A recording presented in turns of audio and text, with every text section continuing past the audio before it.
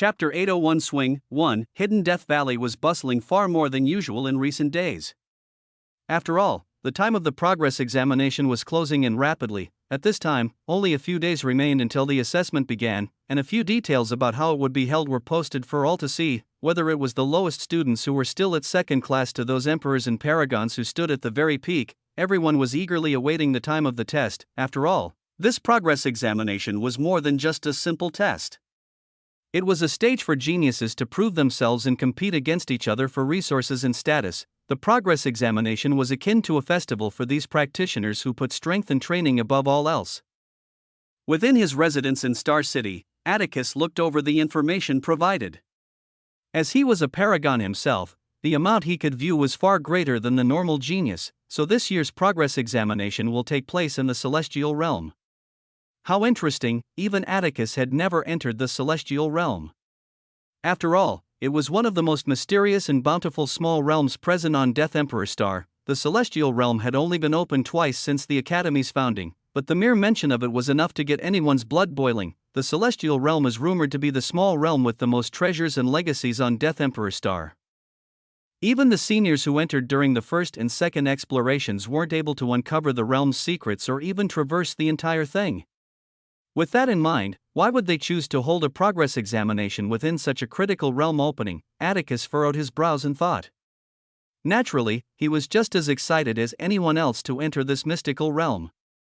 Just thinking about the godly artifacts, techniques, and resources that had been retrieved from the celestial realm previously made him drool. Rho Alpha Di Alpha Naam, however, he didn't want to enter blindly. Especially when the realm in question was covered in such a thick veil of mysticism, it was impossible for him to not be wary. They only released this information now, 3 days before the progress examination begins. They must have known that we'd try to investigate and limited our time. For Atticus, 3 days were enough time to get a general overview of the past celestial realm expeditions, but concrete details would be difficult to find. As for those geniuses without high status, it was nigh impossible for them to do the same. They say that background is also a talent. This must be the type of situation they're referring to. Atticus closed the holographic windows hovering in front of him and stood from his seat, walking out of his home and gazing at Hidden Death Valley's landscape that was sprawled before him. This time things will get interesting. The emperors and paragons had been progressing at a rapid pace, becoming much stronger in a short period of time. Competing against them would be well worth it. However, there were a few wildcards in this time's progress examination. The one Atticus focused on was naturally the one he introduced to the Academy. Damien Void. Last I heard, he was sent to war as punishment for killing the Bloodlock clanspeople. He should be returning soon. Now, how strong has he become? Atticus couldn't forget their first battle, the first time he'd ever seen such a tremendous talent who didn't originate from a major sect or clan. Comparing that battle to Damien's last before he left for war, his progress was insane. Atticus didn't even think it was possible to become so strong in such a short period of time, but the genius who'd already proved him wrong multiple times. Just what kind of show would he put on this time? Frankly, Atticus couldn't wait. 3 days passed quickly.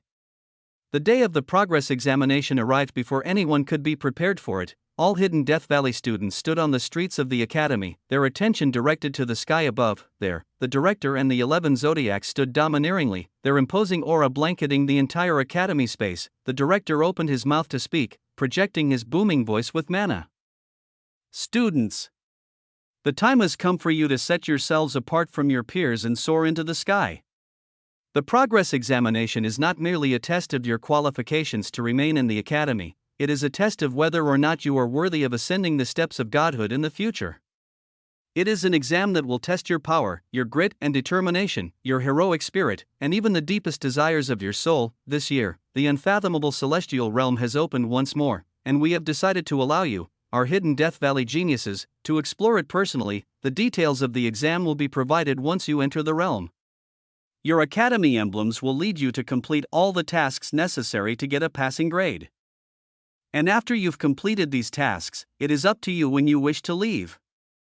You will have 3 months to explore as you please and encounter your own fortuitous encounters. Young geniuses, are you prepared? Yes, Director. A unified cry resounded through the Academy. Fighting spirit burned the atmosphere with its fearsome blaze as every genius present prepared themselves to sacrifice their lives for opportunity. The director smiled from his position in the air.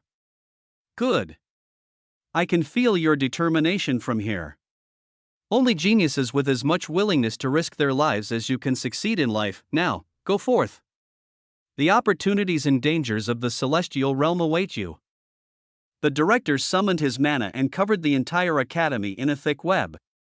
The 11 zodiacs behind him moved as well, forming a strange pattern and creating a myriad of seals with their hands, summoning a grand formation unto the academy. A titanic array diagram appeared in the air, and a film of blue light enveloped the academy. Spatial fluctuations resonated and shook the atmosphere as disciples began to disappear in groups of many hundreds at a time. Among the geniuses who were waiting to be transported to the celestial realm, a small commotion broke out of them. The chaotic spatial fluctuations in a certain part of Star City coalesced and caused the atmosphere to shatter. A black hole leading to the chaotic void began to consume everything around it. Until a change took place. Crack, it was so abrupt that the surrounding geniuses didn't even have a chance to properly process the situation. The suction force of the black hole reversed and blew fierce winds into the vicinity. Pua, a strangely human noise came from the black hole as an object shot out and slammed into the ground. From the smoke, a man rose. He dusted off his dirted uniform and looked around, scratching his head sheepishly when he understood the situation. Well, at least I got here on time.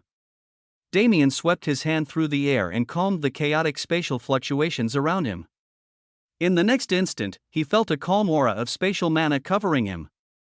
In that last moment before his body was teleported into the celestial realm, he had a thought, maybe I should have figured out what's going on first. Chapter 802 Swing 2 Rumble. This time spatial travel wasn't as peaceful as Damien's usual trip. The instant he was swallowed by the spatial mana, he was met with a furious array of spatial storms and terrifying phenomena that could rip any normal genius to pieces with ease. However, was Damien ever a normal genius? Shoo. Stop making things annoying. Damien brushed off the spatial confusion like it was nothing, shooing away the terrifying storms with a single movement of his hand. The spatial essence that flowed from his body naturally was enough to repel these storms. But they were obnoxious, so Damien personally took action to disperse them. Perhaps he still had a lot to learn, but just dealing with spatial storms in the chaotic void was nothing for him at this point. This trip to the celestial realm would be a peaceful adventure, nothing like the chaos and destruction of war. Achieving this situation was Damien's current goal. Eventually, he reached the end of what should have been a perilous journey, arriving in the realm as he was intended. His body materialized within a quiet jungle, sky-reaching trees surrounding him in every direction. It's truly beautiful. Worthy of being called the celestial realm, Damien swept through the information provided through his academy emblem. He was provided the same amount of information as any other emperor, though it was a surprise that he was even taken into consideration. I didn't really have time to inform anyone of my return. Did that old man really just bank on the fact that I'd come back? It was nice to know that he had the director's trust, even if it was only a basic level of respect. Nevertheless, there was no need to think about the director at the moment. Matters with him could be settled once the exam ended. P Alpha and D Alpha No 1, 3 months in this realm to complete all the tasks provided. Should I check those first? The holographic screens in his eyes shifted, showcasing a list of multiple tasks accompanied by point values. The lowest level tasks are just herb gathering missions and the likes. After that, there are beast subjugations, which are also relatively easy. As for the harder tasks, explore the Mystic Emperor's tomb and return alive, 5,500 points. Travel to the East Jade Sea and find the Heart of the Sea, 4,700 points. Explore an unmarked territory and provide a detailed overview of its structure, 2,500 10,000 points. Now these look more fun. According to the information, the number of points a genius needed for their exam to be marked complete wholly depended on their own power level as measured by the academy through their stay within its walls. For some weaker geniuses, only 100 points were needed to pass. This amounted to merely a few herb-gathering missions. As for Damien, points obtained, 0/25,000, a colossal sum that'd take multiple extreme difficulty missions to achieve. TCH, this is that old man's doing, isn't it? Damien clicked his tongue in annoyance. He definitely hadn't shown the academy enough achievements for them to put him on the same level as their strongest paragons. Hell, did Atticus even receive a number as big as his? Damien massaged his forehead and sighed. Well, I just have to do it, right? In the end, what was a little bit of adventure to him? If he was being arrogant, he could even call himself the king of adventure. Damien harumphed defiantly and scrolled through the extreme difficulty task list. 3 months, right? fuck it, I'll get 100,000 points from this stupid realm and slap the damn old ghost in the face. But Damien's frown became more pronounced the further he scrolled. All of these tasks are fucking long. Even the travel times alone are multiple days long, especially since the terrain is unfamiliar. How the fuck am I supposed to accomplish anything? He sighed and clicked his tongue for the umpteenth time. Fuck, for now let me discern where I am. After that, I can cross-reference with the map and see what tasks are most suitable for my goal. Damien flew into the air above the trees to observe his position. The second he did, his brow raised curiously. Isn't this realm supposed to be massive and largely unexplored? What Damien thought was a far-reaching jungle was merely a match of jungle-like terrain only a few tens of kilometers in size. This terrain was a small island within the greater realm. The sky was bluer than blue and filled with drifting clouds. Around the small jungle island was water so clear that it couldn't be told apart from the sky, making it feel as if the island itself was floating in the sky. Apart from this island, there was only one more piece of land. It was another small island several hundred kilometers away. Unlike the jungle island, it was completely unpopulated by all but one structure. A small and humble cottage. Don't tell me I stumbled into the den of some prehistoric old monster who's been cultivating in seclusion since the ancient era. Clearly, Damien was not in the celestial realm, but when in doubt, I'll just do whatever the fuck I want and deal with the consequences later. Damien moved towards the hut without hesitation and landed on the island. Completely different from when he saw it from a distance, he noticed that there were a variety of accommodations around the cottage, such as multiple patio space and outdoor rotundas to host guests in. Damien curiously walked around the cottage, and even directly entered it, but he couldn't find any signs of life in the vicinity. Yet, this cottage looks like it's been used recently. It was clean, and despite the lack of life aura, the cottage itself was lively. It was generously decorated and even had a bookshelf with countless titles lining it. Exploration of the Universal Law? The True Value of Spacetime? Celestial Class for Dummies? What the hell? Damien picked up a random book on the shelf and started reading, quickly becoming enamored in the esoteric theories that were shared through its text. Before he realized it, an entire day passed as he read. By the time he finished the book and looked out the window, darkness had already dawned on the small realm. I should probably check. Something beyond the window suddenly caught Damien's eye. It was a small and nondescript swing hanging from a tree, the type of swing a child would have in their front yard. Damien felt a pang in his heart as he looked at it. A vague memory surfaced in his mind. His eyes widened. Wait, it's the swing you used to love so much when you were little. It even has the same engraving you drew on it that fateful summer. A voice came from behind. Damien flinched. He realized that even after hearing the voice, he still couldn't sense its owner's existence, but there was no way he wouldn't recognize that voice. Had it been 20 years since he'd last heard it, he slowly turned around. The figure of a man was revealed to him, a man that looked almost identical to himself. Damien's eyes turned cold. After so long, they were finally meeting again. Father. Chapter 803 Destiny 1. Father. The man standing there had short black hair and deep blue eyes. He didn't look older than 35 and had a roguish and rugged aura around him that was similar to yet contrasted with Damien's own aura. Damien closed his eyes and massaged his forehead before opening them back up to check whether or not he was hallucinating. Unfortunately, that man was still standing there when he checked the third, fourth, and even fifth time. Yeah, I'm not dealing with this today. Damien turned around and began walking without turning back. Wait. What is this reaction? The man materialized in Damien's path and waved his hands in a panic. Damien rolled his eyes. And? What type of reaction were you expecting? I don't know, maybe some shock or something? Where's the hole? Oh my god, that's really my father. Moment. Damien stared at the man with a dead fish gaze. Was this really the father he knew? If you spring up on me like this before I can even get acclimated to the small realm, how am I supposed to be all surprised? I'm already disoriented from your wackiest summoning methods. Come on, no son of mine will be bothered by a few mere spatial storms and some confusion. And how are you supposed to know that? You deadbeat piece of shit. The man scratched his head in shame and glanced away. Well, here I am, TCH, Eagles Nova 1. Damien walked around him and continued without hesitation. He was going to leave this island, leave this realm, and continue living his life as if this encounter never happened. Damien's body flashed and disappeared from the island, leaving only his sorrowful father behind. What am I doing? Damien berated himself inwardly. He was no longer an angsty teen who only harbored hatred for his father. During his journey, he'd seen countless hints that his father's situation was far more complicated than he originally thought, yet, he couldn't bring himself to accept this fact wholeheartedly after seeing the man himself. All those bottled-up emotions rushed to his head and controlled his actions.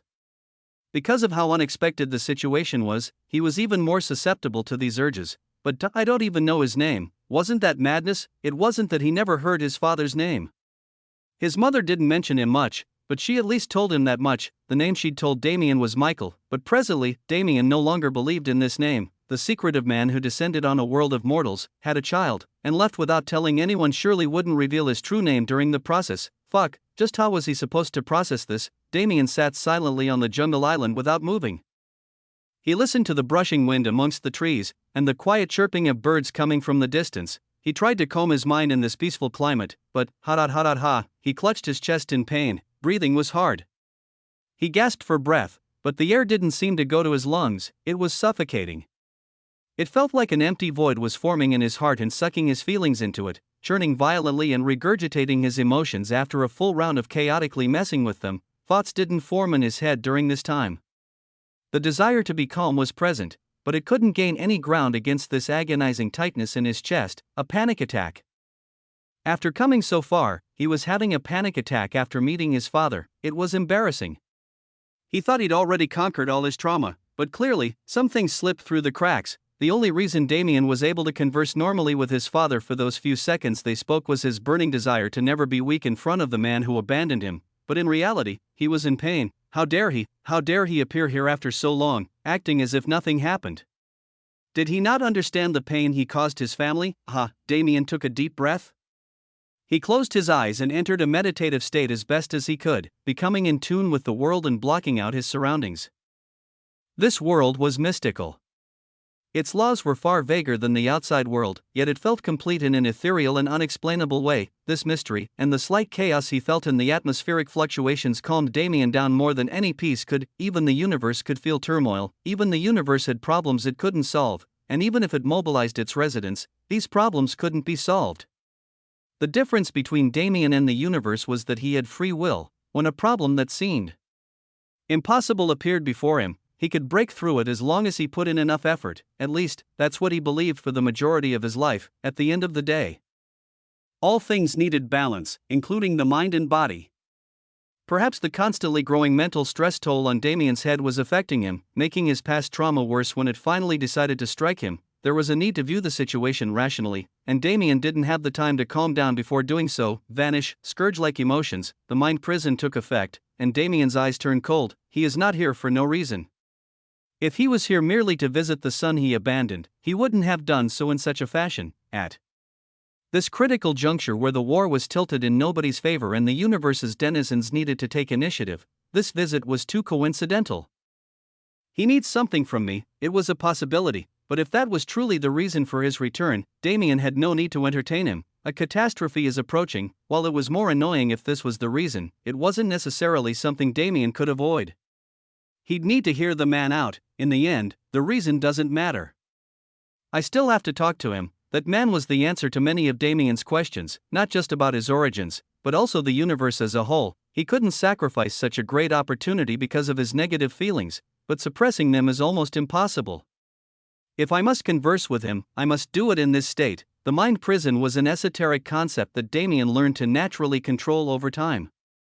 He was able to separate portions of his emotions and ego as he pleased to entrap, making the level of indifference he displayed differ based on the situation. In this situation, all feelings and emotions were thrown into the prison. A cold and indifferent Damien stood in reality, his purple eyes dull and robotic. He walked across the jungle island and flew across the sea to arrive at the cottage.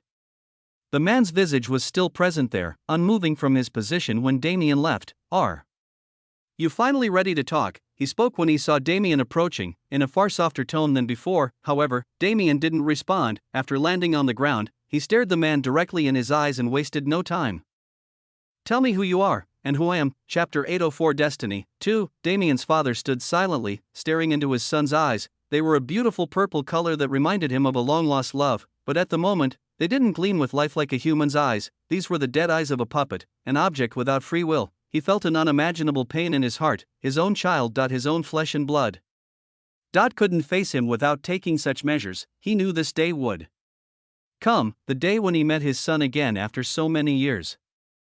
He was truly excited to see his growth and reunite with him, but it seemed his thinking was far too wishful. The wrongs he'd committed in the past, regardless of the reasoning behind them, had lasting consequences that he'd need to slowly compensate for. He sighed to himself. In this situation, he didn't have any right to act fatherly. Besides, he didn't have enough time for that. My name is Dante Void, and you probably don't need me to tell you our relation. Damien nodded. It was good to finally know the name of the man who birthed him after 28 years of existence. There isn't too much I can tell you, as knowing too early will only harm you in the long run, but I will tell you everything I can. Those were the words Damien didn't want to hear. The same bullshit that was always spouted. He hated people who withheld knowledge off such a flimsy personal judgment without taking into account his own desires. However, the matters of God can only be handled by gods. Damien couldn't rebut that statement. Gods, these impossible existences that Damien could only fantasize about. His father was one of them, though it wasn't said outright, it was more than slightly implied. If Damien didn't understand this obvious nuance, his brain would have been utterly useless. He shut off his extraneous thoughts and focused on Dante's words. Who I am, I cannot tell you quite yet. All you need to know is that I'm your father, and I would never abandon my own flesh and blood without reason. Dante's eyes were incredibly solemn as he spoke. As for you, is there anything to say that you don't know? You are my son, the heir to my legacy, and the most gifted genius in the entirety of existence. There is no better descriptor for your talent than unparalleled under heaven. He gazed at Damien in admiration. The young man didn't look older than 30, yet he already had such achievements, the fluctuation of spacetime, of samsara, and even of something far more ethereal that even Dante himself couldn't place his finger on. With all of these combined, regardless of Damien's weak base level, his combat power was approaching the peak of 4th class. A son like this was everything he could have ever asked for. It was a shame that he couldn't preside over his growth. Countless years ago, I arrived in this universe to escape my enemies and coincidentally made my way to the planet known as Earth. Around 35 years ago, I met your mother. It was a happy life, living mundanely in a world where mana didn't even exist. It felt like I could throw away all my worries and live comfortably for once, unbothered by the innumerable problems waiting for me in the heavenly world. Of course, this was merely wishful thinking, blissful ignorance that I consciously accepted. It didn't take long for my enemies to find me, and at that point, I was forced to leave. After all, a lower world can't even handle the aura of a single god. What would happen to it if multiple converged on its location at once? Dante looked down with a melancholic smile. I really didn't want to leave. If I had a choice, I would have done everything in my power to stay with you and quietly protect the world as you grew. But time waits for no man, and my fate eventually caught up to me. I will not say it was a mistake to have you. Even though I haven't been present to watch you grow, I'd been dearly awaiting our reunion for decades. However, it was a mistake to have you at that time. If I had been more conscious, I would have waited until I could give you a proper childhood before even considering parenthood. But just as I said before, fate is a cruel mistress. He looked up at Damien, but found no response from the latter. He remained standing with the same utterly indifferent gaze as before. Dante smiled wryly. He couldn't even see his son's emotions. Wasn't this too cruel? But his son was coping in the best way he knew how. Trying to stop him would only further ruin their relationship. He needed to give the young man time. Others, however, weren't willing to wait. The universe needed you, and you were birthed for that purpose. This is what I believe. You were born with a seed of destiny in your body, and throughout your life, I'm sure you've been entangled in the universe's fate whether consensually or not. It isn't a situation where you're forced to be the universe's hero, but you were one of many geniuses born into an era of heroes meant to save it from its destruction. Perhaps even my leaving was something the universe foresaw, for with my guidance, you wouldn't have lived a life that tied you to this universe. In a time of catastrophe, I could take you directly to the heavenly world to save you, making your existence inconsequential to the universe's safety. But I guess I'm just rambling. I merely wish for you to understand that there were countless nuances behind your birth, things you will need to slowly unravel with time. Until then, I will answer as many questions as I can before I disappear. Egglesnell disappear? Damien questioned. It was his first reaction since Dante began his speech. Dante smiled regretfully. Despite the completeness of this form, it is but a projection I've sent to meet with you. A friend who reads the tides of fate gave me a location and a time. If not for him, I wouldn't have been able to contact you at all. This avatar will only last a few minutes before dispersing, and why is that? Damien asked again. Dante answered calmly. For one, a god cannot exist in the lower universe in any form for too long. The universal law of the heavenly world will strike us down if we try. As for the second reason, his expression turns solemn. I'm currently imprisoned by my enemies, and I cannot take any action that alerts them of my ability to stay connected with the outside world. An explosion went off in Damien's mind. An unknown feeling broke free from the barrier of the mind prison and filled his brain. Imprisoned, that father that seemed so unreachable, the one who claimed himself a god whose mere aura was enough to destroy a planet, that very same man was imprisoned and suppressed to a level where even a few minutes of conversation required him to risk his life. Suddenly, a portion of the raging chaos clouding Damien's thought process cleared up. If Dante was risking so much just to come speak with him, then the least I can do is hear him out. Chapter 805 Destiny 3. Ask me anything. I will answer what I can. This was Dante's declaration. As long as he was able to help, he would do everything he could with the few minutes he had. Damien furrowed his brows. In this situation, there were many things he wanted to ask about, but he needed to pick and choose. I would like to know more about the heavenly world, but I doubt he'll tell me. If so, I should prioritize things that will help more in the short run. There were a few items left on the list after Damien narrowed it down, but the number was far less than it was before, and as he finalized his questions, his mind also calmed. Once Damien realized that the Dante void he was currently talking to was a projection, he was able to cope much easier. After all, this was a fake image of his father. Back on Apiron, during the illusion trial of the Eternal Secret Realm's legacy tombs, Damien faced another face of his father like this one. As long as he thought of this avatar as a more advanced version of that projection, his mind didn't feel so chaotic. He was able to put his feelings aside and focus on what was important. As such, his first question was simple. Tell me everything you know about the Nox, the most imminent threat and the great enemy Damien had been facing since the beginning of his journey. Now that they'd gotten a hold of some of his secrets, he couldn't go without information on them. Nox, Dante muttered with a distant look. It looks like those pests are still up to no good. Well, even I am not completely aware of the Nox's origins. From what I learned through my travels long ago, the Nox's homeworld is a mysterious land in the abyss called Alcatra. Dante went on to explain everything he knew about Nox society to Damien. For the most part, it didn't vary much from the information Zara learned through her bloodline memories. The Nox were cannibals who grew stronger by devouring their own kin, and they had a unique species trait to pass bloodline memories down through generations to raise higher Nox to full intelligence and train them. The hierarchy of Nox society was strange. From what Dante knew, there weren't many different distinctions. All lesser Nox were regarded the same, as nothing more than cannon fodder to send to battle when necessary. The higher Nox who'd yet to completely develop their intelligence were only slightly above these lesser Nox. Because of their lack of intuitive ability, they couldn't be used to carry out complex orders. Higher Nox could follow two routes to gain status after their intelligence was established. Firstly, they could follow a path of blood to grow in strength on the battlefield. And secondly, they could follow the path of scholars, becoming supreme geniuses that stood above the heavens with their minds alone. This fact was especially surprising to Damien.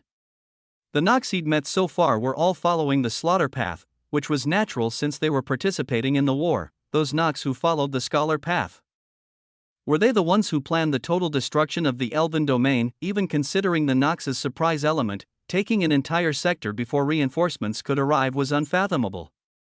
It wasn't a feat that could be accomplished with power alone. There must have been a genius strategist behind that attack. As for the matters of Eden, I don't know whether the scholars have a greater plan or if they took their hands off the situation for now.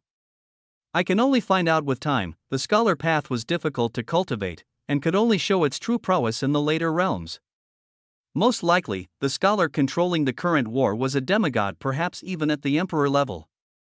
Emperors were the highest authorities of the Nox, only standing below the dark god, the spiritual god that the Nox worshipped. Its existence had yet to be proven. Under the emperors were lords like Plague Lord, and the Nox under them were usually not assigned status until they arrived on the battlefield. There was no such thing as long-term camaraderie amongst the Nox. At any moment, they were willing to turn against their allies for more power, especially since, in some sense, they were all a single massive entity. Their reproduction method is unknown and extremely mysterious, but with the way they're able to merge after death and be reborn, I believe that they have a system akin to a hive mind. At least until the demigod level, Dante said. Damien sighed as he learned more and more about the Nox. The existence and habits of their race were so peculiar that it genuinely stumped his brain. He felt like he wouldn't be able to fully understand them unless he went to Alcatraz himself, but that wasn't something he could do quite yet. He had to join the warfront as soon as possible, and after about a year or so, the Grand Assembly would start, and he'd finally be able to reunite with his loved ones, at least until that reunion was properly over. He couldn't leave for an indiscernible amount of time to find Alcatraz. Damien closed his eyes and processed everything he learned. If there was one thing that was certain, it was that the Nox's laws were in fact based on death laws, but they themselves weren't a variant of death laws. There was something deeper that needed to be investigated, especially with the existence of such a strange system like demonic providence. This type of power simply didn't exist in nature. That means it isn't a product of grand heaven's boundary, which operates on the natural law. Does the abyss have its own universal law? Or maybe there is some other secret in the abyss that I've yet to discover. Now that I think about it, the abyssal corridor that originally dragged me to the divine realm also seems to have a connection to the abyss. Damien shook his head lightly and cleared his thoughts. With the memories I devoured on Calypto and Zara's help, I should be able to get a clearer picture based on the foundation Dante has given me. I think, you're done asking about those pests? Dante commented with a smile. Damien nodded. This is more than enough information for now. It would have been nice to know a weakness, but if one had been found, we wouldn't be in such a dire situation. Dire, you say?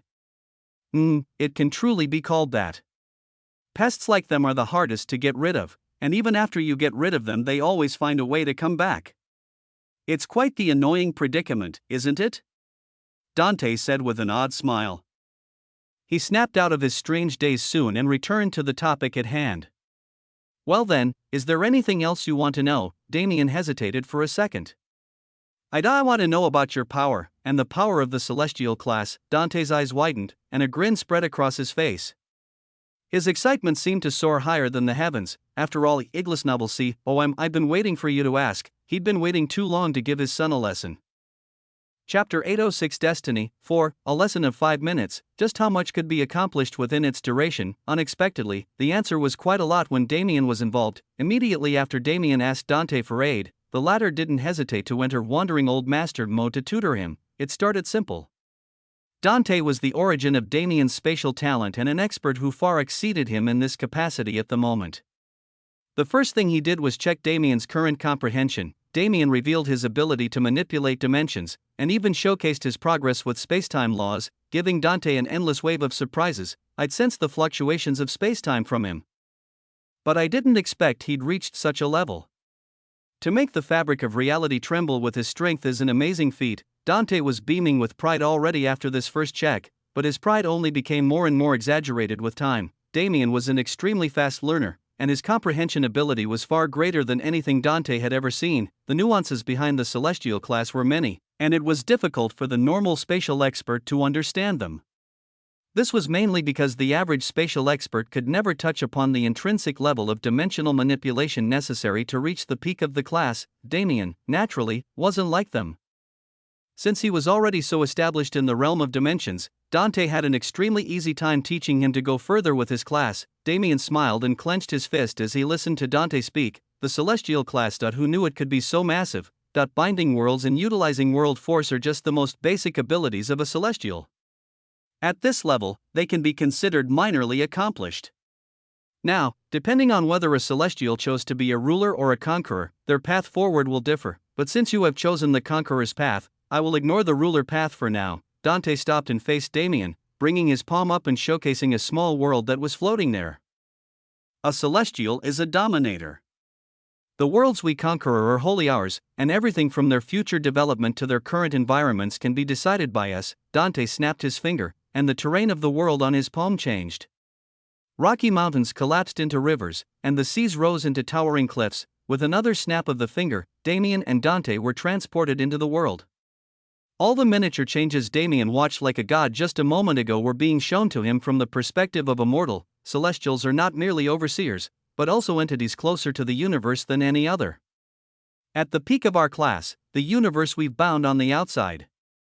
Dante's avatar split into tens, hundreds, and even thousands of copies of itself, each one emitted a fearsome aura as if each was as heavy as a celestial body. That becomes a universe within our bodies, Dante smiled, and his clones transformed into small worlds similar to the one he'd shown previously. Every single one was a world Dante had bound before, and every world was capable of producing an avatar of him. This, Damien's mouth was agape in astonishment. Cloning techniques naturally existed, but never to this degree, and the fact that each clone held the strength of a planet, Damien could truly become a one-man army if he could master this ability. His eyes sparkled with curiosity and desire. Dante chuckled when he saw him. Don't get too excited yet. You think this is the end. Unfortunately, I cannot show you any more than this with the power of my projection, but I trust that you will one day discover the impossible realm that all Celestials dream to reach. Suddenly, Dante's expression turned solemn. Because we Celestials are so in tune with the universe, we are able to sense things that others can't. For instance, I'm sure you've noticed the existence of the flow. Damien's eyes widened once more. I'll take that as a yes, Dante said with a smile. The flow is an ethereal concept, and it is one of the rawest materializations of the universal will, and perhaps even a greater force. The flow is immensely tempting for Celestials, as comprehending it would allow them to conquer and even bind the universe itself. However, do not be fooled by illusions of grandeur. The risk of following this path is greater than the reward. Barely any Celestials have ever reached the end of that road, and the ones who have lost all emotion and free thought, becoming slaves to the universe. Damien's eyes hardened. This wasn't a truth he expected to hear. He'd been feeling the call of the flow for many years now, and while he ignored it because he didn't have enough information to follow it, he'd always been of the mind that he'd get to the root of it one day. Are you asking me to give up on that path? He asked melancholically. However, Dante shook his head in refusal. How could I tell my own son to give up on his dreams of the peak? Merely, I wish to warn you. Follow the flow, comprehend it, and escape its clutches so you can rule it. Never, and I repeat, never allow the flow to envelop you and drag you forward. This path only leads to death, regardless of the temptation you feel when you encounter it. Damien nodded seriously, internalizing everything Dante said. Before he knew it, he was conversing casually with the man as if his hatred didn't exist in the first place, and honestly, it didn't. What Damien was feeling were merely vestiges of his past emotions, ghosts of trauma that tried to haunt him even after he slayed them. He didn't need to overcome this trauma again, he merely needed a reason to quell its screams. Dante's attitude during their interaction built this reason in Damien's heart. He could tell, this man was an asshole, an absolute tool who left his family, regardless of the reason, but at the same time, he was a father, Damien's father. It was evident that he was being conscious of Damien's feelings as he spoke, and from the way he entertained all of Damien's questions, it was clear that he wanted to make up for his past mistakes. Eggless novel C. And perhaps the time of reconciliation wasn't now, but Damien didn't think it'd be impossible in the future. The only problem was, this bastard acts exactly like me. Dante was completely unserious, domineering, and uncaring of anyone but himself. He was a braggart that tried to sneak hints of his achievements into every conversation they had. This trait was annoying, sure, but it also gave Damien a clearer picture of who his father was. Dante Void was far more active in the lower universe than he'd expected, and it was clear that many vestiges of his past actions were left in Grand Heaven's boundary. While it was too much to say they were legacies left for Damien specifically, it was true that only he knew of many of their existences. Unfortunately, time decided to act as Damien's enemy once more. 5 minutes felt like an eternity to Damien. But at the end of the day, they were only 5 minutes, they would eventually reach their end. Dante's body began to fade mid-conversation. His lecture on Celestials had already ended, and the father-son pair were merely having idle conversation at this time. Was it sad that this was Damien's favorite part of their encounter so far? The stories of the Sea Kingdom of Elatria, the San Wirm tribe of Ohar, and the many other civilizations Dante had visited in his time, Damien truly was enjoying listening to them. It seems like it's time for me to go. Those were the words he wanted to hear the least. His head hung, downcast. Dante smiled sorrowfully. He was glad that his son still cared for him enough to react like this at his departure. But the act of departing tore his soul apart. I wish I could stay. I wish I could stay by you and your mother for all eternity, enjoying the beauties of life. Why must our family have such convoluted destiny? Dante's voice became softer with every word. Damien! Dante suddenly shouted, causing Damien's head to snap towards him. A man's will is his greatest quality. Never bow your head, never submit, and always fight until the very last breath. As long as you persevere with everything you have, the road ahead will reveal itself. Dante's eyes were serious and filled with pain. His fading body didn't allow him to say the goodbye he wanted to say, so he instead said everything he could in the time he had. With barely any time remaining, Dante stood stalwart. A final roar left his mouth. "Make our void palace proud." Dante's projection dispersed into the air with those words. The powerful reverberation of his voice continued to spread through the small realm, echoing endlessly. Damien's eyes hardened, and his gaze turned cold. "Our void palace, ha, the damn bastard was leaving a trail of breadcrumbs until the very end, but I'll happily follow it if it means I can beat your ass at the end." A new goal, a god who needed a beating, renewed determination, and Damien gently touched his chest. Before his father vanished, he'd flicked a speck of something magical into his body.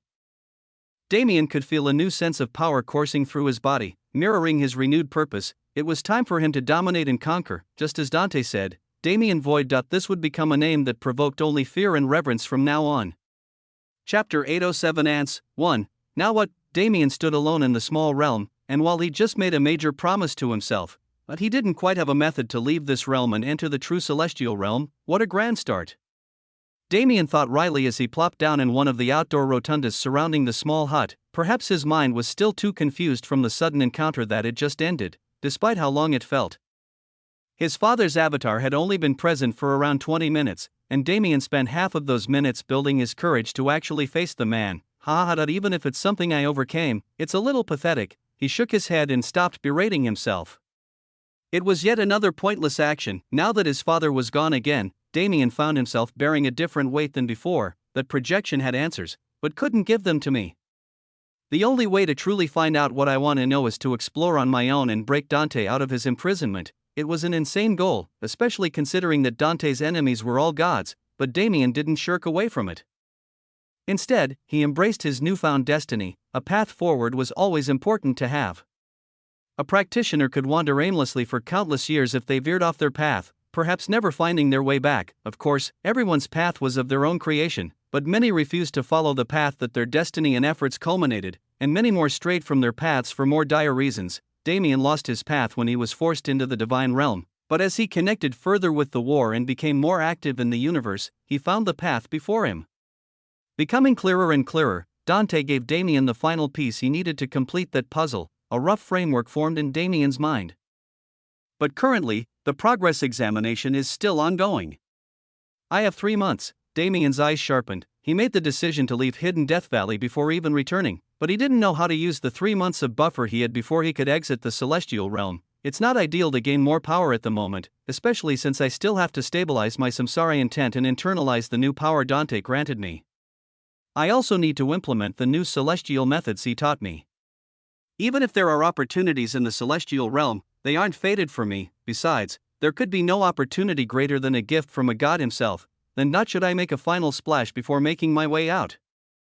Damien looked into the night sky with a small grin on his face. In the next second, he vanished. When he reappeared, he was in Thievel. The clean atmosphere around him cleansed his soul, and the feeling of control in his hands refreshed his mind. But his goal today wasn't refreshment. He teleported once more and appeared inside an isolated log cabin in the woods somewhere in the world. Here, only a single resident stayed. Enjoying your new life? He asked with a smile, a very apt line for a kidnapper to say to his victim, don't you think? The woman living in the cabin replied sarcastically, come on, now. If you really felt that way, you would have tried rebelling already. It's actually a little funny to me how quickly you adapted to your new circumstances, Eagle Snova 1. Oh, the woman turned her head towards Damien, revealing her beautiful features. She was none other than Bianca, the bloodlock slave he'd fought during his 10th match in the king bracket. Her attitude makes me regret my decision. Damien thought wryly. That day in the battle arena, Damien didn't have a single thought of killing her. His showy usage of dimensional severance and the disappearance of her life signature were merely facades he set to fool the public. At that time, he'd viewed the Bloodlock clan as a major enemy, and he couldn't let the enemy realize he'd caught himself an informant.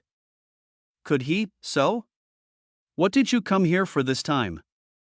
Bianca asked, changing the subject. That. Well, I was just wondering how credible you are since the situation you talked about hasn't happened yet, and that's my fault? Bianca rolled her eyes. I only predicted the course of action that Rivas would take. Do you think I'm a prophet or something? Damien chuckled at her blatant disregard for his words. Ha ha, I'm just messing with you. Truth be told, the forces he sent after me probably died before they could even reach me. The situation on Calypto was a little special, after all, Bianca sighed. You look like a devil laughing at that. I'd say I'm pretty normal compared to your former young master. Though, touché, many months ago, Damien visited Bianca to inquire about the Bloodlock clan situation. At that time, the former enforcer warned him that Rivas would likely send an assassination squad after him, since he would finally be away from the Academy's protection. Unfortunately, Damien never had the chance to meet this assassination squad. The most probable situation is that they couldn't reach me after seeing how heavily Heaven's army decided to protect me during the first few months of the mission. Their lack of contact was likely because the assassination squad landed on a different continent than them. After that, however, did Park Jin-ho and them secretly deal with them? Or maybe the squad was just killed in action before reaching me. It wasn't impossible. The knocks on Calypto were all high level, with even a few late-stage fourth-class beings among them. For an assassination squad built to take out an early-level fourth class, this level of threat was evidently too much. Damien's thoughts swam as Bianca reiterated what she'd told him months prior when he first visited her. Convincing her to be an informant didn't take long considering her situation. Her only worry was a certain blood seal that prevented her from spreading information, but due to the sanctuary's existence being wholly separate from the real plane, the seal couldn't affect her inside. This was the same principle Damien used to recruit Lucius. Nevertheless, according to Bianca, Rivas Bloodlock was never the type of person to take a grudge lying down. Since Damien was still alive after offending him, the arrogant young master would take any necessary measures to take him down. The problem is, you destroyed so many forces at the Emperor Bone Sea that his actions were being watched by his father. He wasn't going to get any more second chances if he messed up again. If you really didn't encounter the assassination squad, you'll either be targeted during the progress examination, or Rivas is already on his last legs. Damien rubbed his chin in thought. Still, the forces he has access to shouldn't be insanely powerful, right? He's not even the crown prince. Rather than power, it's more a matter of numbers. My position as an enforcer wasn't high or low, so I only know a little bit. All I know for certain is that he only has a single extreme peak fourth-class servant who stands by his side at all times. Damien smiled at her revelation. It was absolutely impossible for Rivas to bring an extreme peak fourth-class servant into the celestial realm with him. And without that extreme peak master, this is the perfect stage for me. Damien grinned savagely. Rivas lost his use after the events of Calypto. Damien didn't need a whetstone to grow anymore. Therefore, it was finally time to clean up the trash. After he figured out how to leave the small realm, Chapter 808 Ants 2, Fuwa, a splash of water was accompanied by a gasp for air as a figure surfaced in an ocean in the middle of nowhere. Finally, Damien exclaimed. He didn't care about his current predicament at all. After all, he finally made his way out of that damn small realm. That fucking old man, he definitely knew what he was doing. Damien clicked his tongue and flew out of the ocean as he thought about the extremely annoying escape route he had to take. As it turned out, the small realm was a portion of the celestial realm that had been severed and dimensionally separated by a spatial expert of unknown origins. When Damien used the all-seeing eyes to observe the realm's foundation, he found an extremely complicated set of steps engraved in the formation that'd allow the small realm to reconnect with the rest of the celestial realm. However, never did Damien think it'd be such an intensive process. Hell, even ignoring the sheer mental torture it was to untangle the small realm's foundation. When he finally succeeded, the realm collapsed in on itself. The small jungle island sunk to the bottom of the ocean. The cabin island disappeared entirely, and the ocean between the two islands recombined with the actual ocean existing in the celestial realm. Naturally, Damien was dragged into the whirlpool and sinkhole hell that formed afterward while the two bodies of water merged. It was only now, many hours later, that he'd made his way out of that predicament. The waters around him were dyed red with blood, and countless corpses were intermittently surfacing amongst the waves, proof of Damien's fierce battle to return to the surface. Damien looked down at these corpses lamentably. I want to devour them, but I have to contain myself. Even putting aside the fact that I don't want to get stronger quite yet, I can't carelessly devour whatever I want anymore. Egglesnell Devour became a far more intrinsic skill after his baptism. Now, it could devour memories and even world cores if necessary. A power like this couldn't be used on mere sea creatures without complete intelligence. Their memories would only clog Damien's mind and take up space needlessly. Such as fate, such as fate. Damien shook his head and sighed as he moved away from the bloodied ocean area. I guess I should first find land, and from there, I can go about finding Rivas. Damien received a very handy tool from Bianca before he left Thebel.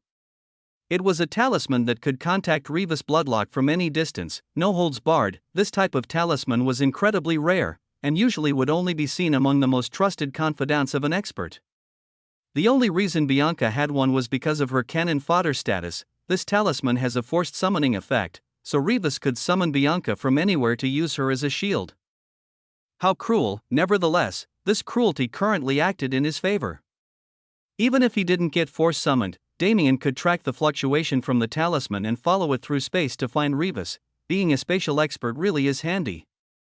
He thought with a smile. Damien spread his awareness and teleported multiple tens of thousands of kilometers at a time, finally reaching land after 3 tries. The first thing he did was pull out the map that the Academy provided. This area is just my luck. Of course he landed in an unexplored territory. If things were easy for him, would he even be Damien Void? Well, it's more accurate to say that the universe is trying to make things hard for me. In reality, how could this faze him? Damien teleported like a madman, covering hundreds of thousands and even millions of kilometers without breaking a sweat, because he wasn't interested in it. The territory below him passed his perception without any oddities, but Damien knew better than anyone just how many legacies were hidden within this area. My awareness caught at least a few legacy tombs, and when it comes to natural treasures, they're present in droves. This celestial realm truly is a paradise. While he admired the realm, Damien kept a portion of his attention on the talisman in his hand. Just ringing Rivas with this talisman would make his approach too obvious. So Damien didn't choose this method. Instead, he intermittently sent small pulses of mana through the talisman and followed the general direction the signal flew in. The method reminded him of his endless quests as a mortal to find the end of a certain video game. Silverfish are lucky I've never met them in real life. Damien eventually made his way across millions of miles, an amount of space that he didn't expect to be present in this secret realm. Rather than a realm, this was closer to a small universe in itself. Fuck.do, I need to come back here to explore these mysteries. Either way, Damien would have to come back to Death Emperor Star. After all, a large number of his father's legacies were left on this planet. He said he used this place as a cemetery, but I don't know how that makes any sense when he's alive and well and none of his enemies were buried here. Damien shook off his father's nonsense and sighed. He was happy to have so much more to do, but at the same time, he could clearly feel the weight of his responsibilities due to how heavy they'd become. Yeah, I need to cool off. Damien's eyes snapped in a certain direction. There, only a few thousand kilometers away, was the end point of the talisman signal. Have they noticed me already? Damien smiled in anticipation. I should give them a proper show before sending them off. His body disappeared into the distance. As for his plans, even the creator himself couldn't predict the wicked thoughts in the purple-eyed genius mind. Hurry up. We still have 10 kilometers left before we reach the legacy tomb. An arrogant voice resounded through the valley that the group was traveling through. There were over 20 of them in total, with one man situated in a palanquin in their center. This man was naturally Rivas Bloodlock, the third prince of the Bloodlock clan, who was extremely aggravated at all times in recent days. How could he not be? Everything he tried ended in failure. The first time, he sent a number of 4th class lackeys to take care of a pest, but they never returned. As for the pest, he survived like a cockroach and rose to prominence. But while Rivas was scraping his mind for ideas of how to deal with him, that pest went and made himself an enemy of the entire school, and eventually got himself banished to war for an unknown period of time. Another group of assassins was sent to take advantage of this opportunity. Unlike the previous group, there was no room for error this time. The assassins were all extremely skilled forces that absolutely could not be used as cannon fodder. Rivas didn't have a choice but to mobilize them. All of his cannon fodder had already been used up. Yet, even with all their accolades, even the second assassination attempt failed, and the reason was the assassination squad was never able to approach their target? Rivas didn't even care to hear the rest of their report. He didn't care about the why, only that the mission had failed. Thus, these 20-something assassins were forced into the celestial realm like pawns. This is my last chance. If I can't kill him here, Father will surely have my head. Rivas' head spun wildly as he tried to think of a way to locate Damien. BZZT, damn it. Would you shut up already? It happened again. Rivas kept feeling a strange buzzing from his spatial ring, but no matter how he checked, he could never find its source. It was aggravating him, and he was already in a bad mood because of Damien, so when all sound vanished from the surroundings and the sky suddenly became cloudy, Rebus was too enveloped in his own useless rage to even notice. Chapter 809 Ants 3. The sky turned gray, swirling clouds formed from thin air and gathered into a thick canopy spanning countless tens of kilometers. It was instant. A group of 20-something people came to a halt, warily watching their surroundings. "Keep your guard up," a man shouted. "This is either a natural phenomenon of the secret realm or an attack. Move based on your best judgment." Many silent affirmations were given as the group surveyed the surroundings. However, no matter how they spread their awareness, they weren't able to find a trace of a perpetrator. Crackle, black and silver lightning crackled through the clouds. Rain began to pour. "Jidaj, Keba Oem." A hurried exclamation was followed by a shattering sound as lightning struck the ground. The terrifying force of nature drilled into the ground and formed a massive crater almost as large as the storm itself. Bodies flew through the air as the group stabilized themselves and moved away from the explosion. "Get in formation. We need to leave the vicinity of these clouds," the same man shouted once more, making his status evident. The group followed his order and rapidly fled the area, palanquin in tow. However, the storm didn't leave them alone. Bang, bang, bang, bolts of harrowing lightning struck behind them constantly as the storm followed their movements. The shockwaves from the resulting explosions pushed against their backs, both helping them in their escape and slowly injuring them further. "Damn it. If we can't avoid it, let's fight." The leader halted his flight and stared at the storm. Even though the lightning bolts struck with the strength of a late-stage fourth-class being, it wouldn't be too difficult to avoid them if they worked as a group. "Get into formation. Split into 2 teams and form 2 lines of defense. First group, follow my command to fend off the lightning. Second group, focus on dispersing the storm." The group leader gave out a barrage of orders that were quickly followed.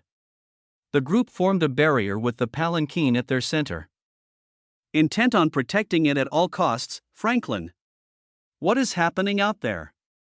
Rebus shouted from within the palanquin, not bothered to even observe the situation for himself. "Everything is fine, young master. We are merely being targeted by a natural phenomenon. It will be taken care of soon." Franklin, the leader, calmly replied while facing down the storm. "Something doesn't feel right," he thought with a frown. For a natural phenomenon, the storm's movements were too intentional. Even now, the lightning halted while he conversed with the young master. No natural phenomenon would do such a thing. "Are we being targeted?" Franklin's eyes narrowed. If they were being targeted, the enemy was someone far exceeding them in power. Otherwise, they wouldn't have been able to stay so perfectly concealed from the group's perception. "We will deal with this storm first, and find the perpetrator afterwards," Franklin decided. At the moment, the immediate threat was more pressing. As long as he remained on guard for the enemy, this dot when Franklin's eyes snapped open, or rather, he rapidly blinked his eyes to make sure they were open. Total darkness. Since when had it enveloped them? The crackling thunder of the storm could still be heard from above, but all sight was blocked from an unknown point in time. Not good. Franklin immediately mobilized his mana and lunged for the palanquin. If the enemy was so skilled, then the young master would be cook. Franklin coughed out a mouthful of blood and keeled over. My mana." He couldn't feel its existence. "No, it." Franklin clutched his throat, his eyes bulging out of his head from the suffocating pain in his body. It was being torn apart from the inside. The mana within him was raging and rebelling, rapidly destroying his mana system and targeting his organs. "Why?" Franklin gagged and tried to drag his body forward, not even realizing that at some point, he'd been transferred from the sky to the ground. He moved his bloodied body and finally caught sight of the palanquin, and the demonic purple eyes of the being standing atop it. Devil, Franklin took his last breath, the mana in his heart rebelled and bursted, killing him instantly, and the 20-something companions he once had all suffered the same fate as him. Good. My attainments in void comprehension are much more substantial than they were before. It seems that understanding the universe to a greater extent through my celestial class supports my comprehension. Is this the result of having a dual class? Damien casually took his time to arrange his thoughts from atop Rebus Bloodlock's palanquin. Storm was a trait he'd had for a very long time, but with his lightning losing its value over time, Damien didn't quite have a use for it anymore. This time, he'd merely used it to lure the enemy in a certain direction. The main reason for the assassination squad's rapid deaths was Damien's void comprehension. The two concepts he'd comprehended, the breadth of all things and the breadth of nothingness, were base abilities of the void. but actually represented grand concepts that needed to be deeply explored before they could be considered wholly comprehended. From the breath of nothingness, Damien obtained the ability to destroy, manipulate, and erase. The abilities of the breath of nothingness tended to lean towards the spiritual or conceptual aspects, rather than the material ones. Damien's previous ability to alter Baekwujan's memories could also be attributed to this ability. Though he didn't know it at the time, on the contrary, the ability Damien gained from the breath of all things was centered around control. Control over all material things was a grand concept in theory, but Damien couldn't harness the absolute dominance of this ability with his current comprehension. However, controlling the mana of these unsuspecting assassins was a minor task. They were weaker than him, after all. MMPH. Damien snapped out of his thoughts and looked below him where the strange sounds were coming from. My bad.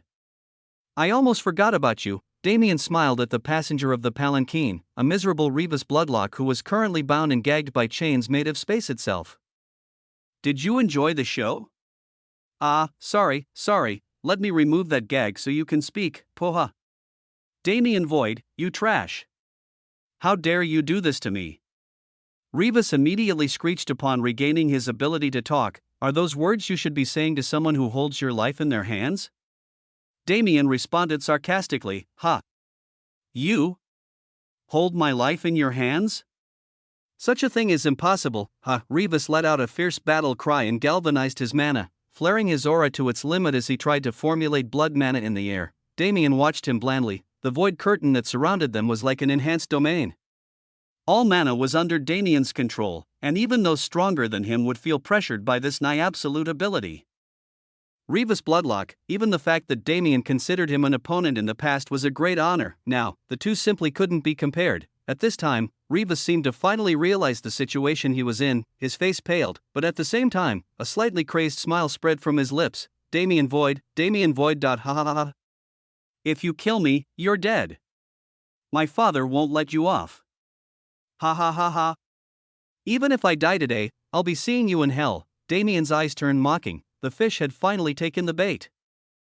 Chapter 811 Enlist 1. Finally here, a lonely voice rang out in the midst of nothingness, the owner of that voice floating alone in the endless night. At this time, only a month had passed since Damien's meeting with his father. The deeds of the Heavenly King had yet to be made known, but the string of challenges had been completed only a single day ago. It only took Damien a single month to locate and defeat a majority of Hidden Death Valley's emperors and paragons. The Academy emblem was especially helpful for this task, but more than anything, the Celestial Realm provided Damien a nearly endless space to abuse his teleportation for movement. It was an extremely refreshing experience to travel millions of kilometers unrestrained. And this experience also led him to find other challengers at an extremely rapid pace. By the time the month ended and Damien finished beating up his peers, he'd already seen everything the Celestial Realm had to offer, so naturally, it was time to disappear. Damien had no idea just what kind of stir he'd cause in Hidden Death Valley after news of his feats leaked, but it was definitely a shame that he couldn't see it. In the 2 months before the progress examination came to its true end, he needed to establish himself in Heaven's army and prepare for what was to come next. The director owes me a few favors, so he should take care of the aftermath. But damn, seeing Atticus' face at that time was great. If there was one match Damien enjoyed more than the rest, it was his battle with Atticus. As the two were friends to an extent, they fought for an entire day and night without rest, merely testing each other's skills and enjoying the battle rather than thirsting for blood. I didn't think anyone in Hidden Death Valley could challenge me anymore. But I guess there are hidden dragons and crouching tigers everywhere. Damien grinned. He couldn't help but anticipate their next meeting, but until then, I'm closing in on them. If I'm not mistaken, a large portion of Heaven's army is still in Throa's vicinity. If I head there, I should be able to find someone important enough to give me a position. Heaven's army did have a central headquarters, however, it was located in Hephaestus, the dwarven domain. Hephaestus was the technological hub of the universe. Only in Hephaestus could one find teleportation arrays that could connect directly to any other part of the universe. For the sake of efficiency in the mobilization of troops and fortification of the headquarters defense, the dwarven domain was the most obvious choice. Unfortunately, Hephaestus was on the complete opposite side of the universe from Eden. If Damien wanted to get there, even with his speed it'd take at least a few months. Therefore, I can only go for this much stupider yet somewhat more convenient method. Damien sighed to himself. his body passed through the ruined remains of Eden. Everywhere he went, he saw destroyed worlds and debris from the chaotic warfare that had been taking place in this realm for many years already. It's really a shame. A mere few years to destroy an entire sector, a place where countless quintillions of existences are housed. The scale of this war is outrageous. When Damien first heard of Eden's condition, he thought the reports were exaggerated. He assumed that along the way, he'd be able to find at least a few safe worlds or dead stars to bind. This, however, was merely his wishful thinking. Eden was truly destroyed, only slightly better than the Elven domain, which was turned into a complete dead zone, but compared to the rest of the sector, this place is particularly lively. Damien's body rematerialized in the void once more, and finally, he saw activity in front of him. Countless starships and troops moved about through the starry sky. A plethora of temporary base camps had been formed on the remains of the surrounding planets. Among them, there were even a few celestial bodies that survived. Sensing the familiar fluctuation of world force, Damien smiled.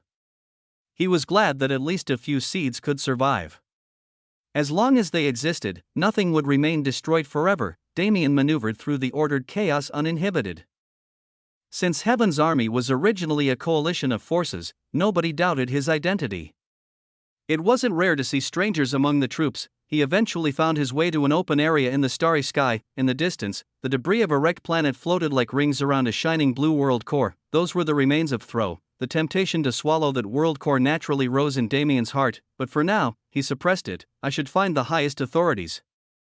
The life fluctuations of extreme peak fourth-class beings should be dead. Yeah, that was as easy as expected. Damien's head turned in a certain direction, and his body moved thereafter. He teleported until he was only a few hundreds of kilometers from Throa's world core. Here, two massive auras flared in the distance. Within a second, the owners of those auras arrived in front of Damien. This is a restricted area. State your affiliation and your purpose. The man on the right said, I've come to speak with those extreme peak experts residing here. Damien responded succinctly, but he was inwardly marveling a bit. After all, the late-stage fourth-class beings before him were positioned as mere guards. How could he not be surprised? Nevertheless, these guards clearly didn't take well to his answer. Unless you have been authorized, you will not be allowed entry. State your affiliation and your authorization code. The same man coldly said, raising his spear at Damien. Damien sighed and scratched his head. This is going to become an annoying interaction if I let it keep going. I have two options from here. Either he could cause a scene and gain the attention of those extreme peak masters, or he could turn around and join a smaller force before slowly working his way up to a prominent position. Unfortunately, I don't have the time or patience for that. I guess I'll have to let him through. A distant voice echoed in the ears of the three present. The guards who were just seconds away from pouncing on Damien suddenly backed down, glaring at him intimidatingly before making way for him. Damien quirked his head curiously, but didn't make a fuss. If his purpose was being achieved more efficiently, why would he complain? He followed the aura fluctuation from the voice just then until he arrived at a small dead star floating amongst Throa's debris. Damien's eyes widened yet again. Spatial expansion magic spanning an entire dead star is impressive regardless of how small the star is. I wonder what it's like inside. Damien entered the star's atmosphere. He felt a small tug as space changed its wavelength. The scenery around him changed as well, almost as if the dead star was transformed into an entirely different realm. Damien was definitely looking for an expert when he came to Thro, but this exceeded his expectations by a landslide. Chapter 8:12 Enlist 2. A sprawling sea of green spanned an infinite distance, filled with vibrant life aura completely unlike what one would expect from a dead star. In the midst of that everlasting field was an ancient temple-like building. Damien didn't walk into the temple, rather, he moved around it and found the courtyard attached to its rear. This was the place he was to go. The courtyard was fenced off, but Damien could clearly feel the vast aura being emitted from the being within. He stood at the door in contemplation, unknowing of whether he should enter or not. If the existence beyond the door was hostile, he'd be in serious trouble. What are you hesitating for? Since you are already here. Enter, that being's voice resounded once more. Damien sighed and pushed the door open, entering the courtyard. He scanned its interior, appreciating the calm naturalistic aesthetic of the area before his eyes finally caught the owner of the voice. What she said with a small smile, Do I look different from what you expected? Damien nodded on instinct before shaking his head profusely. What could your appearance possibly matter for? Oh? So that wasn't a look of bewilderment on your face earlier. I would never. The woman smiled and shook her head, dropping the matter. It wasn't surprising for him to react like he did. After all, everyone did the first time they met her.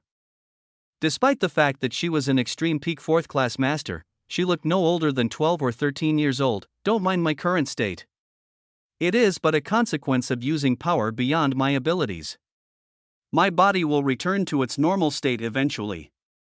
She stated. Anyway, if I'm not mistaken, you must be Damien Void, the most famous genius in the universe at the moment. For what reason have you come to see me? Damien's eyes sharpened. What makes you say that? There is no use pretending in front of me, boy. Spatial abilities are rare enough alone, but purple eyes that signify nobility are even rarer. You are more unique than you seem to realize. Damien frowned. He didn't know how valid her reasoning was. But it was true that he couldn't hide his identity from her. Well, it wasn't as if he was trying to hide in the first place, merely, I didn't know rumors about me had spread so far. He said with a sigh. The woman chuckled. More than that, you are practically a hero amongst the common soldiers. It's a bit annoying when you put it that way. Huh, how interesting, the woman smiled. It was a surprise seeing this man appear before her like this, but it wasn't a bad thing at all. Rather, she was quite interested in his reason for coming. A genius like him could go anywhere in the universe with his current reputation. By all measures, he should have been taking advantage of his status to climb the dimensional leaderboard. But instead, he came to the battlefield. If his reasoning was as she thought it was, boy, my name is Priscilla Adelaire. I am one of the high commanders of this army. If you have something to say to me, then say it now. This time, it was Damien's turn to be shocked. Adelaire. It wasn't strange for names to be repeated in a universe of this scale. There were probably millions of different Adelaires without any connection to each other. This Priscilla was likely a case like this, with no relation to Rose at all. But if it turned out to not be the case, if that happens, then my wife is destined for a free power-up. Damien shook off the nonsensical thought and replied to Priscilla's words. Since you know who I am, then it makes things much simpler. I am here to fight. It's as easy as that. I want to be put in a position where I can endlessly clash with the Nox. Priscilla's brow raised in curiosity. And your reasoning? Do I need any grand reason? I want to fight, kill, and become stronger. Isn't that the same motivation that every practitioner shares? Priscilla smiled. How interesting.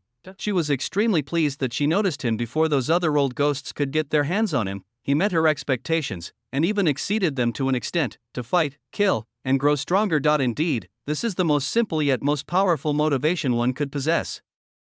Saying that every practitioner had this motivation wasn't a lie, but Damien downplayed it heavily. Sure, every practitioner had the desire for strength, but not every practitioner was willing to devote themselves wholeheartedly to it. Damien wasn't like these people. Priscilla could clearly see it in his eyes. He's willing to die for it. It was evident based on his current actions. For the sake of strength, he was willing to throw himself into war, even though he could just as well use the dimensional leaderboard to slowly and safely grow. It was motivation to the extent of insanity, because for this type of person, death was merely a measure of their unworthiness. They were indifferent in front of it. Because if it happened, it was because they deserved it. They simply weren't strong enough. This type of motivation was the qualification of a genius, but also the reason that countless geniuses died before they could bloom into their strength. Nevertheless, who was Priscilla to crush the ambitions of a rising star? Rather, she wanted to push him forward and see how he could grow. After all, I'm considering him for the successor position of the demon sealing pantheon. I should test his limits before making a decision. Shouldn't I? Priscilla's lips spread into a small grin. If you are intent on following this path, then I will not stop you. However, I do have a condition. I can put you at the forefront of every small scuffle and battle if that's what you wish, but you must travel with at least one companion at all times. And why is that? Why, there are multiple reasons. Firstly, do you think I'll let a wild card like you into the field without at least an observer on you? Secondly, you need a method to stay connected to Heaven's army. Geniuses like you tend to be lone wolves, so working with a squad will be difficult unless you have someone who can help you acclimate. Even setting these two reasons aside, there are many benefits to traveling with a companion. I will personally pick a companion that won't burden you. You can trust their skills. Damien furrowed his brows in thought. He didn't know why Priscilla was being so direct about the fact that she didn't trust him and wanted to observe him, but he did appreciate her transparency. Also, not everything she's saying is wrong. It's true that without Zara's existence and mediation, my relationship with the Stargazer squad probably wouldn't have improved in the slightest. He didn't like admitting that he was an edgy loner, but his past actions didn't let him run from the truth. I don't have any ulterior motives, so there's really no need to worry about an observer. As for techniques, I doubt anyone below the demigod level will be able to properly understand them without an explanation from me. So there won't be any problems there either. Besides personal discomfort, there were no visible cons to having a capable companion. Fine, I'll accept your terms. But I better get some special treatment or something for letting you attempt to steal my secrets. Damien sighed in defeat. My. If I remember correctly, you came from humble origins. It seems you got used to the genius treatment much faster than expected. TCH, who wouldn't? Everything becomes needlessly troublesome without it. Fair enough. Priscilla conceded with a smile. Do not worry, you will receive treatment matching your strength. This is how Heaven's army has always operated. However, your benefits will come later. First, let's talk about where you will be deployed. Priscilla trailed off with a mysterious smile as she summoned an array of holographic windows between her and Damien. Tell me, are you interested in seeing the edge of existence? Chapter 813 Enlist 3. What a crazy woman. Damien sat in a provided accommodation and sighed to himself as he thought back to the previous conversation. He'd already finished finalizing the terms of his agreement with Priscilla, and she'd already chosen the perfect place for his deployment. Only, that woman's personality wasn't something Damien could handle. I should keep contact with her at a minimum. Damien rolled over in bed and flicked his finger through the air.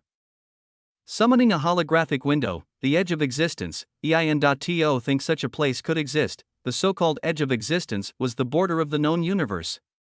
Beyond this land was the murky abyss that no practitioner had ever survived. What was curious about the edge of existence was that rather than a portion of space or even a collection of planets, it was a massive flatland made of unknown material. It was essentially a solid ring that encircled the universe. Even the width of this ring was countless millions of kilometers long. The length didn't even need to be mentioned.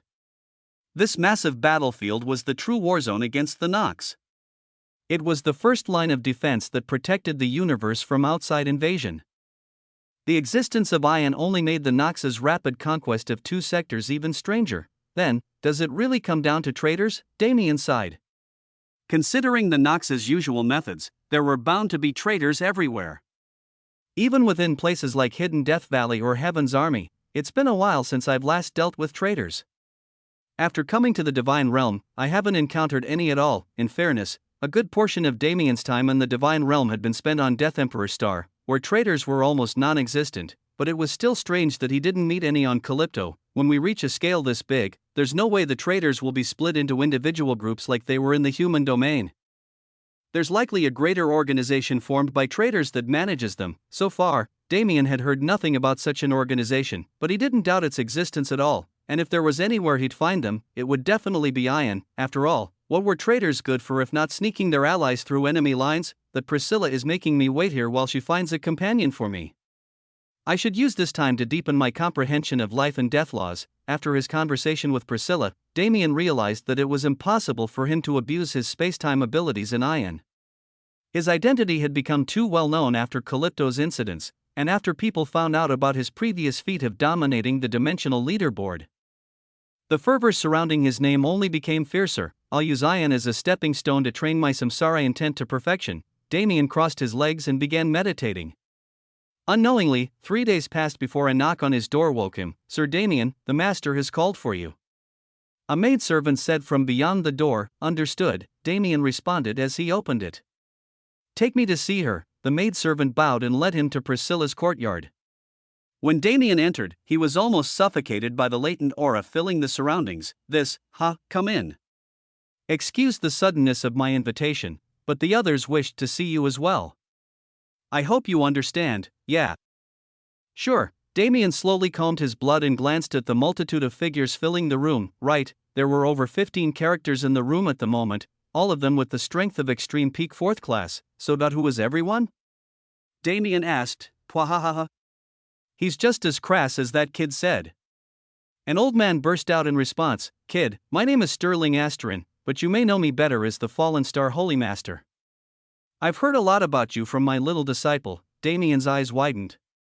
Atticus Master, right, but Dot isn't the fallen star Holy Land led by a demigod. It's a mistake many people make, so I don't blame you. Our demigod ancestor doesn't interfere with the mundane world much. And all sect duties are relegated to me. On paper, he is the leader of the sect, but the Holy Master position belongs to me alone, I see. Damien nodded in understanding. It made sense if an illustrious demigod didn't want to deal with menial tasks. They likely had a long road of comprehension to embark on, so they focused on training more often than not. According to Reva's memory, Blood Azura Holy Land is led personally by the immortal Blood Azura. I guess it's different based on the demigod's personality. Damien concluded his thoughts and listened to the introductions of the rest of the present experts. As expected, each and every one of them held a position with at least the power of a Holy Land High Elder. These were Heaven's Army's High Commanders. It was a position that couldn't just be achieved through extreme peak 4th class strength, but also required dignity, wisdom, and leadership that was acknowledged by the common soldiers and higher-ups alike, and for some reason, they all lined up just to meet Damien. Damien awkwardly returned their greetings and participated in their sophistries for a period of time, inwardly lamenting the fact that he decided to come. It was only many hours later when the experts left Damien alone with Priscilla once more.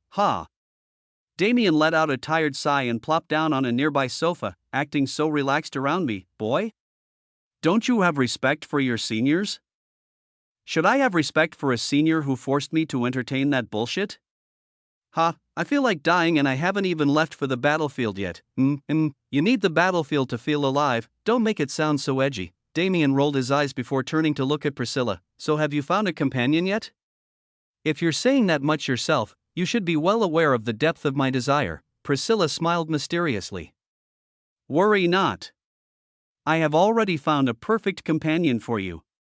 We are merely waiting for them to reach this place so I can send you to Ion together. Damien sighed in relief. If you're saying they're reliable, I'll trust you for now. But this itchy feeling is really pissing me off. I can already tell that you pulled some bullshit. Damien didn't know much about Priscilla, but Rivas did. More accurately, Rivas had a vague memory of the demon sealing pantheon that Priscilla belonged to. It was a mysterious influence of which nobody knew the location or members. Only a single demon sealing pantheon member would come to light in every generation, leading the universe in the war effort with their techniques made specially to restrict and kill the Nox. Even if Priscilla herself was a fox, her position meant that she'd at least follow through when she needed to. Then? Did you only summon me for that pseudo-banquet? Pseudo-banquet is a bit too posh of a description, but indeed. That and to tell you that your companion is en route. Since both matters have already been covered, I have nothing left to say. Then I'll be taking my leave, Damien said as he stood up. Leaving so early? I don't want to spend a single extra minute around someone as conniving as you. How rude. Priscilla smiled, but didn't stop him from leaving. She had plenty of time to play with Damien before determining his worth. She didn't have to rush at all. Fua. Those old geezers. It's good that they kept their word, but it won't last for long. Priscilla flopped onto a nearby couch and sighed out loud before Damien arrived. She'd made a bet with the other high commanders. If she won, they wouldn't try to poach Damien from her for 3 months, but if she lost, they could do as they pleased and she couldn't interfere. Naturally, she won the bet, and quite simple at that. She couldn't help but laugh when she thought about it. It was a simple prompt, yet not even a single high commander could accomplish it. All they had to do was successfully probe Damien. If they could determine his level through this probe, they would win, but as Priscilla found only a few days earlier, such a feat was impossible even for an extreme peak 4th class being, regardless of how many revolutions they'd completed. Priscilla smiled to herself. This kid only becomes more interesting the more I interact with him. Chapter 8:14 Enlist. 4. Today is finally the day. Damien stood up from meditative posture and stretched his body. An entire week passed since he started staying in this strange Dead Star realm, and his companion had finally arrived. I'll have to assess them myself before we leave. Damien cracked his knuckles and prepared for a fight as he headed back to Priscilla's courtyard. He knew for certain that finding a companion that could match his age and accomplishments was impossible, so he was curious about the type of person Priscilla recruited. Is it some old monster? I hope they have an amicable personality. The walk to Priscilla's courtyard was practically ingrained in Damien's mind at this point, so he was able to reach it without a hitch. When he entered, "Fuck this." He was disappointed by the lack of companion in the room. "What's this about?"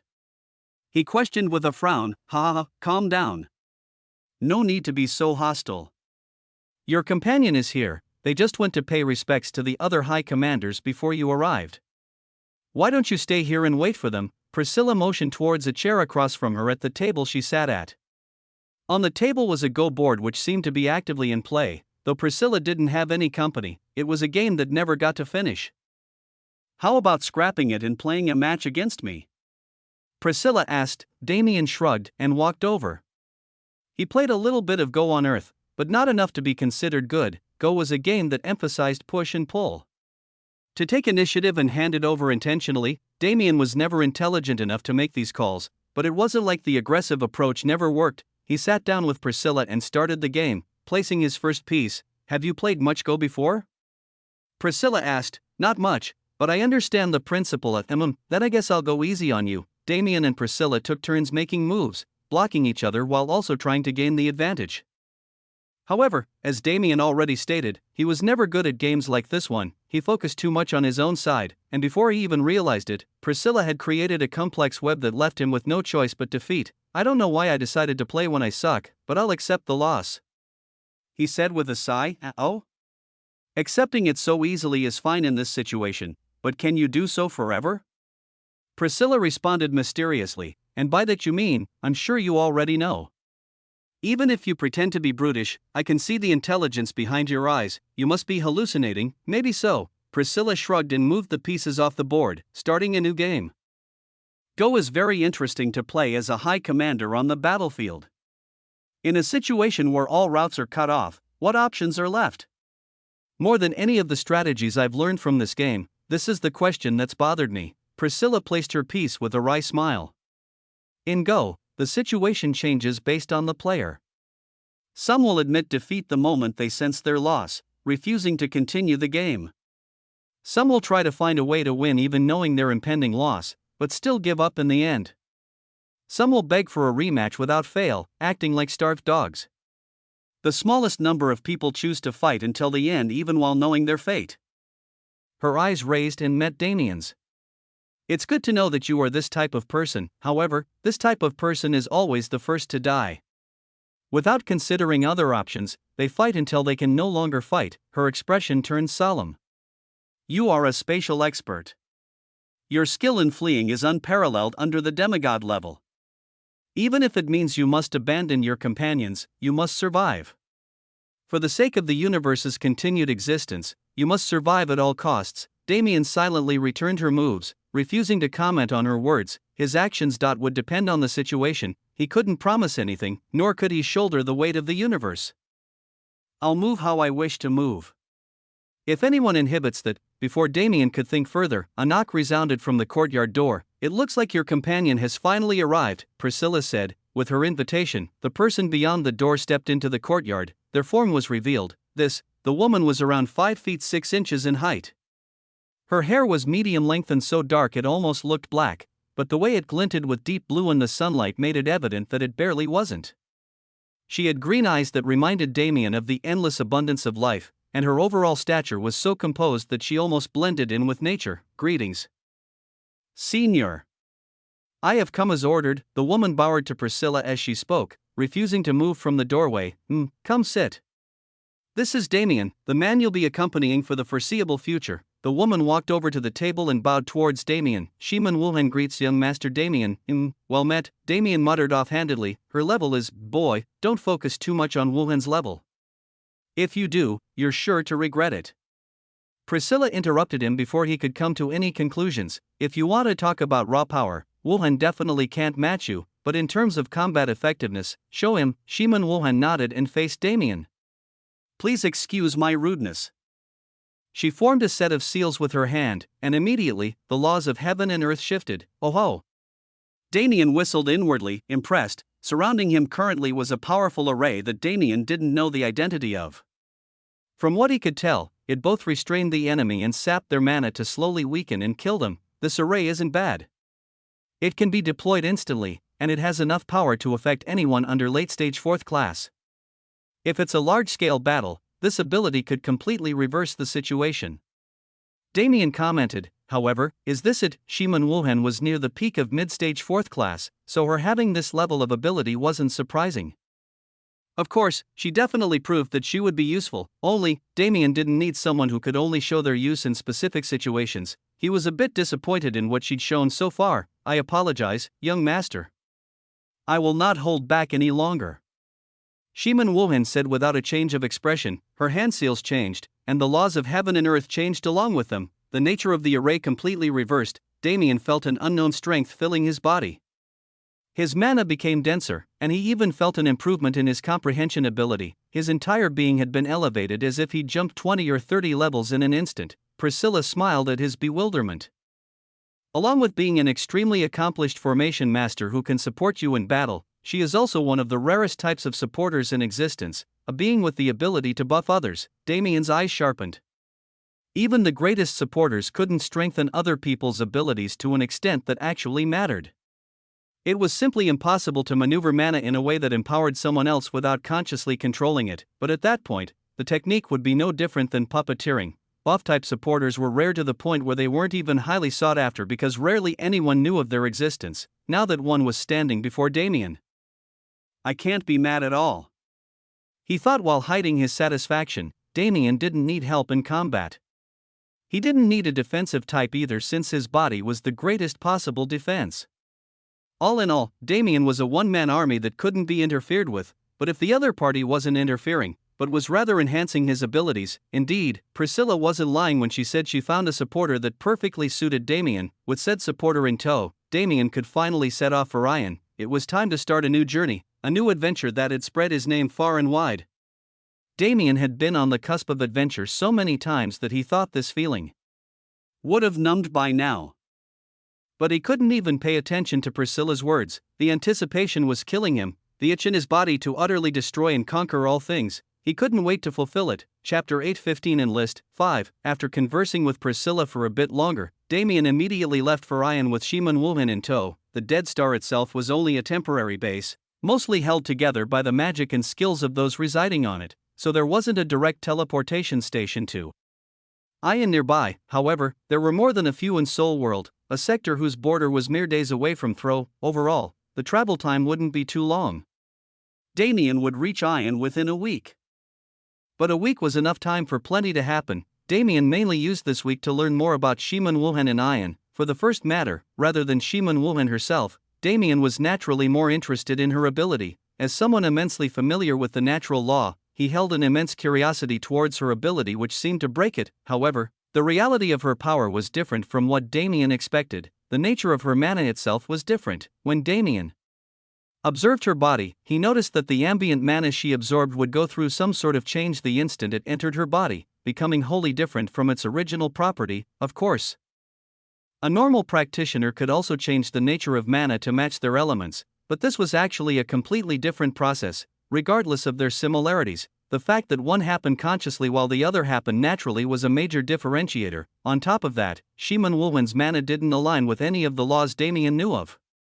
Even when he asked her what law she practiced, she couldn't answer him. To her, law comprehension came as naturally as breathing. While she practiced and refined her formation art, her mana continued to mature subconsciously. A true genius, it was the only way to describe her. As someone who also held this title, Damien did his best to uncover the secrets behind her mysterious identity. But of course, a week wasn't nearly enough time to solve a mystery that stumped even high commanders like Priscilla. Luckily, this week allowed Damien to get acclimated to Ion's power structure. Ion was also a prime piece of land, and it wasn't a small number of sects trying to capture it. The Nox were a threat to the universe as a whole, which was the only reason these forces didn't fiercely clash for hegemony. If they truly decided to clash, though, the destruction they'd cause would be disastrous. The most important fact that Damien found out was the power level of Ion, rather than its structure. The term extreme peak 4th class didn't matter at all in Ion, after all. There were an uncountable number of extreme peak experts present there. After seeing the absurd numbers in the information Priscilla provided, Damien personally went to ask Shiman Wuhan about its validity. In that moment, Damien's worldview was unexpectedly widened once again. I was too naive, he thought to himself. Damien thought he already understood the true vastness of the universe, but his opinion was skewed by what he'd seen. A majority of the universe's forces were in Ion, as Priscilla said. Ion was the true battlefield. When the sparks of war were just barely lighting up the starry sky, a vast portion of the universe's experts were deployed to Eden to act as a first, and hopefully last, line of defense. If it wasn't for these experts, the universe might have fallen before Damien could even enter the divine realm. The experts that would have been considered at the very peak of the universe, that were present in Ion in the billions. Granted, Ion is, ironically, the largest celestial body in the universe with its length. But still, the fact that they had to define an entirely different power system to classify them because of the sheer number is insane. Naturally, not all extreme peak fourth class beings were the same. The extreme peak of fourth class was merely what every single being who reached level 399 was called. The next step was a step onto the path of godhood. And depending on how close one was to taking this step, one's power would be drastically different. The new stages of extreme peak fourth class were titled as revolutions because completing each one felt like another revolution through life, an entirely new journey from level 1 to 399. High commanders like Priscilla were at the 6th of 9 revolutions. Above them were only executioners at the 7th or 8th revolution and supremes at the 9th revolution. Below the high commanders were normal commanders with strength ranging from the 3rd to 5th revolution, and below even them were millennium generals from the 1st and 2nd revolutions. Practitioners who'd yet to reach the extreme peak stage were delegated as regular soldiers. And just as the Nox did, Heaven's Army would assign roles based on the situation, but most people travel with their sects and organizations. It's hard for the governing body of Heaven's Army to separate these people or even move them without offering benefits. This was why the carrot and stick reward system implemented for the war was perfect. Achievements became tangible as rewards accompanied them, and these prideful sect disciples and practitioners became dogs with their tails wagging at the prospect. Would it be best to join a sect for ease of information gathering and movement? Just as all of Damien's prior affiliations had done, a new one would provide him a canopy to use in case of emergencies. However, in Ion, there likely wasn't a situation where he could earn the right to move freely. I can move with Shiman Wuhan alone, but I do need a base camp to return to in case anything happens. Even if it isn't a sect, it seems I'll have to become acquainted with some influence. Damien sighed. Interacting with people was much harder than slaughtering Nox, but doing it properly made life far easier. Nevertheless, the week passed rapidly with Damien busying himself with information gathering and training. Many millions of kilometers of travel and 3 long-distance teleportation arrays later, the destination was finally in sight. As Priscilla described it, it truly was the end of existence. The glimmering specks of light decorating the starry sky were non-existent on the other side of Ion. The sky was pitch black, and moving too far into enemy territory meant entering the abyss. It was a place with a desolate atmosphere that could be felt from afar, and a bloodthirst with the same effect. This is a war zone. Damien's eyes hardened. Realization about where he'd taken himself set in. This was a place where survival and benefits mattered more than all else. In the war zone that protected humanity, the concept of humanity was entirely lacking. Damien steeled himself. The days ahead would mirror this atmosphere. He closed his eyes and calmed his boiling emotions, reopening them with indifference oozing from his pupils. "Let's go," he declared it without leaving room for arguments. He grabbed onto Shiman Wuhan's army and flashed away. In the next moment, the duo appeared in the sky above the cracked reddish-purple desert that was Ion. Damien deeply breathed in the blood-soaked air, and a spark of reddish-black mana flashed across his pupils. Chapter 816 in List 6 of the influences making up Heaven's Army's forces in Ion. There were a few powerful options that Damien could join for his plans. There were 2 types of influences at the edge of existence. The first was more traditional. These influences were tight-knit and loyal groups who stuck together regardless of the cost. The disciples of these influences tended to have a great deal of pride in their affiliations and would do anything they could for said affiliation's survival. The second type was far more unorthodox. These influences were massive in scale, having operations spanning the entire universal road that made up the edge of existence. On such a scale, it was impossible to mimic the traditions and bonds of orthodox sections. These influences took a more mercenary-like approach with their disciples, but maintained a base level of tradition that made it hard to classify them as mercenary organizations. Of these, Damien would of course rather join the latter. Even if his freedom would still be restricted, he'd be able to act independently with much more ease within a looser power structure. Considering this, along with distance and time constraints, Damien narrowed his options down to 3 organizations with branches nearby where he and Shiman Wuhan arrived: Iron Fortress, Hope Organization, and Sanctuary. I have to say, I'm a bit partial towards the last one due to the name. But I still have to figure out which one matches my ideals best before making a decision. As he'd learned before, regardless of their loose structure, these influences had their own doctrines. Their tendencies were partially reflected in their names, but that wasn't enough to judge them. Otherwise, Damien would have long taken the Hope organization off his list. They're all in different directions, which is inconvenient, but at least I can observe the general atmosphere of this place while I travel. With Ion's gargantuan size, every few 100 million kilometers signified a different domain with a different atmosphere. Since Damien entered from Soul World, he was in a section of Ion called the Blood-Drenched Wilderness. This area is well known for its beast population. It's said that millions of corrupted beasts and lesser Nox roam these lands. Hopefully, the number of higher Nox doesn't disappoint either. Damien and Shiman Wuhan moved with efficiency since the latter didn't complain about spatial travel at all. Within a few minutes, they'd made it to the Hope Organization branch, the closest of the three to their location. Yeah, I should have just crossed it off at the beginning. It wasn't bad when he first walked in. The building was structured similarly to the Adventurers Guild branches on a pylon, so Damien actually had high hopes. But, show mercy to your enemies is one of their golden rules? Ha! This rule only applied to non-Nox and or Nox-affiliated enemies, but Damien couldn't accept it regardless. Even a single act of mercy can come back to bite you later. The only reason they can enforce a policy like that is because they're supported by a high commander. Damien shook his head. Of Iron Fortress and Sanctuary, neither immediately made Damien want to reject. His partiality to Sanctuary definitely came into play when he went to make a decision on where to go next. However, rumble, the ground quaked, Damien's eyes narrowed. It's coming from over there. Damien grabbed Shiman Wuhan and teleported to the source of the tremors, hiding their bodies with one with dimension once they arrived. As expected, it's a battle. Damien spread his awareness and watched the battle in great detail.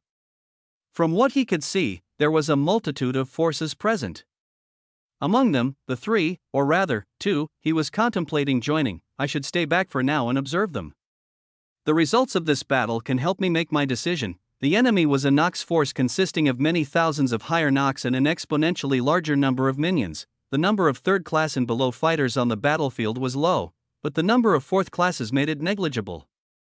A portion of the Allied forces troops was delegated specifically to hold off the Horde and barrage it with wide-range attacks. Interesting. The Iron Fortress members are fighting much more individualistically than the Sanctuary members. The former looks like an unorganized collection of mercenaries while the latter looks like cooperation between a few different skilled squads. As Damien observed, he was able to pick apart the strengths and weaknesses of both parties. Iron Fortress was far better in terms of raw power, but their lack of cohesiveness brought their efficiency down by many points. In terms of moral character, the Sanctuary members seemed more willing to aid their allies than Iron Fortress members, though Damien didn't know whether this was a good or a bad thing. Even then, it becomes a deciding factor when comparing the two. It's the daddy issues driving me, isn't it? Damien joked inwardly. After meeting his father, he could finally accept the immense longing for family and belonging hidden deep in his heart. It always subconsciously influenced his decisions, but now that he was conscious of it, he didn't know how to feel. Whatever, everything is temporary anyway, but it's better to make friends. Who knows what kind of benefits I can reap from connections later on. Joining Celestial Star Palace allowed Damien to meet Tian Yang and somehow earn the protection of a demigod. Even if all other examples were ignored, this alone was enough to justify Damien's desire to form bonds, but at the same time, I'll have to visit their guild branch before making a concrete decision. I really hope our interests align, but if they don't, our interests perfectly align. Damien sighed and smiled wryly when he read through Sanctuary's code. Other than basic human decency type rules, they didn't actually have many restrictions. A sanctuary for all, formed to create a sanctuary for all. It was a pretty convincing slogan, especially considering that it even had the ability to reel Damien in. He left the battlefield after observing for a few minutes and went straight to Sanctuary, expecting nothing but disappointment. What he received was the complete opposite, despite the fact that they advised their members to form squads. They didn't force it. People who wanted to travel solo were also welcome, but they had to sign a different contract since their safety wasn't nearly as guaranteed. It's just a matter of resources.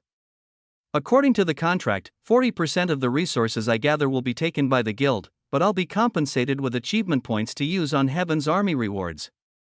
It isn't a bad trade, especially because I don't need resources for myself. There was no need for hesitation. Damien and Shiman Wuwen walked to the front desk of the sanctuary branch and immediately joined the guild, signing the mana contract that bound them to it. Great.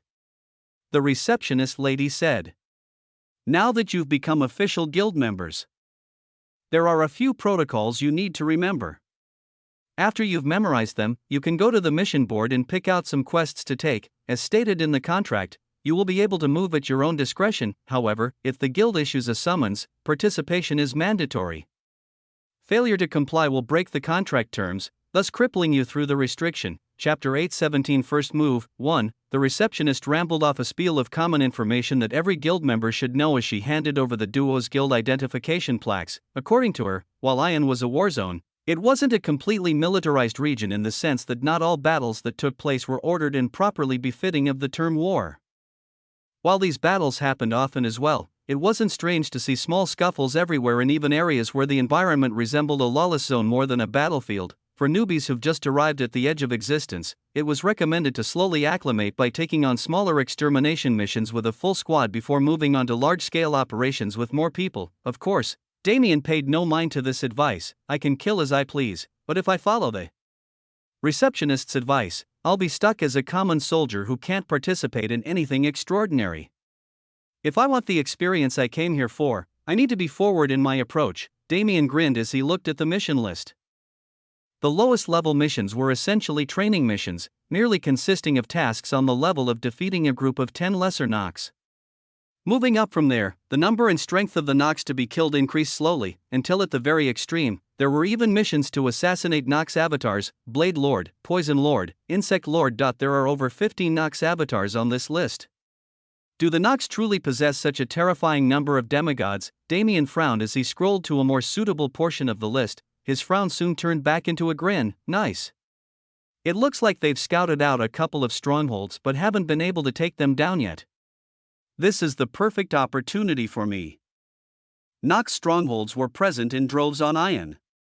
Their level varied and some even had Nox avatars residing within, but it seemed like the strongholds in the blood-drenched wilderness weren't this developed quite yet. The strongest beings in all of these strongholds are late-stage 4th-class Nox, but the surrounding guilds haven't been able to conquer them for multiple reasons. Logistically, the only valid reason for their hesitation was the number of late-stage 4th-class beings, but this problem could be solved with just a bit of planning. The true reason for their lack of action was just as always, politics and sophistry. Nox strongholds were extremely useful strategic points that every guild wanted for themselves. These strongholds usually had a large number of resources stored within, and their positioning allowed Heaven's army to use them to claim more land on Ion. This momentum was incredibly important for the war effort, so not only would the majority benefit, the conquerors of the stronghold would gain control over the resources found there. Everybody won, that is, if they could agree on who conquered the stronghold. Every guild wanted to hoard the resources, which led to a stalemate where nobody touched the strongholds for fear of forming enmity with the other forces in the vicinity. In this situation, it only takes a single misplaced brick to topple the whole structure. Or I guess in this situation, it's two. Damien smiled mischievously. He didn't accept the mission, but as he already saw the coordinates of the strongholds, he had no need to. He didn't come to Ion for sanctuary or Heaven's army's rewards. He came for blood. His body flashed several 100,000 kilometers away from the guild branch with Shiman Wuwen in tow. Within a few hours, they arrived at the first stronghold. Damien spread his awareness and activated his all-seeing eyes. The numbers are mostly as expected. The number of early and mid-stage 4th-class beings is more than what was estimated, but it should be doable. As for the late-stage 4th classes, Damien glanced at Shiman Wuwen. If it came down to it, he could use this as an opportunity to test her power. Stay here and observe for now. If you see a moment where it looks like I need support, provide it at your discretion. Damien told her. Shiman Wuwen nodded with a slight bow, backing away and standing in the air on her own. Damien turned his attention back to the stronghold. It was big, really big. There are at least a few million lesser Nox in there, not to mention the thousands of higher Nox. It was like the battle on Calypto all over again. But this time, I'm not so weak anymore. Damien flicked his hand into the air and pointed his finger at the stronghold. Celestial mana gathered in the air. Starfall, cosmic manifestation. Boom, a wave of power spread from Damien's body. The sky went black. The weather didn't change. A sun remained in the sky, but the sky went dark regardless. Something gargantuan appeared there. casting a shadow over the heavens, several tens of thousands of kilometers in diameter, was the celestial body that manifested in the air. It hovered there for a moment. The Nox below began to notice it. As their gazes turned upward, Shiman Wuhen's eyes widened. Fall, the planetary body fell through the sky with speed not matching its side. An extreme gravity acted upon its surface, causing it to burn as it resisted the repelling force, preventing it from slamming into iron, but no repelling force could match the weight of a planet. Boom! The fortress collapsed, the earth collapsed, the sky collapsed. The rumbling impact of the massive construct resounded for several tens of thousands of miles. The shockwaves that spread incinerated countless lesser Nox, and injured a large number of higher Nox as well. It was a beautiful scene of destruction that deserved further description, but Damien didn't wait long enough to admire the blooming chaotic aftermath of his attack. He charged, his body disappeared and reappeared among the chaos. Pure white mana coated his body, and murky black mana swirled around his arms and legs. Let's feast. Damien bared his fangs. Bang! The air exploded under the weight of his acceleration. With pure speed alone, he arrived in front of the nearest higher Nox and directly sliced him in half. The Nox's body dissolved into ink, but before it could slink away to rejoin with its peers, a deathly spike pierced its body and melted it into nothingness. Damien's eyes turned. His gaze was followed by proverbial lightning as he scouted a group of 10 targets not too far away from each other. A panther? A cheetah? No, the speed at which he moved had already entered the realm of legends, mirroring the mythical Kuan Pang. Bang! Bang! Bang! Bang! The impact of his fists was silent. The claws and sickles of death wordlessly encroached upon these unfortunate Nox and reaped their lives. However, each step he took caused space to tremble and shatter. The sound preceded his movements, yet the Nox couldn't avoid him. It was a terrifying prospect. A fury of blood overtook the crumbling fortress. As the cosmic manifestation faded out of existence, the total number of survivors finally became countable: millions of lesser Nox? It didn't matter their number, anyone under 4th class was instantly incinerated by the impact and following shockwaves. Of the higher Nox, most of the early stage beings were heavily injured. The mid-stage beings weren't as injured, but they didn't have nearly enough power to compete with Damien and the high-stage beings. Damien tore through the remaining early and mid-stage Nox as fast as he could. The tide of death that he spread continued to grow, and as it did, the residue of his murky black mana layered together and formed a mist that followed Damien's movements. The second the mist covered the entirety of the stronghold's area, reaped their lives, Damien dictated his enemy's fate. Chapter 818 First Move. 2. Heads flew. Sickles made from the surrounding mist appeared on the neck of every living Nox present in the area. Before they could even react, their heads had been separated from their bodies. Don't let them escape. The mist pressed down against the earth, swallowing up the inky remains of the Nox and disallowing them from being reborn. The Nox didn't deserve rebirth.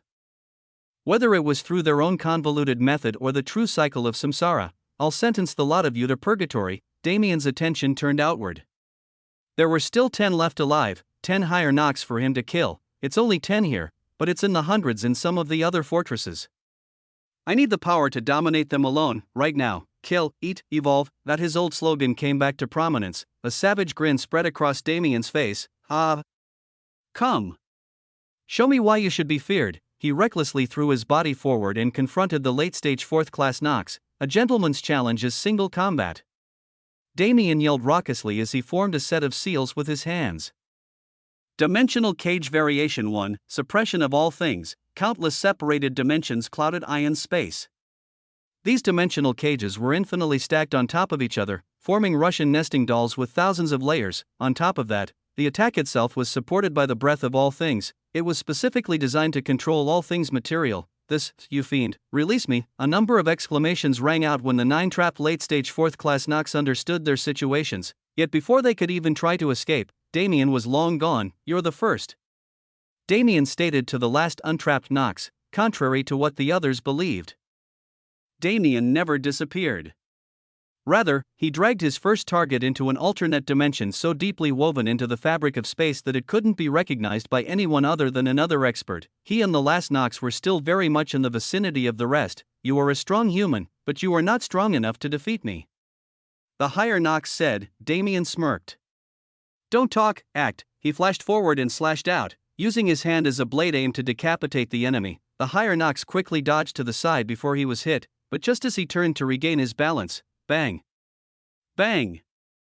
Bang! Black mana bullets exploded all around his body, scattering death energy that tried to enter his system and corrode him. Ha! You cannot beat me with my own trick.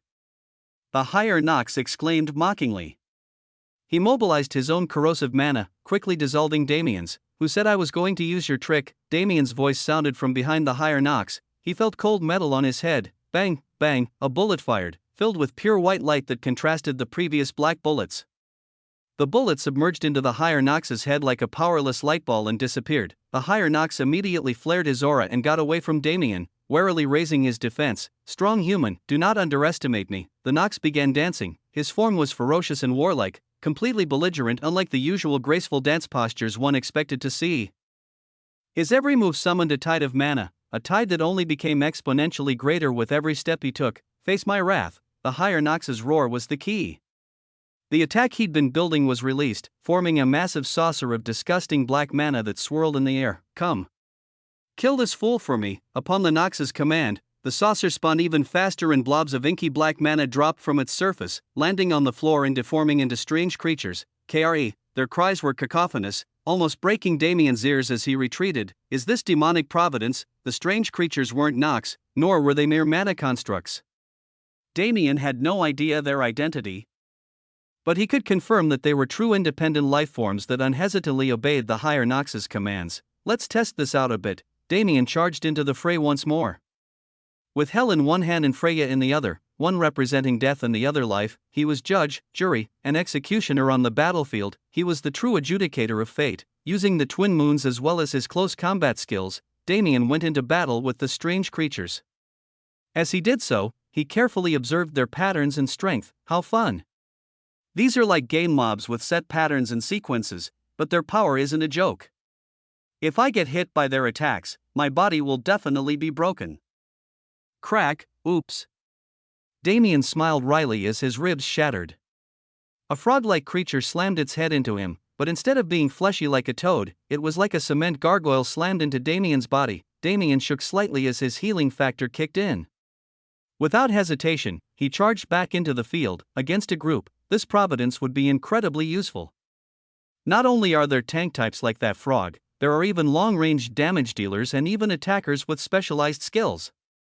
It's like a miniature army of gremlins. Damien smiled as he became more interested in the strange ability. At that moment, did you forget about me? Not if you announce your presence like that. Bang, crack, Damien turned around and slammed his fist upward, directly shattering the higher Nox's ribs. As the man went flying across the space, Damien flashed and appeared above him. Let's increase the gravity a bit. Boom, space shattered. Damien descended with the weight of a meteor, picking up speed until his feet collided with the higher Nox's flying body and slammed the man into the ground below. Boom. 2 consecutive explosions and the multitude of cracking and squelching sounds that came from the higher Nox's body were enough to understand the damage that had been done. I do want to play with you for a bit longer, but your friends will escape if I delay too much. Unfortunately, you'll have to go. This first higher Nox had solid skill, but was completely unsuited for fighting Damien. His army was powerful, but how could they do any lasting damage to someone who could heal nearly instantaneously? Now that I think about it, aren't extreme peak 4th class masters the only ones who can kill me? Damien smiled slightly. It was an ironic situation where his strength was only enough to compete with late-stage beings, but his vitality could put him among the experts. I shouldn't get too careless. Regardless of how heaven-defying transcendent regeneration is, it isn't omnipotent. It's failed before, and it can fail again. Damien reaffirmed his cautiousness as he slammed his foot down on the higher Nox's head. A dark cloud of void mana consumed the body thereafter. Damien frowned as he felt the changes in his body. It's a shame. It doesn't look like I can inherit demonic providences. It might also be a situation where I just need to devour more before it happens. The only way to find out was to fight. Damien snapped his finger and summoned the next higher Nox into the separate dimension. It was possible since the dimension itself was connected to the dimensional cages he made prior. The grin alighting his face was wider than ever. Now then, show me what you can do. Chapter 8:19 First move. 3. The second higher Nox's demonic providence gave his mana the property of lightning. The third higher Nox gained the ability to add vibration to his mana and increase its penetrative power. The fourth could use flames of hell, black and corrosive, inextinguishable by most means. Each demonic providence was different, and the skill with which each higher Nox handled their providence also differed. unlike the first higher Nox who couldn't properly show the power of his summon army, each consecutive opponent showed Damien more skill and more technique, completely different from the Nox he'd fought before. However, no matter what they did, their power could never match Sebastian's. That butler's fist skills were probably a demonic providence. If it wasn't for the circumstances and my sudden enlightenment on life and death, I would have been pummeled to death from the beginning. Damien got extremely lucky in his battle with Sebastian and won in the end, but luck wasn't a skill, luck wasn't something that could be controlled, so why would Damien bank on luck? He'd rather increase his skill so the same situation never took place again. You're the last one, he said through heavy breaths. 9 late-stage higher Nox had been defeated so far, and Damien's level had seen a solid increase. Now that he was facing his final opponent, it would be a lie to say he wasn't somewhat exhausted. Using only some Sarai intent is difficult. I can't fight with the same mobility and firepower I have using spacetime yet since I haven't refined my skills in practical combat. I need to push myself harder. Since there weren't any observers around, Damien cheated slightly by using his spatial advantages to compensate for his weaknesses, but that could be done no more. Improvement wouldn't happen without struggle. Come, he said coldly. The higher Nox didn't move, however, and continued to observe Damien instead. You are a strange human. Despite acting against us, you smell the same as us. Kakik, you are no different from us, are you? The higher Nox stated with a strange smile. What are you rambling about? Damien scoffed. If you don't come at me, I'll come to you. Bang! His body shot forward and arrived before the higher Nox in a mere instant. He swung his fists at his opponent with all of his strength, pouring death mana into his every attack. Bang! Bang! Bang! The higher Nox swiftly weaved through the storm of punches, slightly moving his arms to block and redirect the force elsewhere. Every movement of his body was skilled and planned, leaving Damien no room to land a hit. You were skilled, but not skilled enough. The Nox shouted. Bang! His fist roared through the air and collided with Damien's. The impact force of the two fists sent a shockwave several kilometers into the distance. Kach! Damien gritted his teeth and pushed the muscles in his arm to their maximum output. His fist clashed against the Nox's, fighting a fierce game of tug-of-war to determine the final winner. At that moment, bang! A gunshot boomed through space. The higher Nox's body went flying. A pure white light penetrated his skin and entered his circuits. Damien grinned. It was the same trick he'd used on the first Nox, and every opponent that came after him. It was Damien's secret to success. Come at me. He threw himself forward with a grin on his face. Following the Nox's flight path, the Nox stabilized himself immediately and glared at Damien with cold eyes. I do not know what you did, but it's useless. His body suddenly jerked. A golden black light surrounded him, and a strange holy demonic aura radiated from his every movement. Have a taste of my heavenly demonic body. The higher Nox punched out before Damien could even reach his vicinity. Bang! Space shattered. The foundation of Damien's isolated dimension shook under the force of the punch. Damien's body flew backwards, blood pooling in his mouth. I didn't even get hit, he exclaimed inwardly. Whether it was the initial impact or the following shockwave, neither touched Damien's body, yet he was still injured. Does this guy's demonic providence have a similar property to Horizon Break? To ignore the restraints of space and attack and exponentially increase one's base power? This demonic providence was clearly on a different level from those prior. I see how it is. So you're the big boss. Damien hit his fist against his palm in realization. You must be a pretty big guy, right? So, if I kill you, wouldn't it cause problems? The higher Nox grinned evilly. That's right. I am Jared, the heavenly demon general. If you manage to kill me, you'll invite calamity onto your race. Ha ha ha, how does it feel to know you'll lose no matter what? He asked mockingly. Damien raised his brow. Lose? But I don't really count that as a loss, though. Damien's current expression was far eviler than Jared's, causing a shiver to run down the latter's spine. This human, his brow twitched. The enemy was not only powerful, but also insane. In that case, death is your only option. Ha ha ha. Let's see if death can truly claim me. Damien arrived before the higher Nox in an instant and punched out. Fuck your heavenly demon body. Jared is a stupid name. Bang. Bang. Bang. Bang. Damien immediately entered close combat with the enemy. His fists struck out like lightning, aiming at his opponent's every weak spot. However, he was currently facing someone who outstripped him in physical strength. Crack, the shattering of Damien's wrists and handbones was so loud and visceral that both fighters cringed, but neither stopped their movements. Damien's arm moved rapidly to block Jared's punch, shattering in the process. In the time it took for that movement to be executed, Damien was already swinging his shattered fist again, and by the time the fist reached Jared's body, it was already healed. Boom, a death mana-laced blow invaded Jared's defense and shot him into the distance. The latent mana of the blow invaded his system and began corrupting his mana system. Humph. This puny corrosion, Jared moved his own mana to repel Damien's invading mana, but the moment he checked his internals, his ashen gray face turned pale white. What? Damien grinned. Is it already starting to take effect? What did you do to me? Jared roared. Damien's grin widened. Unexpectedly, the process worked faster than it did on any of the previous knocks. Hey! Jared, does your heavenly demon body perhaps draw out vitality in exchange for power? He asked. The higher knocks backed away. Spouting nonsense. The nuances of my techniques cannot be comprehended by a mere human. So it really was like that.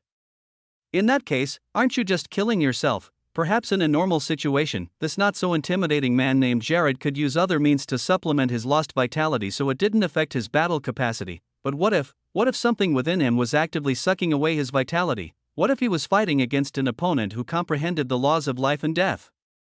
Wasn't using a skill that doubled the rate at which his vitality drained just asking for death? Chapter 8 21st Move 4. The battle lost its excitement after Damien's plan was set into motion. The vitality-sucking lifebullet put Jared in a situation where, as long as the battle was prolonged, his defeat was inevitable. And what was Damien if not an infinite killing machine, his mana endlessly replenished from the ambient mana in the surroundings, at a rate far faster than any normal 4th class could achieve. This mana supplemented his recovery and allowed his body to heal nigh instantly. Infinite body and infinite mana, the concepts that Damien was partially embodying were both terrifying, if he could truly raise himself to that level, and bring his mind to the same level. I might become unparalleled. Damien threw his fist out and summoned Hel and Freya. The two guns blasted without pause, filling the entire isolated dimension with deathly mana. Explosions of death mana caused withering, and concentrated bursts of it caused corrosion. These two concepts together made it impossible for Jared's body to remain unaffected, especially since every hit he took accelerated the rate at which his vitality was sucked. This was the true trap Damien laid with life and death mana. It was the temporary solution he'd envisioned to fight until he could use his techniques more intricately. In short, he drained the enemy until they were dry, regardless of how long it took. Eventually, even Jared's heavenly demon body couldn't hold on. The black and gold light weakened and fizzled out, and the effect of Damien's attacks on Jared's body heightened to an extreme degree. Damien threw another punch, but something was different about this one. The death mana around his fist swirled like a cyclone.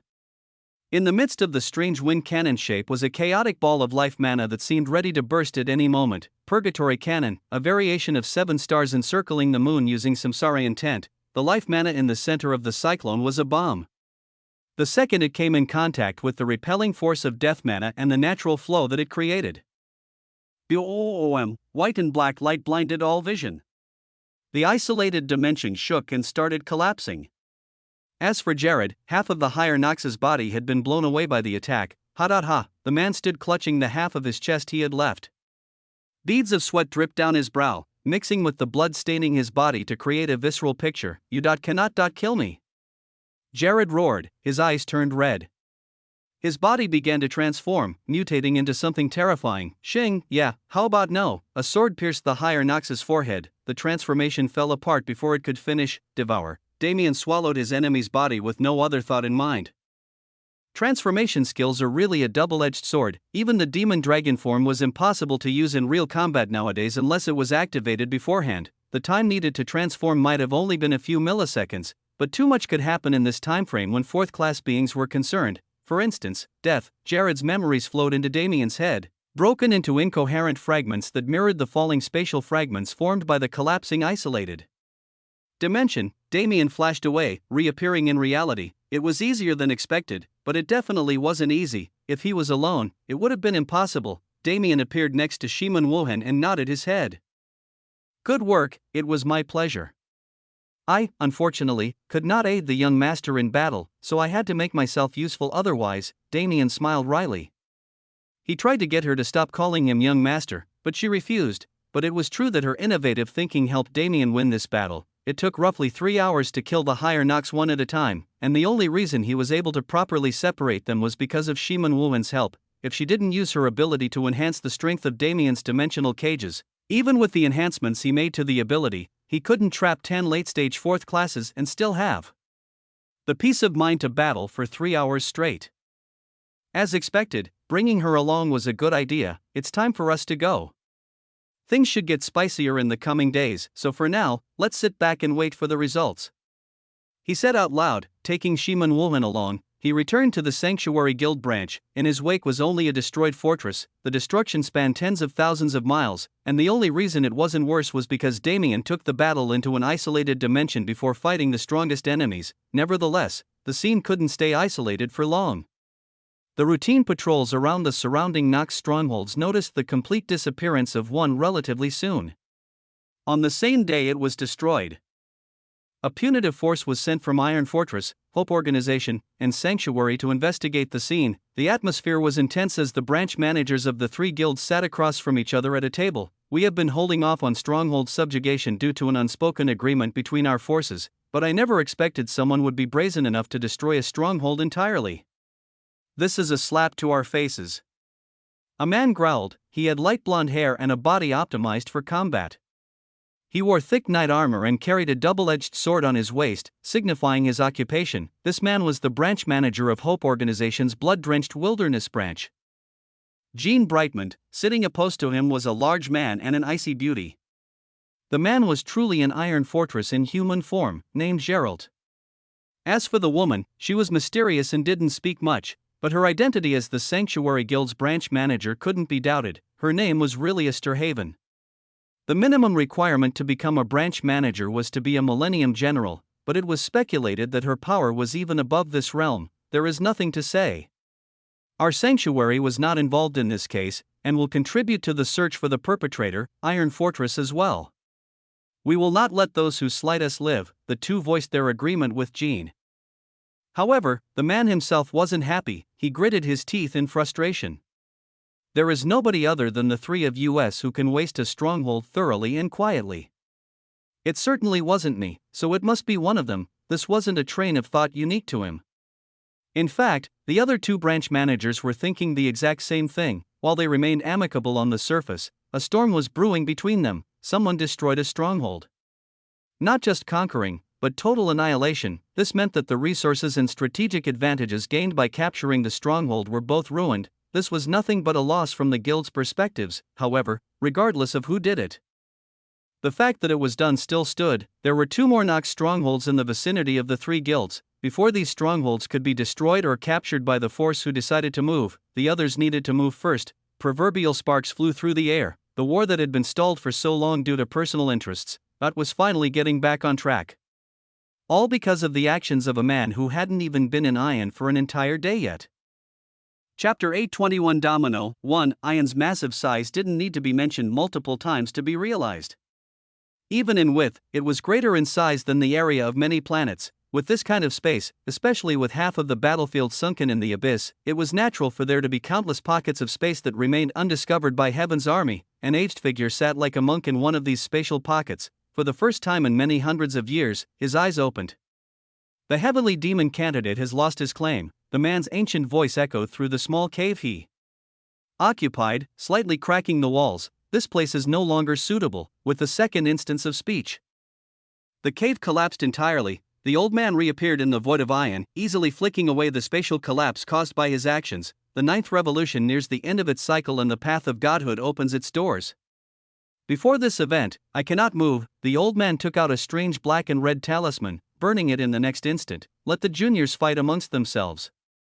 Those who die merely weren't worthy of their providence. His gaze pierced the bounds of reality, traveling millions of kilometers in the distance. A familiar scent. He shook his head to regain focus. Regardless of the matters of existence, he could not and would not interfere. It was close. He could feel the welcoming embrace of divinity on the horizon. The day that I, Jihad, reached divinity, his body moved millions of miles in an instant, not through spatial teleportation, but through pure force of movement. His gaze panned the surroundings before his body moved, disappearing into a new spatial pocket in which he would stay for a few hundred more years. In his wake, Only a single phrase was left resounding through the empty abyss. That day will be the end of existence. A black and red talisman burned, rather, multiple burned in many different locations across the blood-drenched wilderness and nearby areas. The heavenly demon body no longer has an owner. As the demonic providence's commandments allow, the person who kills the heavenly demon candidate's killer will inherit the heavenly demon body. These two messages came together to every Nox stronghold and camp within several million kilometers. Suddenly, many eyes turned to the blood-drenched wilderness. Just who was the heavenly demon candidate's killer? Rapid investigations only brought back uncertainty. As if the killer vanished into thin air, this was especially alarming for those in other territories. To hide oneself so well required a specific level of skill that only existed in extreme peak masters. It was best to wait. After all, weren't there two Nox strongholds in the blood-drenched wilderness aside from the one the heavenly demon candidate controlled? Those two strongholds would be the perfect lure, and at the same time, the killer's response to these strongholds' existence would reveal much about their personality and strength. However, before these things could be ascertained, the two Nox strongholds needed to be pushed into action, and if it was instigators one was looking for, an ion was a place where they thrived and a place where they gathered. Pressure was an extremely strong force, especially when coming from a powerful entity. The pressure and tension caused by the black and red talisman were already high since only the strongest experts were permitted to use them. However, immediately after this pressure appeared, countless forces in the surrounding areas exerted their own power on the blood-drenched wilderness as well. At first, it was just Nox forces, yet, once Heaven's army learned of the situation, they also pushed their forces to war. It wasn't just a matter of revealing the heavenly demon candidate's killer, who became an extremely important target of protection for Heaven's army, but also capitalizing on the current frenzy to push the war forward. After all, the higher-ups of Heaven's army also weren't happy with the level of politics on the battlefield. In a war of this size, such petty struggles couldn't be allowed. Ion's massive size was the main problem. With how thinly the army was spread, it was impossible to exert total control over it.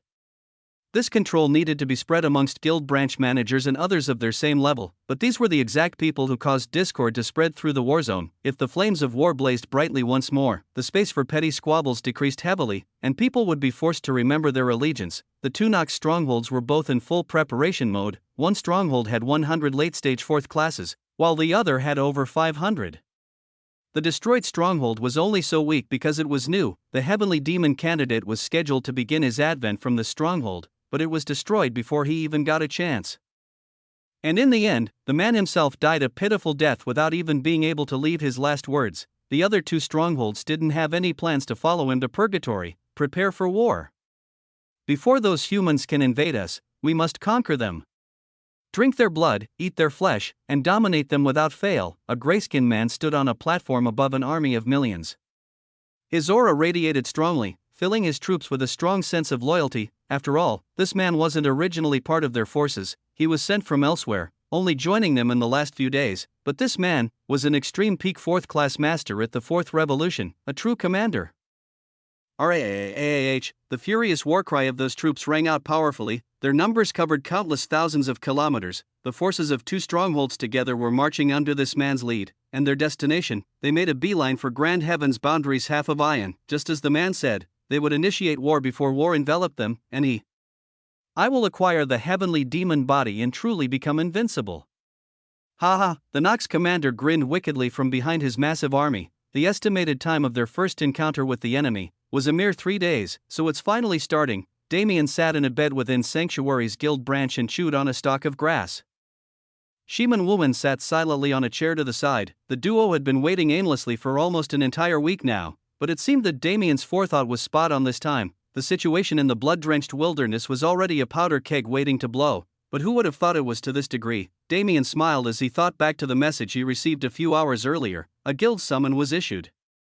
Tomorrow morning, all forces were to gather and march towards the abyss to crush the Nox army. This is a joint operation that's being led by the 3 guild branch heads, but many more forces are joining than expected.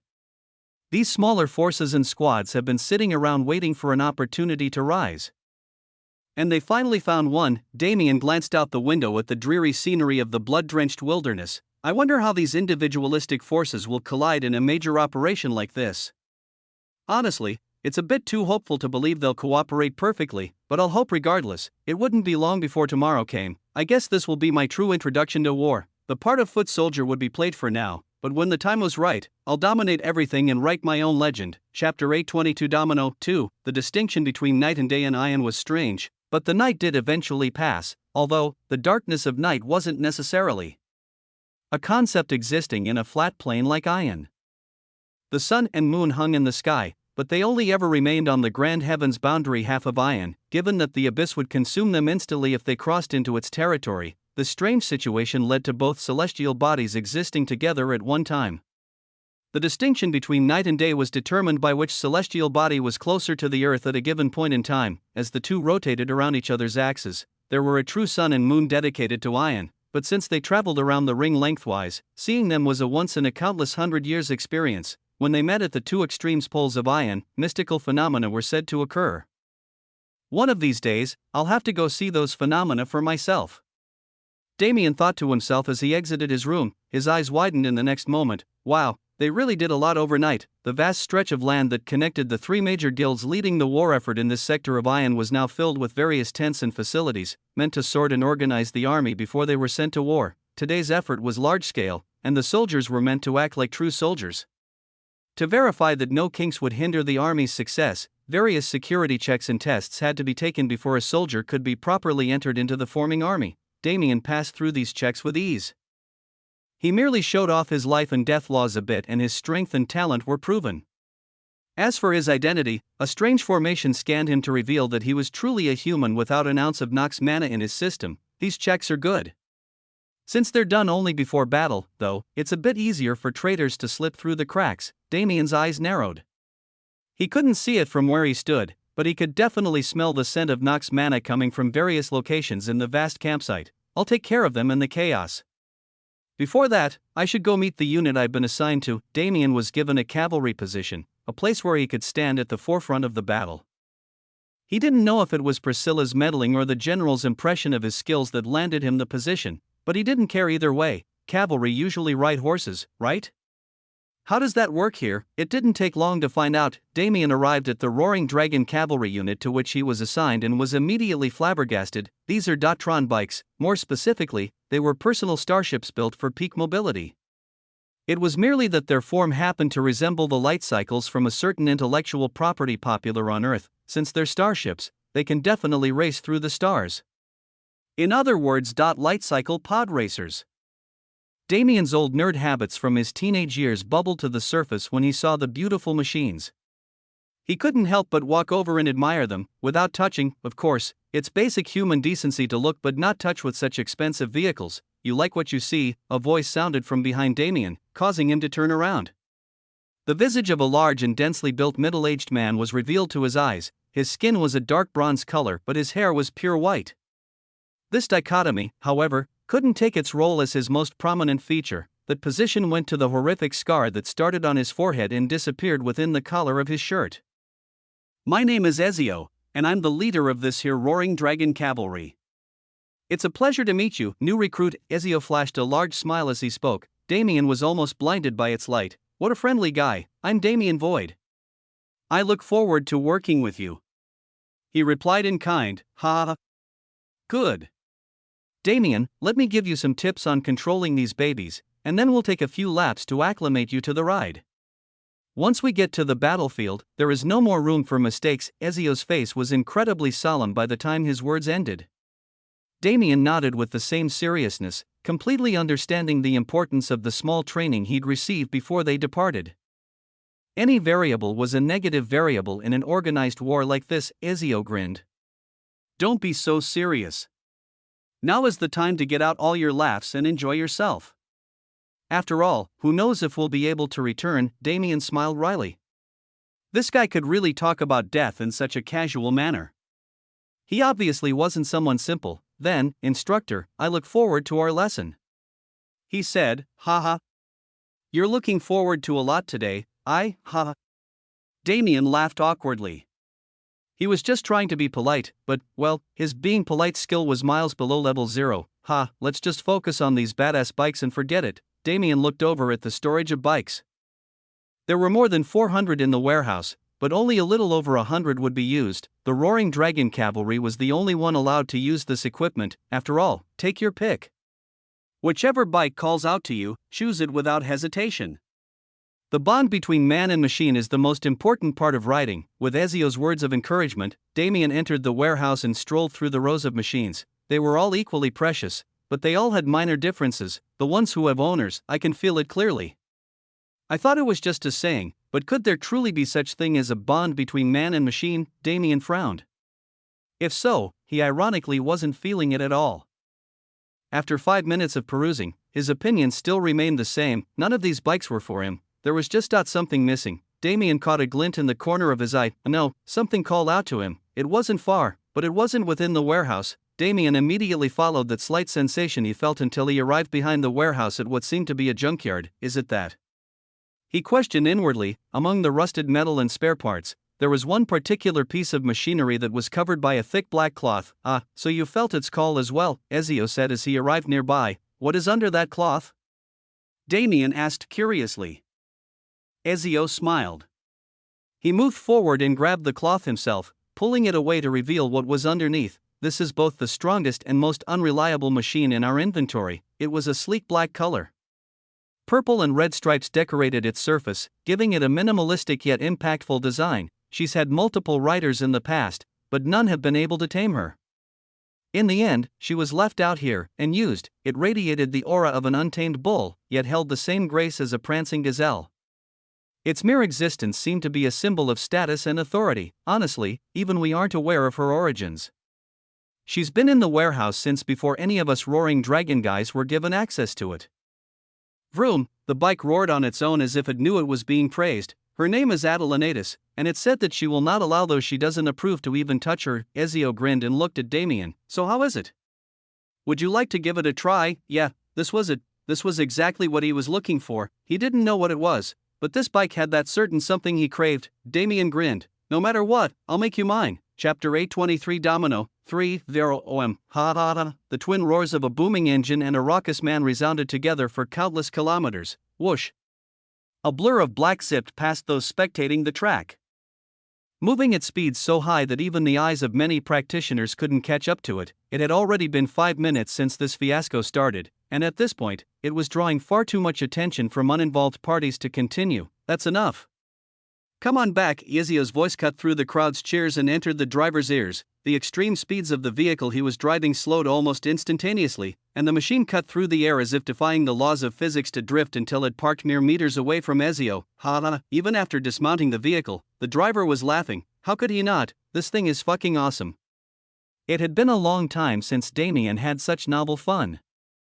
Not only did you tame Atalantis in minutes, you even grew into a professional rider in the same span of time.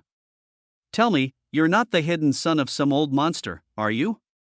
Ezio teased with a grin as he slung his arm over Damien's shoulder. How could that be? If I was really some powerful person, why would I choose to be a foot soldier here? Damien responded awkwardly. It's not like I completely lied. My young master benefits won't activate until I reach the heavenly world. Damien shook his head with a smile. Is my writing up to par? I don't want to hold everyone back when we get to battle. Ezio rolled his eyes. Don't go fishing for compliments just because I gave you a few. Hell. With your skills, you could even be the captain of your own unit, let alone a small member of mine. Don't joke, Captain. I don't have nearly the leadership ability for that. Ha. Kid, you're a good one. Come, let us meet with the rest of the brothers and prepare to set off. Damien put his hand out and pushed a pulse of mana into his bike. Once the bike received his mana, it turned into a purple card slightly larger than a playing card for Damien to store on his body. TCH, I'm jealous, I would be too. Damien smiled as he put the card away. Really, this bike was everything a man could ever dream of. Horsepower wasn't even a worthy term for it with its speed that far outstripped that of sound. Its design was sleek, it sounded beautiful, it had countless conveniences for its rider, and it even had an anti-theft system of its own that killed those who tried to steal it. If it wasn't a man's dream, then just what was? Actually taming it was annoying, though. To the outside world, Damien merely touched the bike's surface for a few minutes and it accepted him. However, in reality, he fought a fierce battle against the bike's system to earn its approval. The mana currents it emits for self-defense are pure and attributeless. but the way they snake up one's mana system to attack them is shocking. It almost moves as if it has free will, though it hasn't developed even a sliver of consciousness yet. The fact that its abilities were a pure wonder of technology and mana engineering made its existence even greater, but its name, the bike, was clearly named after the Greek goddess, Atlanta, who was deemed the fastest goddess in mythology. However, Damien wasn't a fan of the name. He was American, after all. Between Atlanta and Atlantis, there was no need for an Atalantis. Your name. Damien felt the card in his pocket. He felt the slim connection he created with the machine, his heart and soul intertwined with the machinery. His eyes gleamed, Jack Black. Damien could swear he felt the bike deflate in disappointment. He almost snorted, I'm kidding. I can't change the bike's original name because that would be an insult to the creator. Since he wished to name his creation after a god, I can only abide by his will. However, I don't feel like saying that long name whenever I need you, so I'll just call you Blackie from now on. Damien smiled a very concerning smile as he squeezed the purple card until the voice of rejection from within stopped. HM? Is everything okay? Ezio asked. Everything's fine. Perfect, in fact. Damien responded, well, good then. It's time for us to meet the boys. Damien and Ezio finally arrived at their final location, a small campground a few hundred meters away where a group of around 20 were merrily chatting and laughing. Oi! Who told you idiots you could rest? Ezio immediately charged over when he saw them, slamming his fist down on the nearest man's head. Run! The captain's back! Someone shouted, it's too late for that, dumbass. Someone else replied, bonk. The furious bonk of a bottle bouncing off the fleeing man's head rang out, sending a shiver down the rest's spines, as the man fell to the ground with his butt sticking in the air. Ezio turned around with red eyes and an evil grin. Who else wants some? But everyone remained silent. The silence continued. Run, everyone scattered, you fuckers. If I don't catch you today, drinks are on me tonight. Roars of approval came from the distance as the men ran away from the now charging Ezio. As for Damien, he watched from the sidelines with a wry expression on his face. While this is an interesting group of people, Damien grinned. If anything, he wouldn't get bored traveling with them, and really, if he thought about it, that was all that mattered. Time rushed by. Damien was introduced to the squad, all of whom had been caught by Ezio, and while they wanted to invite him to drink with them, time didn't allow such a thing. The checks and security measures ended within the first few hours of the day. A few hours after that, the army was completely organized. Millions had been separated into countless different divisions and trees, connecting further and further as one went higher up the power ladder. And once these two essential steps had been completed, there was no more need to stay in the camp. The march began. Day 1 was the harshest. The entire length of the march could be added up to at least 500,000 kilometers. If they wanted to meet the Nox army before they could invade the Grand Heavens boundary half of Ion, they needed to move around 200,000 kilometers a day. To people of Damien's level, 200,000 kilometers was chump change. However, for the third-class beings who enlisted, it was absolute torture. People collapsed like flies, and no matter how hard the medical division worked, it was impossible to save everyone. In the blood-drenched wilderness, the migration of these powerful practitioners was no different than the migration of mortals on a manaless world. Even with their strength, they couldn't avoid deaths during the journey. On the first day alone, 5,000 died, and that toll only grew with every new day that passed. Chapter 824 Domino 4. Compared to the rest of the army, the Roaring Dragon cavalry was particularly lucky. Unlike the other cavalry units, they didn't use beast mounts. Since their mounts were entirely electronic, they didn't need rest, they only needed their riders' mana to recharge to peak condition. As such, a position on the Roaring Dragon cavalry actually became an extremely coveted role. People would approach the group every few hours in hopes of earning a chance. Naturally, they were all turned away when Damien asked Ezio his reasoning. The latter's response was simple: we can't afford liabilities or burdens at this time. So then, why was Damien sent to this cavalry? It was Priscilla's connection after all. That was what he concluded by the time the second day rolled around. Even with his skills, it was impossible for him to be assigned to such a prestigious unit without credibility. The hints were too various to be coincidental, and though Ezio was a master of hiding his emotions behind a friendly smile, his buddies weren't so skilled. These guys are acting kind, but they're obviously unresigned on the inside. It didn't matter how good of a driver Damien was. If he couldn't cooperate properly with the rest of the cavalry, he was useless. Ironically, his expertise would rather be a hindrance than a help. Then I'll just have to prove my worth. Damien never moved for the sake of others, nor did he care what others thought about him. but that didn't mean he wanted to be perceived negatively by those he respected. Soldiers like those who surrounded Ezio were honorable and great. They were the heroes protecting the universe from invasion. This by itself was enough to earn Damien's respect, let alone their amiability and general charisma. Damien didn't have any plans of being a side character during this war, but before he made any major moves, I will absolutely not disrupt their flow. He hated people who thought themselves heroes and acted without care for the consequences of their actions in a serious situation like this. He wouldn't become one, regardless of his goals. Throughout the entire 3-day journey to the battlefield, Damien kept mostly to himself. He didn't socialize not because of the pressure, but because he was more focused on other matters, familiarizing himself with his own power, with Blackie's power, and with the interactions between the cavalry members. This was how he kept himself busy. I can't know their battle habits through observation alone, but I can at least get a gist of how they handle themselves and their positions. If I couple this with their status information that the all-seeing eyes show me, it should be enough. Those 3 days passed far faster than one would expect from such a grueling march. The atmosphere was tense, but light-hearted undertones did permeate the army. Today would be the final day of many of their lives. If so, what was the purpose of living it so strictly? At least, this was how things remained until the vast plain where the battle would be held came into sight. Tension rose, the ambience changed, Heaven's army appeared on the warfront. Countless thousands of kilometers away was a sea of blackness drenched in killing intent. The Nox army, Jean, Rilia, and Gerald, the 3 guild branch leaders, stood at the front of the army with cold eyes. I sense a troubling aura, Rilia commented. The 2 men beside her nodded grimly. This is an unforeseen circumstance. It seems that they've managed to attract a commander-level Nox to their cause. Gerald added, confirming Rilia's thoughts. Can you fight him? Jean asked. Rilia shot him a glance. The rumors about me are largely blown out of proportion. Against a 4th revolution expert, I alone am not nearly enough. Then the 3 of us together. Yes, this is the only option. Jean's eyes hardened at Rilia's revelation. If the 3 of them had to work together against the commander, how would they deal with the countless late-stage 4th-class Nox in the army? We cannot recklessly call for war, Gerald said with a frown. You are right, however. I doubt a Nox army will kindly receive our delegation.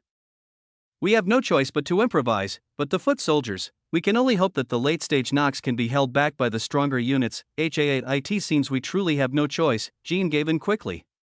His morals couldn't overcome his desire for victory. Despite his somewhat greedy nature, he truly did care about the war effort. Let's move. Rilia's voice was an inviolable commandment. Facing the black tide that was slowly approaching from the distance, Heaven's army moved as well. It was a slow and deliberate movement.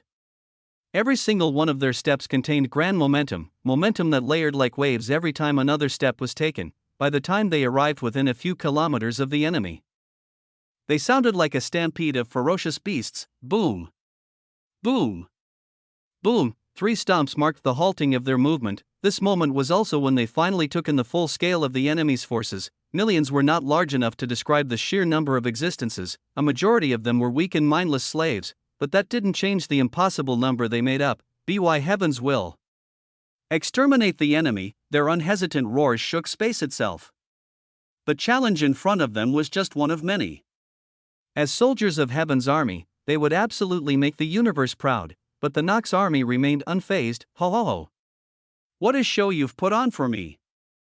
A voice came from behind the sea of black. Within an instant, a man appeared across from the 3 branch managers. I didn't expect to receive such a welcome. How can I repay you but give you the most blissful deaths in existence? The man smiled wickedly as he spoke. It was clear that he was here for war. He didn't care about any sort of banter, sophistry, or politics. Rilia gritted her teeth. This type of person who put their own will over any benefits was the hardest to deal with. In fact, it was almost impossible to reason with them. Humans. Hand over the killer of the heavenly demon candidate and I, the great Arish, shall spare your pathetic lives. The words he spouted were utter nonsense. How were they supposed to hand over someone whose identity still hadn't been uncovered? Rilia looked to her left. Jean nodded solemnly. Her head turned right. Gerald's bloodthirsty gaze never moved from the Nox commander named Arish. Hugh. She could feel the breath of desire from the army behind her, the thick killing intent they formed, and the even thicker hatred for the Nox that they held was suffocating.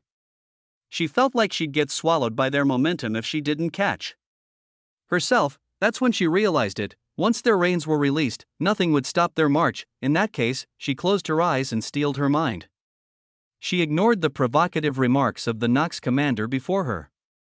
And finally, "Sicha-arg," she roared with all her might, and dropped those reins. In the next instant, boom, the horses truly rampaged. Chapter 825 War 1. The dark maroon earth spanned for as far as the eye could see and even further. Countless millions of miles of space were filled with silence for so many years. However, today that silence was broken. There were two battlefields currently in the blood-drenched wilderness.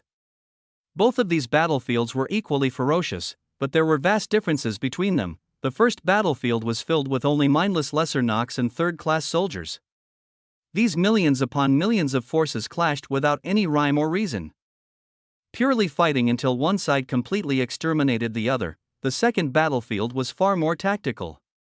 All fourth-class and above soldiers were stationed here, and together, they followed the commands of their superiors to wage war in a far more standardized manner. Squads 1 to 10, charge from the front. Squads 11 to 50, circle to the sides and limit their movement. Never lose our momentum. Commands were transferred down the line from the very top of the army. These commands were executed as perfectly as possible, all squads aiming for complete victory. The 50 different troops of foot soldiers did as they were ordered, rushing forward to clash with the Nox. The booming sounds of explosions filled the air as the two sides collided. However, these foot soldiers weren't meant to cause damage. Rather, they were a distraction, a deterrence, and a defense. With their thick lines holding back and caging the Nox, it was hard for the enemy army to move as they pleased. Even with the vast flat land they occupied, cavalry squads, move now, countless beasts rose into the air. These beasts carried all cavalry units besides the roaring dragon unit. As their fierce roads filled the sky, the battlefield immediately became more chaotic. The striking power of a fourth-class soldier wasn't to be underestimated. Even the weakest of them could affect land on a continental scale, when they were placed in such a small close-quarters battle like this. They weren't able to show their whole power without harming or interfering with those around them. This was the main caveat of power from an organized power's perspective. The stronger one was, the less they'd cooperate with others, as their personal power began to resemble an army alone. However, just as there were problems, there were solutions. Thousands of fourth-class Nox attacked the lines of foot soldiers before them, showering them with terrible attacks of blackness and corrosion. But of these attacks, not many made it through the defense. Hold steady. This roar condensed the thoughts and feelings of these frontline troops into two words. Their mana combined into one to create an impregnable fortress. At least, for a period of time. Boom. Boom. Boom, bang. Bang. When the cavalry units appeared on the battlefield, the foot soldiers immediately retreated. In the next moment, the trembling and shaking of space became severe enough that it could be seen with the naked eye. The fierce aerial bombardment caused a strict separation between the Nox and Heaven's army, and at the same time, it drew the first blood in this battle. A Nox cried out in pain as his chest was pierced by a red beam of light. Before he could even melt and rebirth, he was struck again and completely evaporated. Roaring dragon cavalry, on me! Ezio's shout rang through the ears of his squad members. It was finally their time to move. Zoom. Zoom. Zoom. Zoom. Suddenly, a number of strange starships peeled off from the main army and moved around the edges of the battlefield. Their roars were loud, but their auras were heavily concealed. In this chaotic battlefield, who could pay attention to a little extra noise? In fact, despite the sound of the engines, it was impossible to hear the airbikes in the current cacophony. We've been ordered to flank the enemy and take out a group of their experts. These beings are all late-stage Nox beings with demonic providence, so we must act with utmost safety. Damien, since you're new, don't participate in this first battle. Observe us, and if you truly think you've found a good opportunity, take it. Let's test your mettle. Yes, sir. Damien and the rest responded sternly as they followed Ezio's command. With the speed of their bikes, they made it to the enemy's flank within a few minutes. The squad halted. Ezio placed an isolation barrier around them, and for safety, Damien also secretly cloaked them in one with dimension. You see that big guy over there? Ezio said while pointing at a certain Nox who stood at a height of several meters. That's our target. He is a late-stage Nox with the demonic providence of gigantification. His individual strength is already high, but everyone under him is also powerful. To strike the first critical blow to the Nox army, we must take them out. Damien looked over after listening to Ezio's speech and scanned the group of around 30 higher Nox, all late-stage. It would be nice if I could see their demonic providence on their status windows too, but I guess that's asking for too much. Damien remained quiet as the squad began to move once more. Ezio listed off a number of formations and plans that Damien had no knowledge of as they did so, but it seemed fine since everyone else was on board. Within seconds, the assault began. Boom, a beam of light shot from Ezio's airbike. Like a needle piercing through reality, it concentrated to a point and shot between the giant Nox's eyebrows. The Nox turned around, sending the attack. However, it was too late. His massive cycloptic eye widened in shock. The beam went in the front of his forehead and came out the back. He collapsed to his knees. Enemy attack. He immediately roared to alert his comrades, who moved to surround him thereafter. The Roaring Dragon cavalry finished their first flyby at this time as well, returning to their starting position. Damien sat at their back in confusion. Why didn't they capitalize on the surprise factor to deal a critical blow? Only the single attack was fired, and by the time it was over, the enemy was alerted and the target wasn't even dead. Wait, as the squad moved again, Damien noticed something. A few of their members were missing. So that's how it was. Damien began to understand how the Roaring Dragon cavalry operated, reckless within the bounds of safety. He smiled. Now that he knew their approach, he could also contribute. But before that, it was time to let the plan play out in full. Just as Damien's thoughts reached their close, the group reappeared in the giant's vicinity. Now, Ezio's shout was accompanied by the roars of engines. Roaring Dragon cavalry, let them no fear, Raya. The cavalry charged. Damien's eyes widened. So this was a bloodbath. Even early-stage 4th-class Nox were being slain like chickens and dogs. But Damien quirked his head. Doesn't this make my job so much easier? Without waiting a single second longer, he charged into the battlefield. While everyone else focused on the external threats, he would cleanse the army from the inside and provide support, at least, until he was caught. Damien grinned. Let the cat and mouse game begin. Chapter 826 War 2. The Roaring Dragon cavalry was truly a unit to be envied. Everywhere they moved, death followed, and regardless of how reckless and chaotic their approach seemed, they were in perfect harmony to the point where one questioned how many hundreds of years of practice it took to become so synchronized. Boom, a group of 3 Nox fighting a member of the cavalry suddenly had their heads blown off. An airbike sped by without stopping, and just as it stopped, the original fighter stuck his spear to the side without hesitation. Bang, a furious Nox being slammed into the outstretched spear, unable to stop in time. The Nox impaled itself, and if that wasn't humiliating enough, it was then swung around like a hammer to kill its peers until it died completely. In another section of the battlefield, 2 airbikes flew through the air as if partaking in a mating ritual. They spiraled up and dove down, seemingly ignoring the war below them entirely. Take care of the crazy ones first. A Nox being shouted. The Roaring Dragon cavalry was too strong. However, their strength came from machines. As long as their machines could be broken, a group of over 10 late-stage Nox shot into the air to confront those 2. They kept their distance and carefully circled the pair. Fire. Just as the Nox gave the order to attack, the 2 Roaring Dragon cavalry members grinned at each other. See you on the other side, hell yeah. If you die first, I'm taking Jenny for myself. In your dreams. The 2 spread their arms and dropped off their airbikes, seemingly to avoid dying in the following explosion. The Nox didn't care about these drivers at all. They immediately went for the airbikes, seizing control of them, report to the commander and await his instruction. The head Nox said, yes, sight H.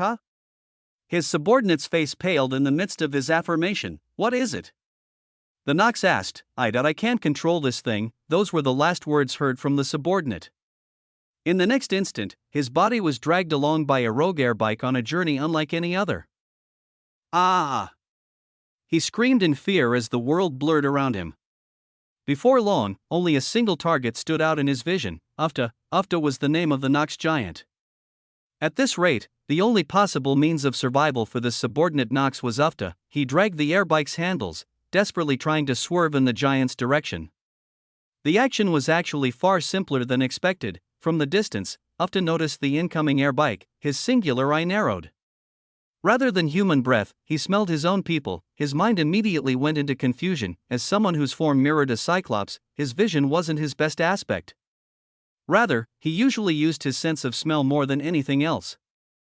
With his nose, he could differentiate a concoction of 1,000 smells into its base components easily. The sight of an airbike mixed with the smell of the Nox was jarring, making Ufta hesitate for a second. But it wasn't much time. Whether it was a Nox or a human, it was best to kill first and think later. He pulled his fist back as if loading a cannon. When the air bike was still several meters away, he'd already let loose his punch. Smash. Wait. Wait. Wait. The subordinate Knox's futile shouts received no ears. The claws of death seemed to suffocate him as that fist got nearer and nearer to him. In the last second, save our comrade, vroom, an air bike shot forward. It was sleek black, but left purple and red streaks in its wake. It moved so fast that its presence could only be determined by the sound its speed produced. Damien solemnly focused on his flight path. He swerved through countless knocks and shot under the loose air bike. The world seemed to move in slow motion. Damien crossed under the air bike. He brushed his hand across its surface. The bike began to dematerialize. A card fell into Damien's hand. The eyes of every roaring dragon cavalry member widened at once, and at the same time, they furiously retreated, all in a spark of an instant as Damien was under that air bike. These events occurred before the instant could even end. Damien was already several meters away. What was left in the air was a subordinate Knox flying forward with the momentum of the air bike, then a giant's fist that was already too far into its motion to stop. A terrifying shockwave spread as the fist moved forward, but without the air bike to take its impact, the force spread into the Knox army and the surroundings. They never expected an attack from within their own lines. With a commander presiding over the battle, it was impossible for the Knox to act as wantonly as usual. This drop in their usual cautiousness was fatal. The giant, Ufta's punch instantly killed several hundred fourth-class Knox who'd yet to enter the late stages. Even many late-stage fourth-class Knox were injured in the process. Good. Ezio accidentally exclaimed far louder than he'd meant to. It was almost to the point of being a roar itself. He couldn't help it, his blood was boiling. The original plan obviously didn't involve Damien, and even without his interference, a similar result would have come about. However, Damien's quick thinking and willingness to take risks allowed them to achieve an even greater result without sacrificing an air bike as the original plan provoked. Everyone charge. Don't waste this opportunity. The Knox were confused by the sudden attack, and now that Ufta was also in a disoriented state, it was the perfect time to carpet bomb and slaughter. Therefore, that's exactly what they did. The roaring dragon cavalry clearly displayed why they were so renowned. Ufta was slain rapidly once the Knox's strong defense line was broken. With the roaring dragon squad coming together to fight him, who had no support, it was a minor task. After finishing it, they eliminated hundreds of Knox within a minute, and before anyone could catch their tail, they'd already retreated. Ha ha ha. Damien, you damn dog. You didn't tell me you were so good. Ezio exclaimed over their transmission channel.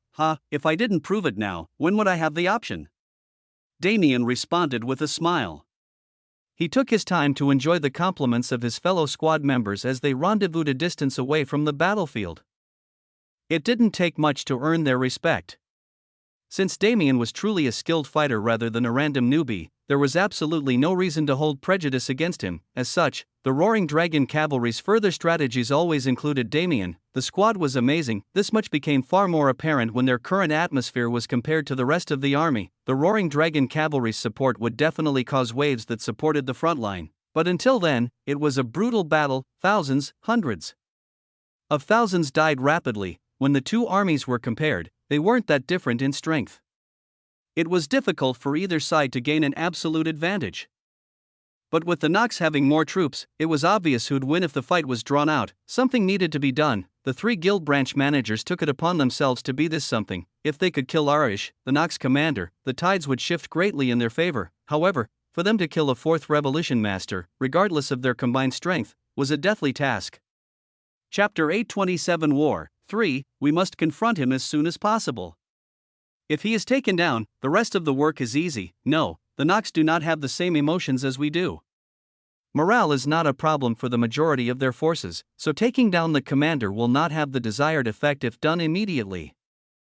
Rather, we must plan to take everything down in one fell swoop. Gene sighed as he listened to the other two branch managers argue.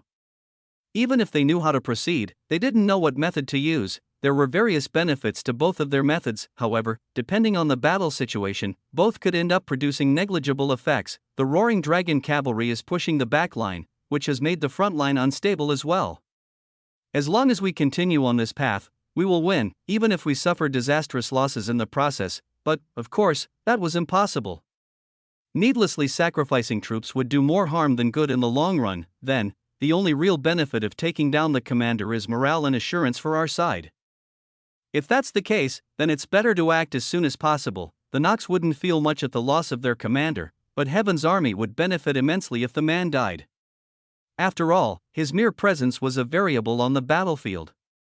As long as the troops had to be wary of him, their combat effectiveness would be lowered to an extent. We can't rely on the roaring dragon cavalry too much. If our advantages become so clear, it's obvious who the commander will target. We should attack now, Jean finally spoke, cutting into the discussion. The two snapped their heads to look at him with two very different expressions. Let me explain my reasoning, after Jean explained his thought process. Rilia's gaze softened considerably. Her brow furrowed as she gave his ideas some thought. It is true that we cannot predict the Nox reaction to the commander's death. The Nox are too strange and varied of a species, almost like humans in the variety of their beliefs. Despite her words, Rilia still hesitated. Regardless of what they said, it was still a fourth revolution expert they were planning to face. Shit, fine, let's do it. The steeled her resolve as she spoke, knowing that she signed up for this kind of situation from the beginning. There were a lot of words that could be used to describe her, and not all of them were pleasant, but coward certainly wasn't on that list.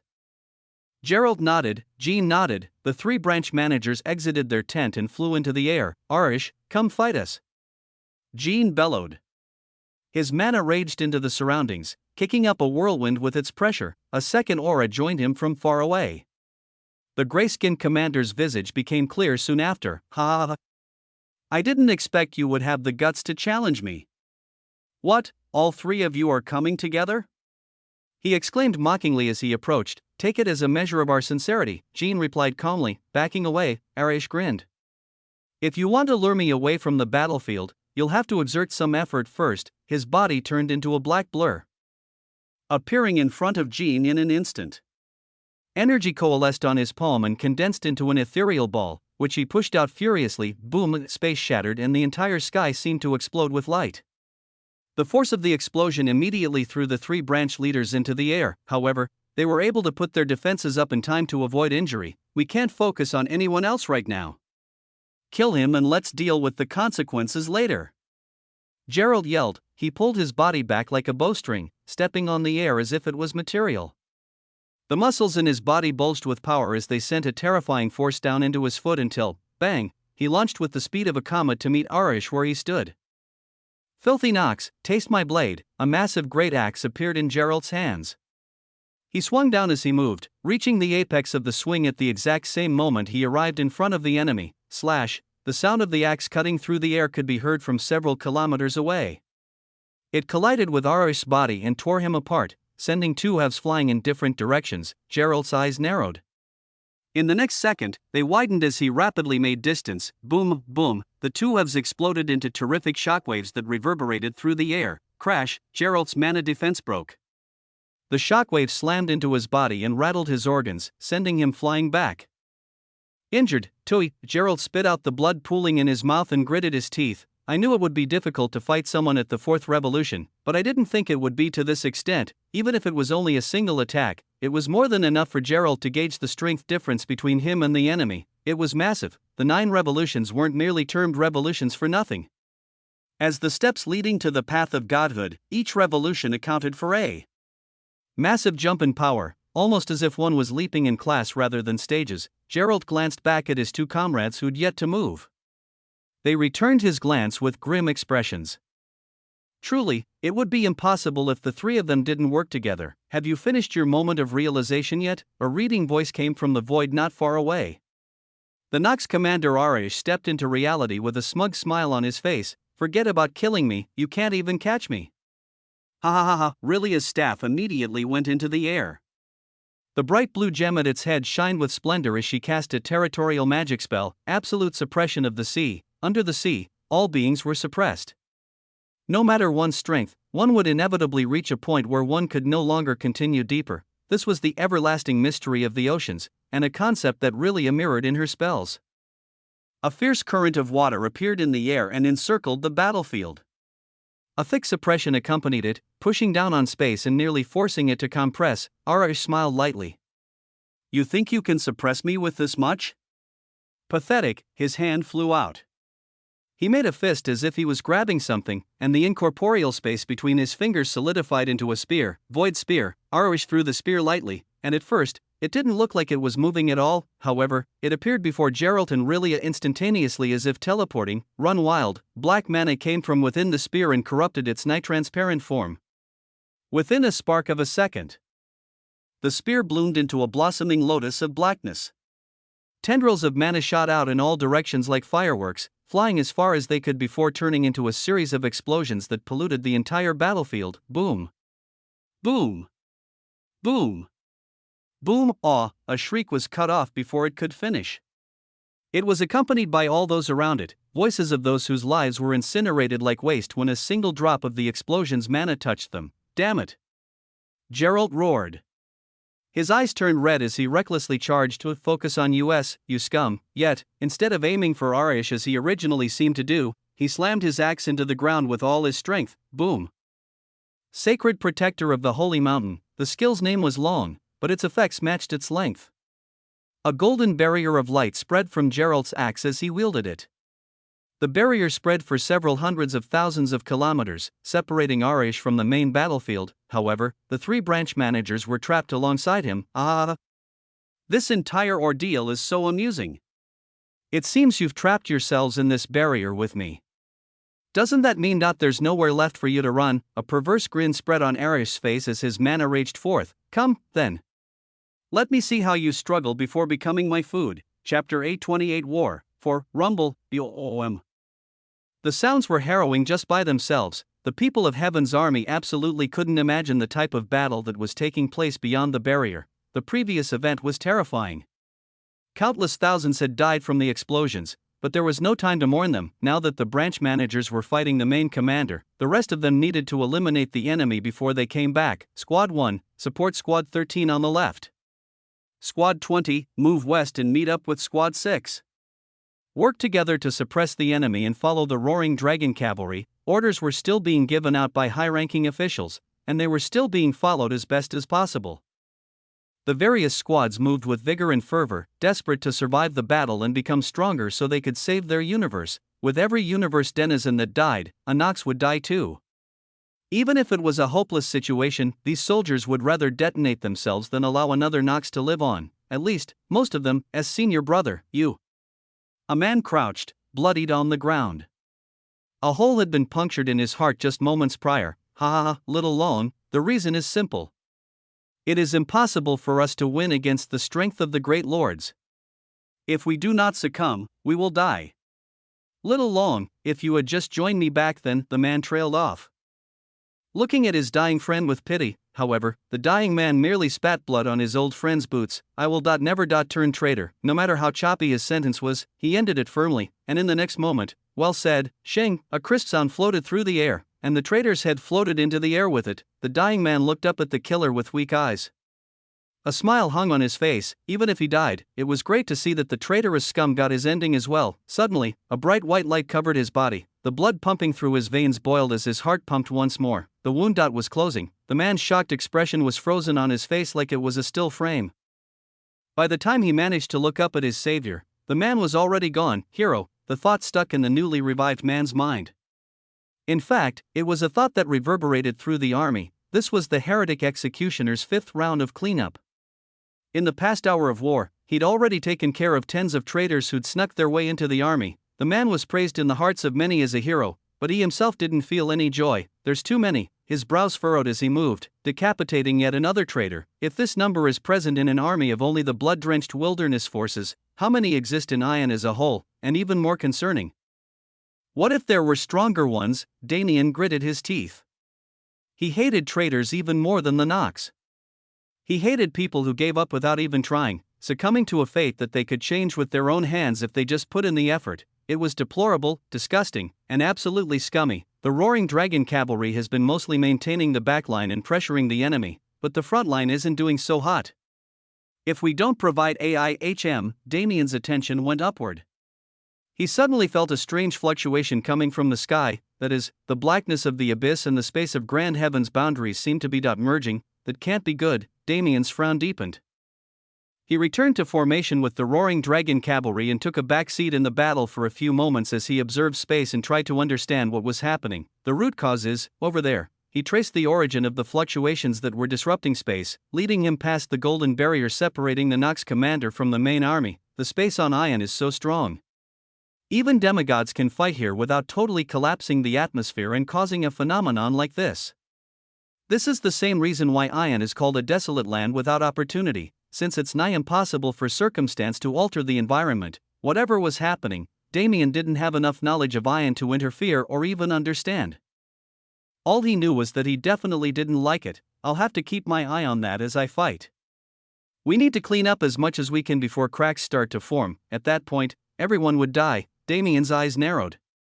He spread his awareness to take stock of the entire battlefield. To the side, the fierce and wild clash between the lesser Nox and third-class beings continued. It looked as though the number on Heaven's army's side had already been reduced by around 100,000. As for the Nox, there's too many of them. It's impossible to tell how many have died. That alone qualified the secondary battlefield as Heaven's army's disadvantage. The main battlefield was far more stable.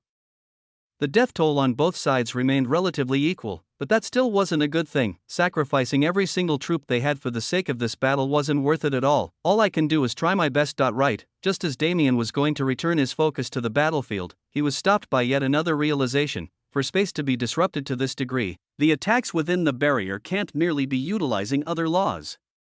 This kind of convolution can only be achieved by manipulating space itself. There was a spatial expert beyond the barrier. The only question was which side they were on. It's definitely not the Iron Fortress or Sanctuary Guild branch managers. I caught a glimpse of their attacks before the barrier formed, so I can guess their affinities quite easily. Between the Hope Organization branch manager and the Nox commander, I really hope it's the former. At the end of the day, it didn't matter. It was said that the Sanctuary branch manager was the strongest of the three.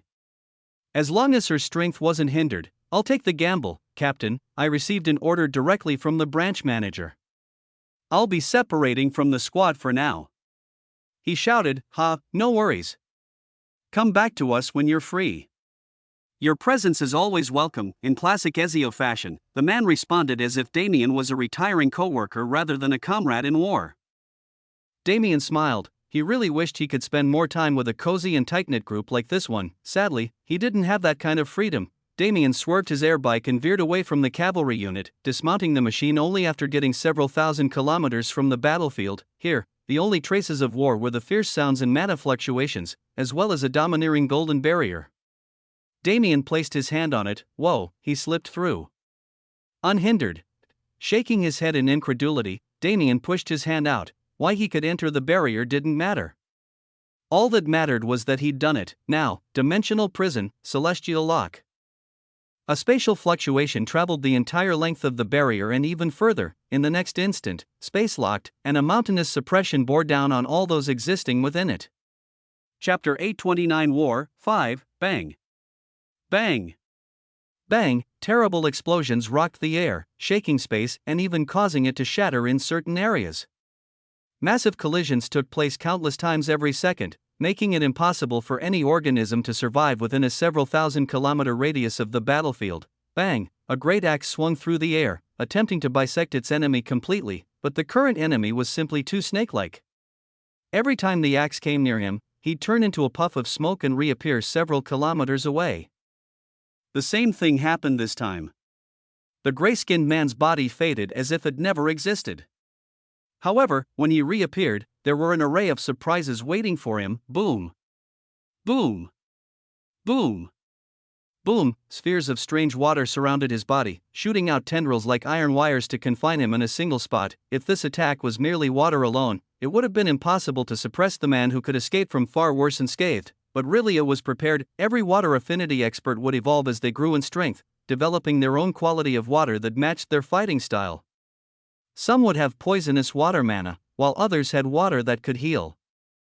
Rillia's specialty was suppression, and she'd been working to incorporate the qualities of gravity into her mana since a very young age. When she attacked with the intent of forcing an enemy into a corner, there was nigh anything that could stop her. A heavy suppression bore down on Arish's shoulders like a mountain. For the first time during this fight, he gritted his teeth. How troublesome! His eyes scanned the three enemies in front of him. Individually, he could kill each of them without much trouble. However, it was different when they combined their power. They couldn't kill him with personal strength, but they could definitely prevent him from landing fatal hits on each other. The three-point defense they created was almost impossible for him to penetrate with simple moves. However, the reason he gritted his teeth wasn't pain, but annoyance. I have come here to find the heavenly demon candidate's killer, but the search has been too inconclusive.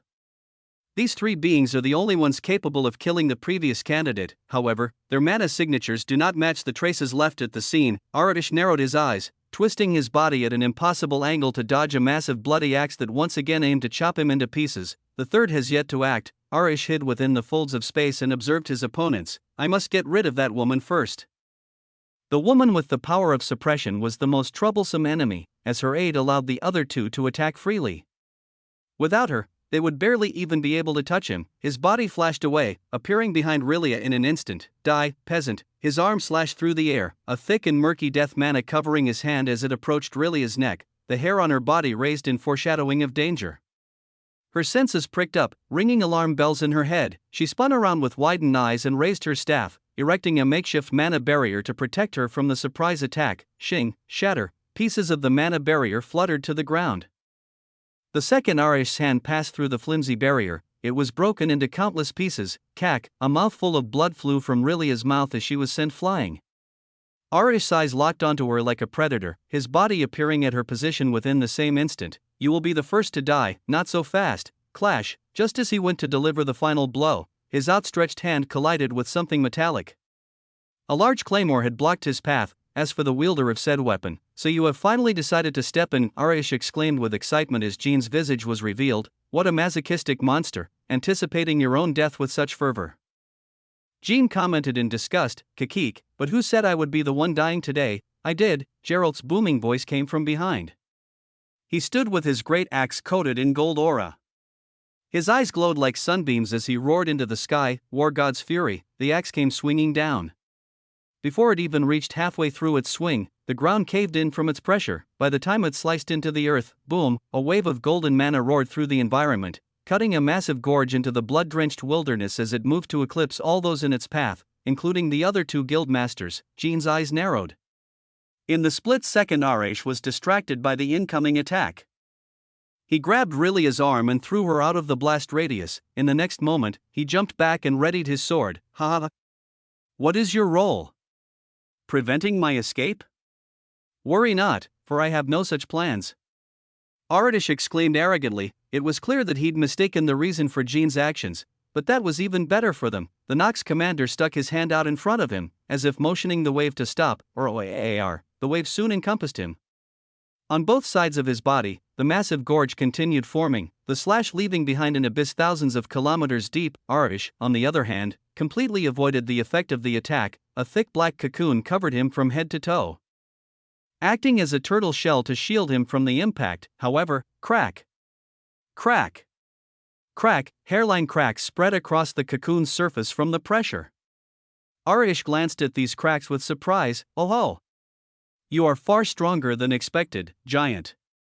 However, it is still not enough, but we've known that since the beginning. Jean's voice came from behind. The man closed his eyes and swung his sword in a strange arc. Shing! The sword's blade traveled its arc, and as it reached its pinnacle, a miracle happened. The extreme tip of the blade, the indescribably small point that signified the absolute end of the blade, barely came in contact with the golden mana wave. Ding!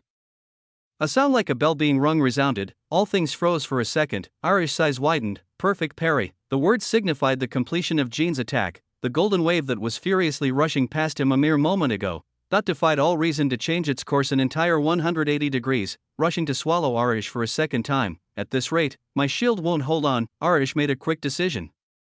He put his hands together and gritted his teeth. Damn it. Damn this body. It does not matter. Even if I must use my power, I will kill the three of you today. His hands came together in a praying position and then separated by barely a few inches. Clap. Arish brought his hands together and clapped once. Space seemed to change. It contracted endlessly into a point before expanding again, and then finally, clap. A second clap rang out. This time, space itself popped. WHOSH, a massive suction force leaked from the portion of the chaotic void that had been released. The entire golden wave of Geralt's War God's Fury attack was swallowed by this newly born black hole. Now, over there, Arish's gaze snapped towards Rilia, who'd gotten back up and was preparing for a major attack. He grinned, his fingers snapped, space popped a second time. A new black hole opened near Rilia's position, and from that black hole, a massive wave of golden energy leaked like a tsunami, enveloping Rilia's body in an instant.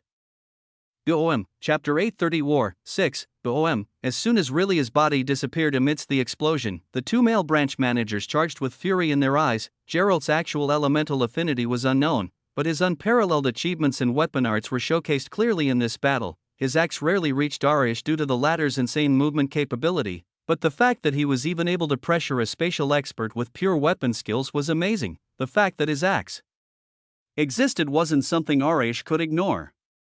There was a reason he dodged every attack instead of taking them head-on. After all, even if he was far more powerful in terms of pure force and law comprehension, he didn't have an absolute advantage. Geralt's axe could wound him if it was allowed to hit, so he naturally couldn't allow that to happen. It was frustrating. Geralt had always been able to solve his problems with his fists. He was a man who made it to his current position by walking the path of an Azura, littered with the blood and corpses of his enemies. This was the first time he'd met an enemy he couldn't reach no matter how hard he tried, but still, he gritted his teeth and kept fighting. His hope was that he'd be able to improve through this experience so that it never happened again. Besides, at least this time, he had comrades by his side. Jean's blade was as fast as light and just as incorporeal as well. It held a strange property that directly scorched Nox's mana and purified it, which made him a deadly force to normal Nox. However, even his speed couldn't catch up to instant transmission. Even light needed a measure of time to travel from one point or the next. This amount of time might have been negligible in any normal situation, but here where every fraction of a second counted, the minute loss of speed Jean experienced by using light as a medium rather than space was seriously affecting his battle capacity. It has already been over an hour. For a fight between experts to last this long, if we cannot swiftly take him down, we will end up fighting until our mana reserves are depleted. And if that happens, then they were goners. It was obvious who had the highest mana capacity among the four of them. We need to suppress his spatial movement. This is the main factor holding us back, just as Jean, Geralt, and the currently incapacitated Rilia were unable to touch Arish. Arish was unable to seriously injure them. They simply didn't give him the time. However, that means nothing if we cannot interfere with his teleportation. If only I had some slight comprehension of space, I could identify his location within the spatial layers. But it's impossible for us normal people. Spatial experts were both respected and feared once they reached a certain level. After all, when they achieved that milestone, it meant they were essentially untouchable. As Jean lost himself in the impossibility of the situation, a change took place. Rumble. Whoa, space suddenly became heavy and murky like molasses. The change was so sudden that even Arish, who wouldn't normally be so affected by the situation, was directly forced out of the spatial layers. The suppression itself wasn't strong, rather, it was something Arish could normally shrug off without a second thought, but in this situation, where space was his absolute weapon against these experts who couldn't interfere with it, how could he expect said weapon to revolt? Now, Jean didn't even take a second to consider the situation. All he knew was that the enemy was unguarded. His body moved slower than it should have, but the difference was marginal. He reached Arish just a few fractions of a second later than he usually would have and swung his sword in a strange pattern. White plum sword dance. The white plum tree was a strange tree that existed on Jean's homeworld. Many a sword practitioner would arrive at this tree's trunk every year to observe its swaying leaves and try to comprehend the mysteries behind its existence. Sadly, it was impossible. For all but one, Jean was the first to comprehend the white plum tree's mystical sword dances, and in the coming days, he was forcefully made the last as well. That world was destroyed by the Nox, and Jean was its final survivor. The lifelong resentment of such a truth fused itself into the Plum Blossom Sword Dance, the final memoir of a fallen world. Jean let out a spirited shout as he pushed his sword with everything he had. 1 slash, 2 slashes, 4 slashes, 16 slashes, 256 slashes. The number of sword movements exponentially increased with every spark of a second, and the compounded impact of these slashes continuously barraged Arish's body. The Nox commander held back the blood in his mouth and desperately spread his awareness to find a way out of the situation, but it was looking impossible. Jean's strange sword dance didn't just attack, but also suppressed. No matter what direction Arish tried to escape in, he could sense a fatal blow waiting for him, and even without this layer of suppression, Geralt was just waiting for his turn to take over and give his axe the bloody feast it had been desiring this entire time. If that wasn't bad enough, Rilia's form became visible on the horizon. She was battered and bloody, and her clothes were ripped in multiple places, but she acted as if nothing happened as she raised her staff to join the battle. Damn it. Do you know who I am? Arash shouted in a rage, his eyes turned red, and the mana in his body began to boil. I am the son of the Void Lord. None of you peons are worthy of defeating me. Click, everything halted, Jean's eyes widened. The aura on his sword was dispelled instantly by some mysterious force. Arash looked up with pitch-black eyes lacking any sort of sclera or pupils. Damien, thick black smoke floated up from his mouth and formed a dome around him. Geralt, and Jean, standing on the outside, really his face paled. The power Arash showcased wasn't power he should have had. The intensity of the laws was far too powerful for any fourth class to comprehend regardless of their level. Really bit her lip in worry. This must be one of his final trump cards. If he is truly the son of a lord-level character, I'm afraid it will be incredibly difficult for those two. She flew to the edge of the black barrier and slowly reached her hand out to grab it. A larger hand grabbed hers before it could reach its destination. I wouldn't do that if I were you, really, his eyes widened. She slammed her staff in the direction of the voice, but the owner was long gone. He stood calmly a few meters away with a wry smile on his face. Can you not look before you smack? Don't you know I just saved your life? Really, his eyes widened. The being who she couldn't sense wasn't an enemy, rather it was a young human man she'd never seen before. Her eyes narrowed suspiciously. This man, why are you here when you're so weak? That was definitely not someone who should have been interfering at this moment. Chapter 831 War 7. Why are you here when you're so weak? Damien grasped his chest in shock. He never expected that today, in a battle against an enemy so powerful, he would catch a stray. Don't be so rude to your savior. If I want to be here, who can stop me? He pompously declared. Really glared at him suspiciously. She didn't care about his strange personality, but his entire existence in this moment was confusing her. Who are you and why have you come here? She asked. Damien sighed and introduced himself. Well, you can just call me Damien. As for my reason for coming here, just call it simple curiosity. Looking at this baby, I think it was worth it. Damien glanced over at the strange barrier as he spoke the last sentence. The power fueling the barrier was magnificent, and the breath of space emitted from it was so sophisticated that even Damien felt like he could learn something from it. I never expected there to be a spatial expert among the Nox demigods. This barrier is strange, but it's definitely not something you or I can touch. Since it's been conjured with the power of a demigod, at least its defensive capabilities will mirror this fact properly. Damien said without waiting for Rilia to speak. However, it isn't all bad. A barrier of this level definitely can't be maintained for long by a lower existence.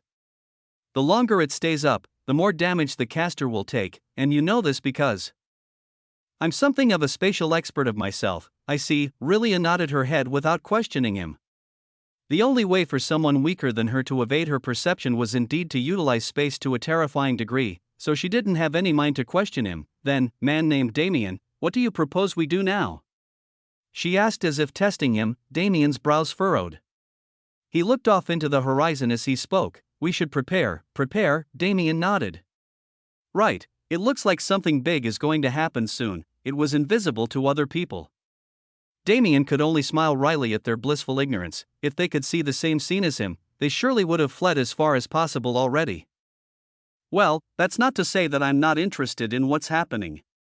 Let's sit back and watch for now. He'd already taken care of the traitors on the battlefield, so unless there were extraneous circumstances, his help on the main battlefield wasn't necessarily needed anymore. It'd be great if I could see inside the barrier. Damien glanced back over at it. He felt like he could just barely perceive the fluctuations of battle taking place within, but it wasn't enough for him to understand the situation. But if there was one thing he did know, it was that the current situation of the two trapped guild branch managers couldn't be good. Boom. Boom. Boom, Jean, dodge. Geralt's booming voice sounded within the explosions. Jean immediately moved backward, narrowly avoiding a strange formless intent that tried to tear through him. Geralt appeared before him in the next instant, great axe in tow. Hiya! Geralt roared with all his strength and spun the great axe on its one axis, turning it into a rotating saw with terrifying cutting power. Screzh, as the spinning axe came in contact with the formless intent, the sound of metal clashing against metal rang out strongly. Sparks flew in every direction, and if one looked closely enough, one would be able to clearly see the axe being slowly ground to nothingness. Kaishish. Geralt swallowed back the blood pooling in his mouth. Refusing to move, Jean, it's up to you. I'll do my best to block him until then. He roared. Jean gritted his teeth in frustration. glaring at the corrupted form of the Nox commander before him. It had already been half an hour since the barrier was erected, and the situation wasn't optimistic at all. Both Jean and Gerald had sustained heavy injuries from the space around them. Now, they'd finally acclimated enough to deal with the invisible attacks, but that didn't mean they were safe. Arish no longer looked humanoid, no, he'd completely embraced the monster within him. He had 8 sharp legs like a spider and the upper body of an ape. The massive black holes acting as his eyes were constantly wide open. And the roars coming from his mouth were enough to pierce one's eardrums, so this is the true nature of demonic providence. Jean thought as he winced in pain. He stood up off his knee, clutching his bloodied left shoulder. I can't move this arm anymore, but it shouldn't inhibit my mobility too much. I must find an opening. Jean's eyes focused on Arish's form with utmost precision. He burned his mental power trying to find a gap in the monster's defenses, but no matter how he looked, it seemed impossible. The spider legs gave Arish extreme mobility and flexibility, while his abdomen was mammalian and scaled, offering him armor-like protection. We must make the opening ourselves. At this moment, Gerald finally made his move. His muscles bulged like they would explode as Gerald slammed his axe to the side, redirecting the force of Arish's formless attacks. Boom, his body shot forward like a meteor, the golden aura around his axe coalescing and compounding on itself. Die, monster! Along with a spirited shout, Gerald made his attack. He wielded his axe like it weighed nothing at all, swinging it through the air and even forcing it to twirl to match his attack pattern. Keek. Stupid human, you cannot defeat me! Arish exclaimed zealously. He whipped his legs through the air, causing dozens of formless spatial attacks to charge towards both Gerald and Jean. Gerald's eyes narrowed, he didn't stop moving. Clash, the axe made heavy contact with the spider monster's carapace. After the first time, tens and even hundreds of strikes followed. A golden light began to form on Arish's body. At the same time, the formless intent reached Gerald. Piu. It sounded like silenced bullets. The strange intent entered through one side of Gerald's body and exited through the other, littering the man's body with coin-sized holes, and one of those holes, that was only mere centimeters away from his heart. Gerald let out a sound of pain, but didn't halt his movements. The axe moved, and seeing Gerald's refusal to move, Arish began targeting him more seriously too, a slash that severed the chaotic void. This was the next attack aiming for Gerald's head. Rather than formless like its predecessors, this slash was glittering as if it was filled with countless stars, but despite its beauty, Gerald knew that this slash would spell his death. His eyes hardened. Jean, do not mourn for me. Complete the task in front of you, he grinned madly. I, Gerald, have always been a warrior. Today, I shall die a death worthy of my stature. The light on his axe concentrated on its blade, the golden line on Arish's body shone with splendor, and finally, the two forces met. Chapter 832 War, 8, OM. The ringing of the explosion signaled the beginning of a single second that Jean considered more important than his entire life leading up to the moment. Gerald's axe made contact with the golden line he'd drawn on Arish's body, the two forces resonated, and by some means unknown to anyone but Gerald, a terrifyingly massive force was emitted by their meeting. The explosion rang out because of this. Rampant waves of energy spread in all directions, and while most of the formless intent in the air was destroyed by these chaotic fluctuations, one attack continued its trajectory unhindered. Jean watched it move in slow motion. Its flight path was perfectly blocked by Gerald's neck. Bastard, Jean gritted his teeth. He had to move, otherwise, even if Gerald truly died here, his sacrifice would mean nothing. The claymore in his grip felt heavy. With one hand, it was far more difficult to wield, but the responsibility on Jean's shoulders was far heavier. His eyes opened wide. His attention focused on the chink Gerald opened in Arish's defenses. I must pierce it. He readied his sword. I must pierce it. Mana swirled within and around his body, forming a natural barrier that pushed away any external force in his vicinity. I must pierce it. The mana and sword became one. A beautiful holy aura covered Jean's sword as his eyes slowly closed, yet the environment around him was clearly reflected in his vision. I must pierce it. He moved, his body blurred, becoming a force that space couldn't impede. Hadia, he roared like a wild beast. The blood vessels in his neck bulged and pulsated from the pure amount of spirit he was putting into the shout. He arrived next to Gerald in an instant. His eyes moved to look at his old friend. Gerald was smiling. It was the same bloodthirsty and wild smile he held whenever he enjoyed a battle to its greatest potential. Jean sighed inwardly. His sword began its swing. Then, as the second came to an end, Multiple things took place at once. The terrifying spatial slash finished its flight path. A head went flying into the air, a sword pierced through the tiny chink in Aradish's armor, a wave of foreign mana clogged the Nox commander's systems and aggravated his injuries, blood spurted, and a spider leg moved, to pierce through another body. Vumum, a strange energy-like sound resounded, the golden barrier separating the main battlefield from Araish and the guild branch managers flickered and faded, becoming almost negligible. Damien's eyes narrowed as he looked back. At the barrier, one has died. Damien gritted his teeth. My spatial suppression feels insignificant, but it's doing a good job balancing the fluctuation of that strange prison realm. However, it looks like it's about to be much harder to maintain. Damien was essentially forcing the chaotic spatial aura to stay inside a box of his creation. However, this box only had 5 sides. The 5th was substituted by an already existing wall. This wall became an important support pillar that allowed Damien to expand his influence to a greater range without worrying about leakage, and now that it was collapsing, the rampant spatial mana has begun spreading into the main battlefield. I have to stop it. Damien teleported away without paying any mind to Rillia's exclamations that followed him. He arrived where the massive golden light barrier once stood and spread his arms. My grand heaven's boundary will not lose this war. His mana raged like a tsunami. For the first time in a long time, Damien put his entire mana capacity to use. Boom, the pure quantity of mana tore a hole through the atmosphere. Damien then forcibly turned the newly formed back hole into a medium for devour, recklessly taking everything that couldn't be contained by his barrier into his own body. Arg, Damien bit his lip in pain.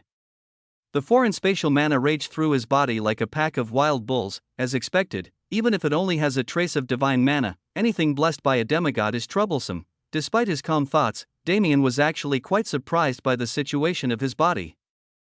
Rather than the damage, he was curious about the slow reaction of his void physique. Even if its processes were no longer totally automated, it was still second nature for Damien to cleanse his body with void mana whenever a situation like this occurred. This time, however, the mana was allowed to rampage on its own for a few seconds before it was tamed and recycled by the void. This fucking hurts.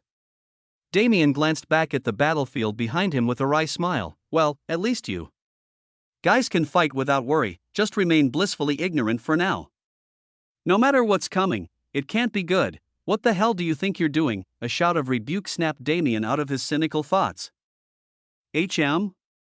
Can't you see I'm saving people? Just what kind of monster are you? The person who appeared was none other than Rillia. And with her level of strength, she could clearly see what was happening to Damien. Saving people? What's the use of saving people if you die? Don't you know the value of a genius in this era?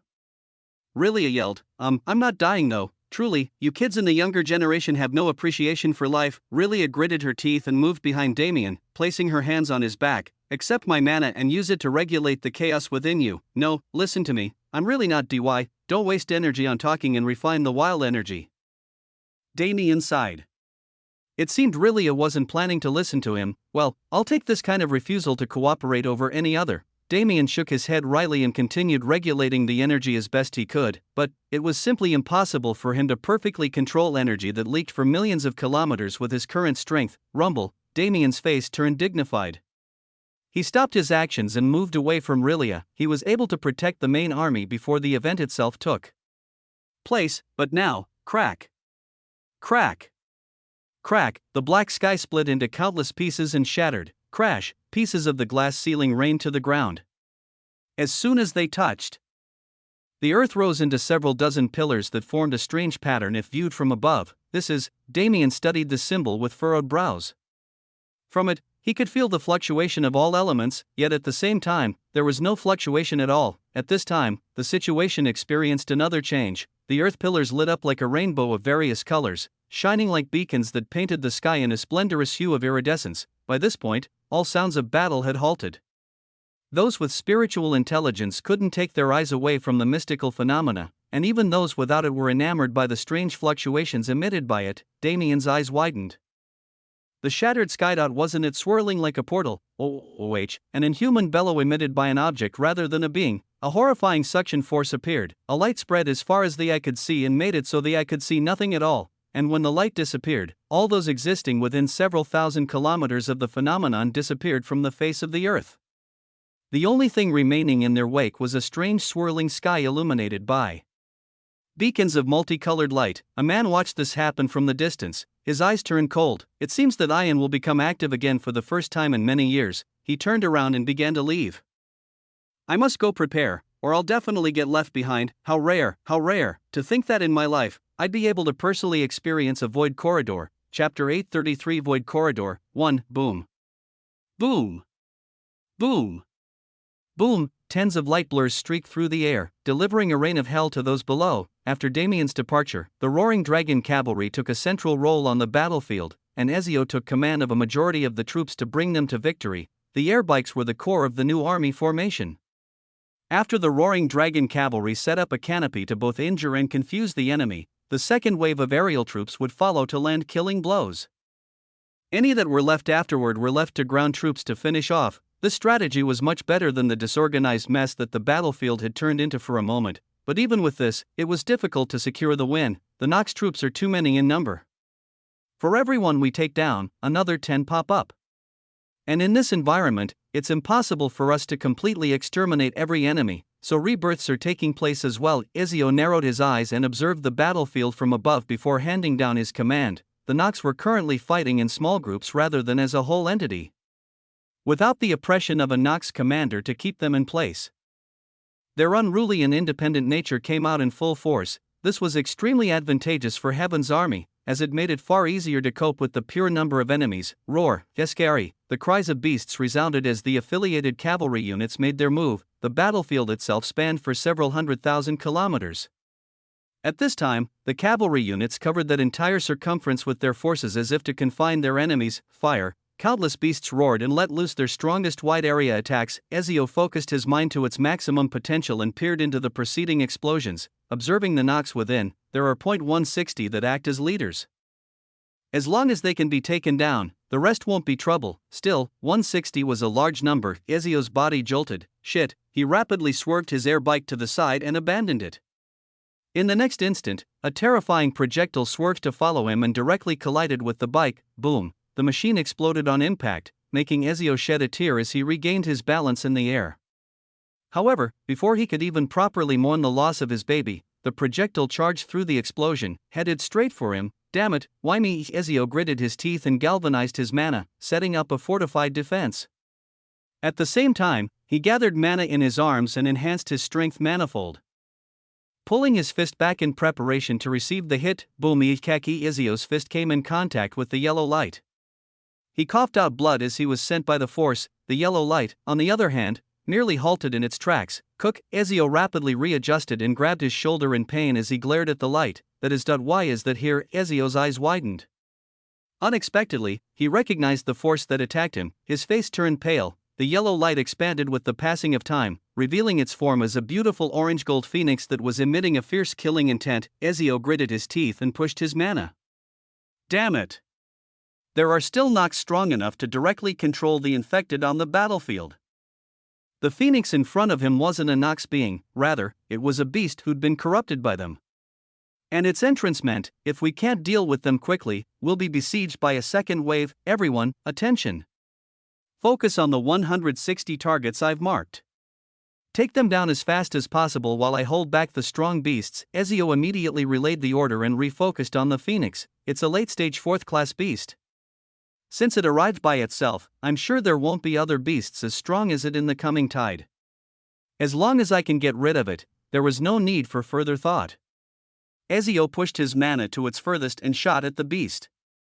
Earthly mana covered his fists and turned them into terrifyingly dense blunt weapons that he swung with the weight of stars.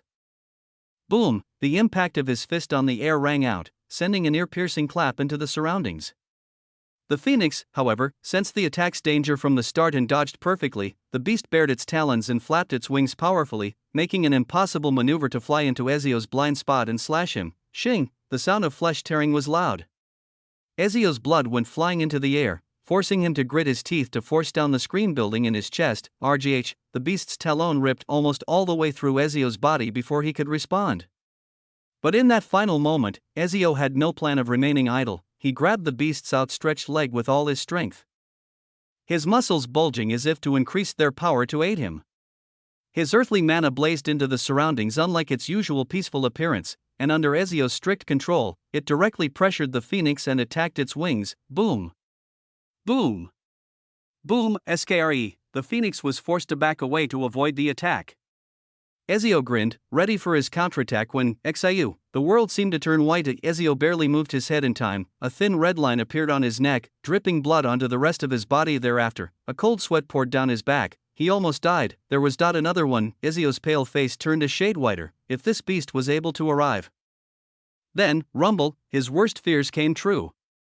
The sound of the earth quaking was so loud that it felt like Ion was on the verge of collapse. A plethora of powerful auras expressed themselves from the distance, intimidating their enemy into submission far before their arrival. Then the phoenix was just a diversion. The phoenix and the newly arrived flying panther beast both looked at Ezio with a look of contempt, as if mocking him.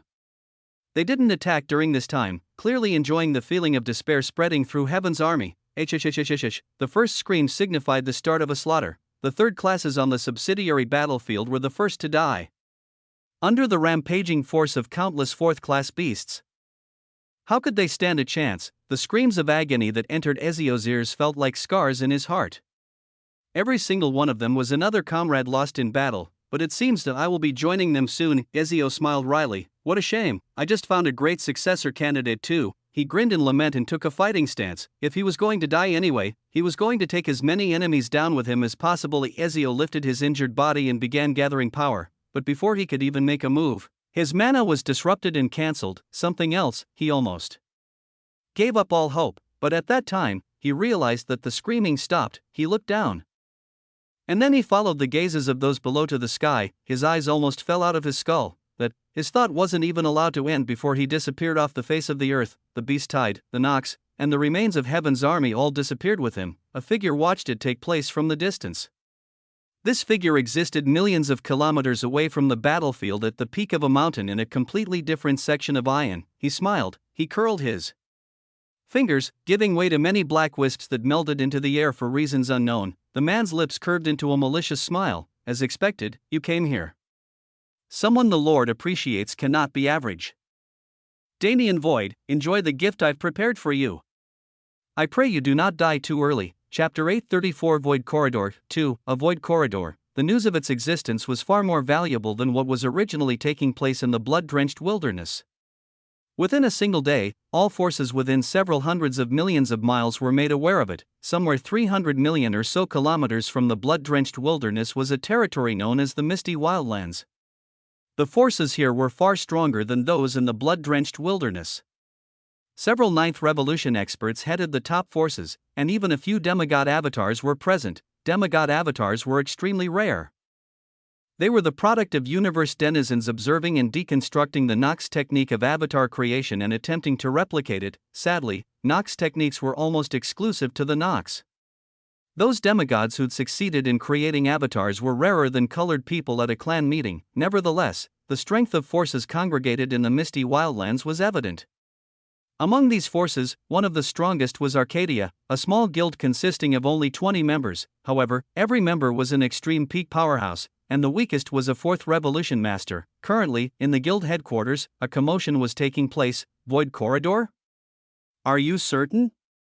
A woman shouted unwittingly before covering her mouth. The girl in front of her nodded her head profusely. Right. I heard that there was a big war going on and the collision caused a void corridor to open. Big sister, are we going over? Go. Of course, we'll go. How could we miss such an event? The woman immediately jumped out of her chair and sent a talisman to inform the rest of the guild of her movements. They would surely catch up to her once they received the transmission. To think I'd be lucky enough to experience a void corridor in my lifetime. The thought she had was shared by countless people, almost everyone who heard the news. After all, the existence of a void corridor was too rare. It was common knowledge that Ion was a place lacking in opportunities.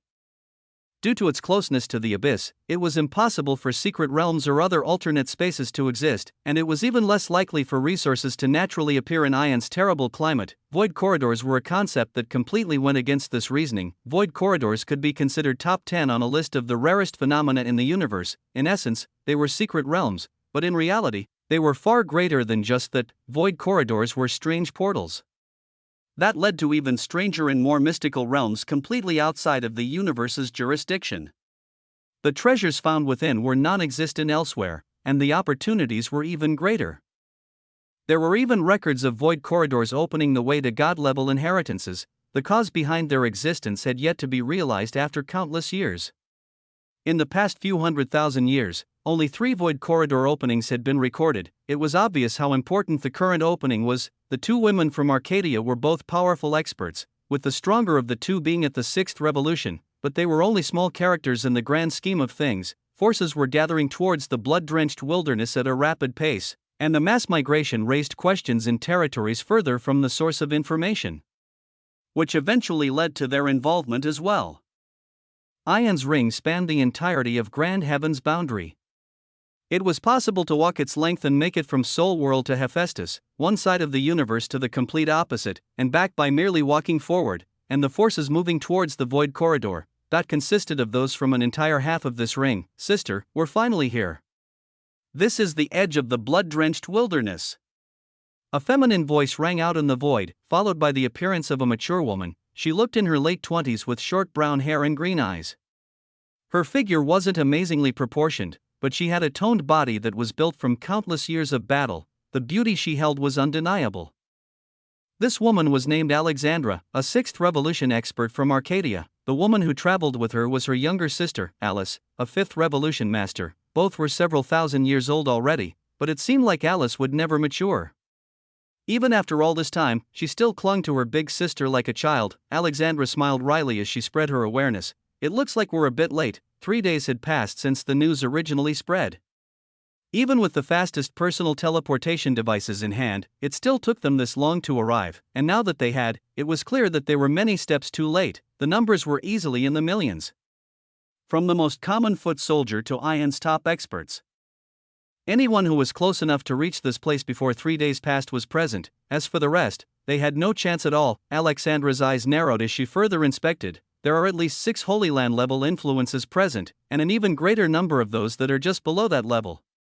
It seems that we won't be lacking extreme peak experts within the rift. Her attention shifted past the denizen forces, into the blackness of the abyss. They've arrived too. With the number of forces convening in the area, it was impossible for the Nox to not realize the situation, but their response was fast. Almost too fast. There are several High Commander and Executioner auras in their ranks. If it's a Supreme. Then I am not yet qualified to feel their presence.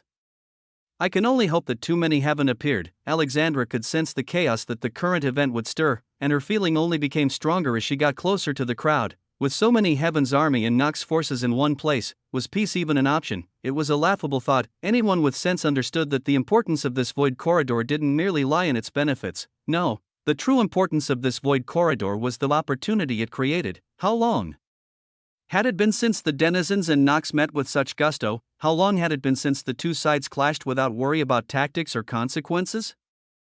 The void corridor was a pathway to an unknown land, a land separate from the universe. It was the perfect location for a purge, that is, the atmosphere alone was enough to prove it.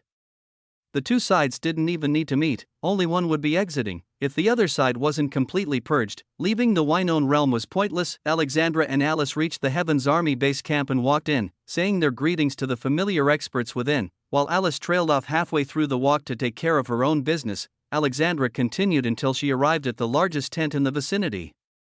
Walking in, she was immediately struck by the disorientation of entering a spatial expansion. But it didn't take any time at all for her to readjust with her level. Finally, her eyes caught sight of what she came for, the sources of the strongest auras in the camp, the leaders of the strongest forces that had congregated in the blood-drenched wilderness. This was where they gathered to discuss their plan on how to proceed. Chapter 835 Void Corridor 3. Alexandra's gaze panned around the room, taking note of the most important characters present. By her observation, the forces of roughly 15 to 20 territories had come. Even taking the entirety of Ion into perspective, this was a massive force unlike anything that had been assembled in the past. Among the territories of Ion, there was a sort of unspoken hierarchy that one would learn as one grew. For the most part, this hierarchy followed strength and influence alone. Therefore, of the forces present, only 5 truly mattered, and even among those 5, Alexandra's eyes widened as a certain emblem came into view: the ancient god clan, the ancient god clan was one of the most mysterious and powerful forces affiliated with Heaven's army. In truth, their people had remained in Ion for countless eons, protecting the universe from outside threats even before the Forgotten War 100,000 years ago. It was rumored that they held an innate bloodline that gave them mythical power and the ability to grow far faster than their peers.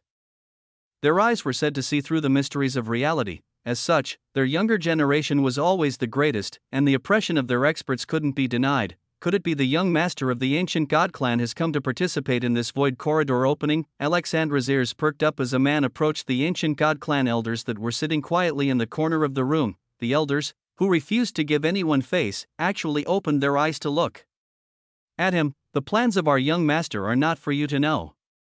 Just know that we will not participate in your silly scheme. Take the rest of these fools with you if you wish to die. Ha! Elder, you jest. How could I push anyone to their death? I merely wish to do for our universe as our universe had done for us and save it from harm. Presumptuous, the man's smile almost cracked.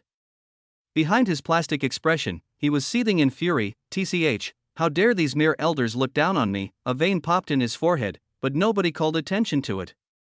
After saying their piece, the elders also closed their eyes and returned to meditation. Alexandra watched the man storm away with curious eyes. He should be the leader of Azuran Gate. Since it's a subsidiary of the Blood Azura Holy Land, its power is clear, but it seems the ancient god clan doesn't even place them in their eyes. As she continued observing the surroundings and the interactions between the many forces, she managed to pick up a good deal of information about what happened before she arrived. Firstly, Azuran Gate was seemingly attempting to organize all present forces under their command to attack the Nox within the unknown realm, but they were having a difficult time convincing those forces who couldn't be suppressed with force. It seems he was so angry because the ancient god clan is his last hope. If not them, none of the other three great influences will follow either. Alexandra shook her head in disappointment. It's not like the idea is bad, but the entire execution is off. As the ancient god clan elders said, it is merely leading innocent troops to their death. Rather than that, perhaps the most curious thing is the ancient god clan's young master. Aside from Azuran Gate, this was the topic that gained the most traffic amongst the experts present. The ancient god clan was already a mysterious existence, but their young master was even greater. Their form had never been witnessed by outsiders before, and their strength was wholly unknown. Even the fact that the ancient god clan had a young master was only confirmed after a dozen years of effort. Now that it was almost confirmed that such a personage would be entering the void corridor, how could people not get excited? The atmosphere turned strange as two different intents took prevalence: alliance and murder. Alexandra's eyes narrowed. With a sigh, she stood up and exited the tent. I thought there would be some sort of discussion, but it's merely the usual sophistry. Every force is attempting to take control, and as a result, they've divided themselves even further. At this rate, the chaos in the unknown realm will be severe. From what she heard in the tent, the void corridor was still unstable after its initial formation. It was likely that a majority of those who were originally sucked in by its force were shredded to death by chaotic spatial storms. The stabilization process was supposed to take 3 days, and now that it was already the 3rd day, it looked like the process would come to an end at any time. Then, we can finally get to work. Alexandra was part of a guild, but their guild acted more like an extended family than an organization. She was far from used to all the sophistry of the upper class, especially since she'd reached her current level through blood and sweat alone. She was born and raised in Ion. I guess I'll take a stroll and try to find Alice for now. It isn't a bad idea to survey the comprehensive strength of our troops either. Alexandra did exactly as she intended and took a casual stroll around the camp, surveying the forces while also taking note of the Nox force that had gathered several thousand kilometers away. Our two forces don't even need to interact to enter the void corridor because of its size. Whether or not conflict will begin before we enter the realm depends on others, but both sides will likely prioritize benefits over slaughter for now. Still, it's concerning. There were far too many powerful Nox gathering. Dealing with them was already a problem, but if they were ever killed without being truly exterminated, they'd merge into a truly terrifying monster not much worse than a demigod in power. I'll keep note of them for now. There's nothing I can do on my own, big sister. At that time, an exclamation rang out, drawing Alexandra's attention. Alice! She exclaimed as she turned around, her eyes widening in the next moment. Who's this? Alice returned in one piece. Which was a relief considering her usual luck, but she'd brought with her a strange companion. This is Shinue. I just met her while I was exploring and decided to take her on an adventure. The girl named Shinue bowed slightly upon introduction, the stoic expression on her face never changing. Alexandra smiled wryly. Alice, you didn't kidnap someone again, did you? Alice jumped back like a startled cat. How could I do something like that? Ha dot ha ha ha dot ha ha ha ha. Alexandra rubbed her forehead as she looked over at Shinue. Shinue, right? Are you okay? Alice didn't take you against her will, did she? If there's someone waiting for you, I can take you back now. Shinue quirked her head. This is a common thing? Ha. No, it's not common. Not at all, absolutely. Alice has a track record of accidentally kidnapping people. Alexandra covered Alice's mouth as she spoke, refusing to let the latter make excuses. Shinue nodded understandingly. I see. Alice is bad person. But, strangely good bad person. I will accompany Alice, yeah, I guess you could say it like that. If she isn't troubling you, then it's not a problem. Nice to meet you, Shinue. Alexandra scratched her head in embarrassment and held her hand out for a handshake. As for Shinue, she quirked her head once again as she looked at the hand. You don't know what a handshake is. Chapter 836 Void Corridor. You don't know what a handshake is, Alexandra asked hesitantly. Seeing Shinue shake her head, she sighed. Taking a second look, this Shinue was quite the beautiful girl. She didn't look a day older than 19, with pale skin like white snow. Her body wasn't overly proportioned, rather, her bust and waist were perfectly curved to match her slim figure, which actually added a greater charm than large assets ever could. However, the divinity of her body proportions wasn't her greatest feature. Looking at her, Alexandra's attention was immediately drawn to her hair and eyes, hair so beautifully white that no snow could match its purity, and eyes sparkling blue like diamonds. They were piercing yet comforting, making one uncomfortable from the overload of sensation one would feel if they stared for too long. What a strange girl! Alexandra quickly got acquainted with Shinue and moved with her and Alice to a different location. As she spoke more, she noticed that, rather than being reserved as she'd initially thought, Shinue was instead extremely naive and indifferent. It was as if she'd truly grown up under a rock, but if that was so, how could she gather the strength to participate in this operation? While pondering the question and familiarizing herself with Shinue, Alexandra slowly passed the time until finally, the air began to swirl. It's starting. Shinue's sparkling eyes went up to the sky. We go, Alexandra shook her head. Not quite yet. Why? Instead of responding, Alexandra pointed to the sky. Already, the forces of Azuran Gate and the other three great influences besides the ancient god clan were standing in the air. At the helm was the man she saw earlier, Lucas Stream. He was now donning a set of ferocious black battle armor, pointing his spear at the Nox in the distance. Boom! The mana around the void corridor raged, barely resisting the suction force that was beginning to form. At the same time, a commotion broke out within the Nox camp. A man floated into the air, standing on equal grounds with Lucas. Human, are you sure you wish to provoke us now? The Nox High Commander said mockingly, Oomph. Why should I be courteous to scum like you? Lucas slashed his spear through the air, whipping up terrifying windstorms that flew at the Nox High Commander. However, the latter merely swept away the attack with a single hand. Is this it, human? The Nox asked again. Lucas grinned. Right, that's it. I want to see how you act arrogant when we're in the unknown realm. Ha ha ha. Without another word, Lucas charged into the void corridor. His forces followed right behind him, vanishing from existence entirely. I guess we can go now, Alice said. No, we need to leave immediately.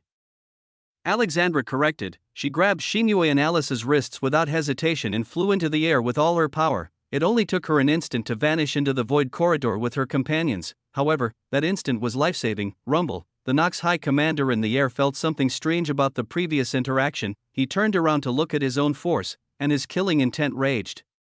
The spear wind that he'd casually blocked earlier had diverted its course and struck the Nox army. Several million lesser Nox and even a few higher Nox were killed by its impact. So you're playing dirty? The High Commander growled through gritted teeth. I see. Good. Good, good.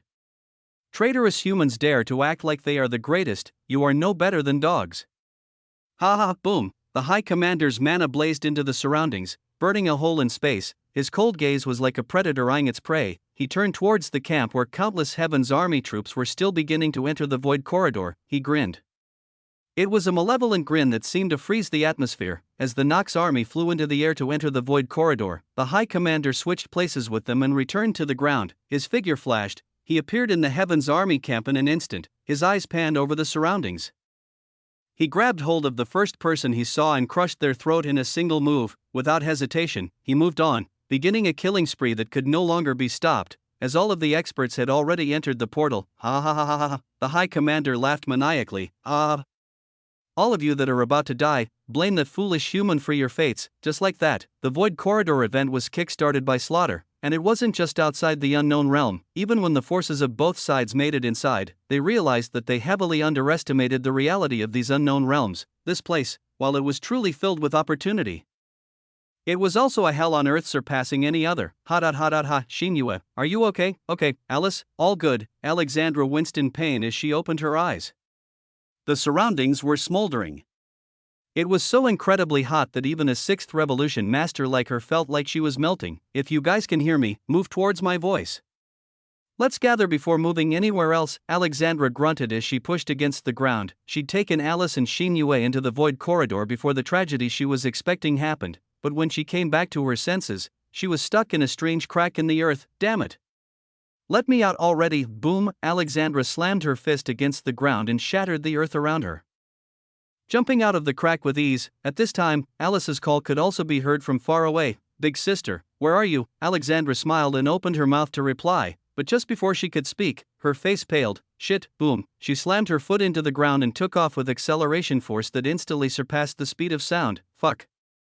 Fuck. Fuck.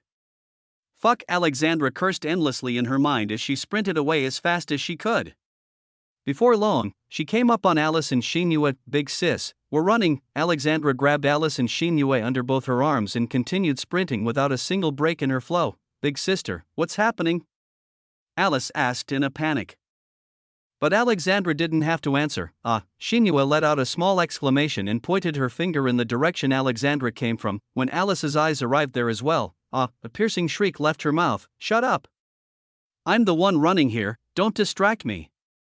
Alexandra yelled in a panic, and for once, Alice shut her mouth as she was told. After all, she saw it. A magma geyser dozens of hundreds of thousands of kilometers high was spewing burning mana and lava everywhere. Every blob of mana that impacted the ground from that height was like a nuclear missile, and this geyser just so happened to be opened by a certain heavy impact force hitting a crack in the earth.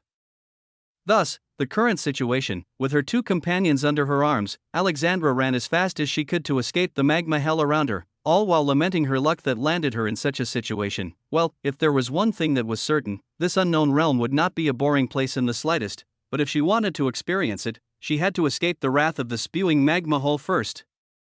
Chapter 837 Void Corridor 5 Finally escaped. The rough breathing of two women echoed through a small cave in which they rested.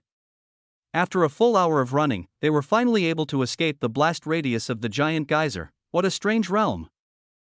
Alice was the first to speak, and she said exactly what was on everyone's minds. It truly is strange. The change in atmosphere was far too sudden, almost as if there are thousands or even more biomes present here. Alexandra added. She looked outside the cave, but her vision was completely blocked by a blizzard, roaring winds, and snow turning the air into abstract art. The blizzard started exactly where the geyser's blast radius ended. The switch from heat to chill was so rapid that the bodies of the three women almost failed to adapt, leaving them with several internal injuries that they were forced to rest to heal. Strange realm, very big. Many risks, but many opportunities. Shinue muttered. The other two nodded in agreement. They knew this principle as well as anyone else. It was just a shame that after escaping the harrowing natural phenomena, they didn't get any rewards at all. There have only ever been 3 void corridor openings recorded in history, so there is nothing confirmed about this place. Whether it be the time, the exit method, or even the opportunities and risks, we are in the dark about them all. What? We don't know how to leave this place? Alice immediately exclaimed in shock. Alexandra cracked a small smile. Relax. Even if the method to leave is unknown, we at least know that leaving is possible. The only question is whether that exit will be manual or automatic. Whatever the case, it was impossible for there to be a fixed exit in this realm due to its size.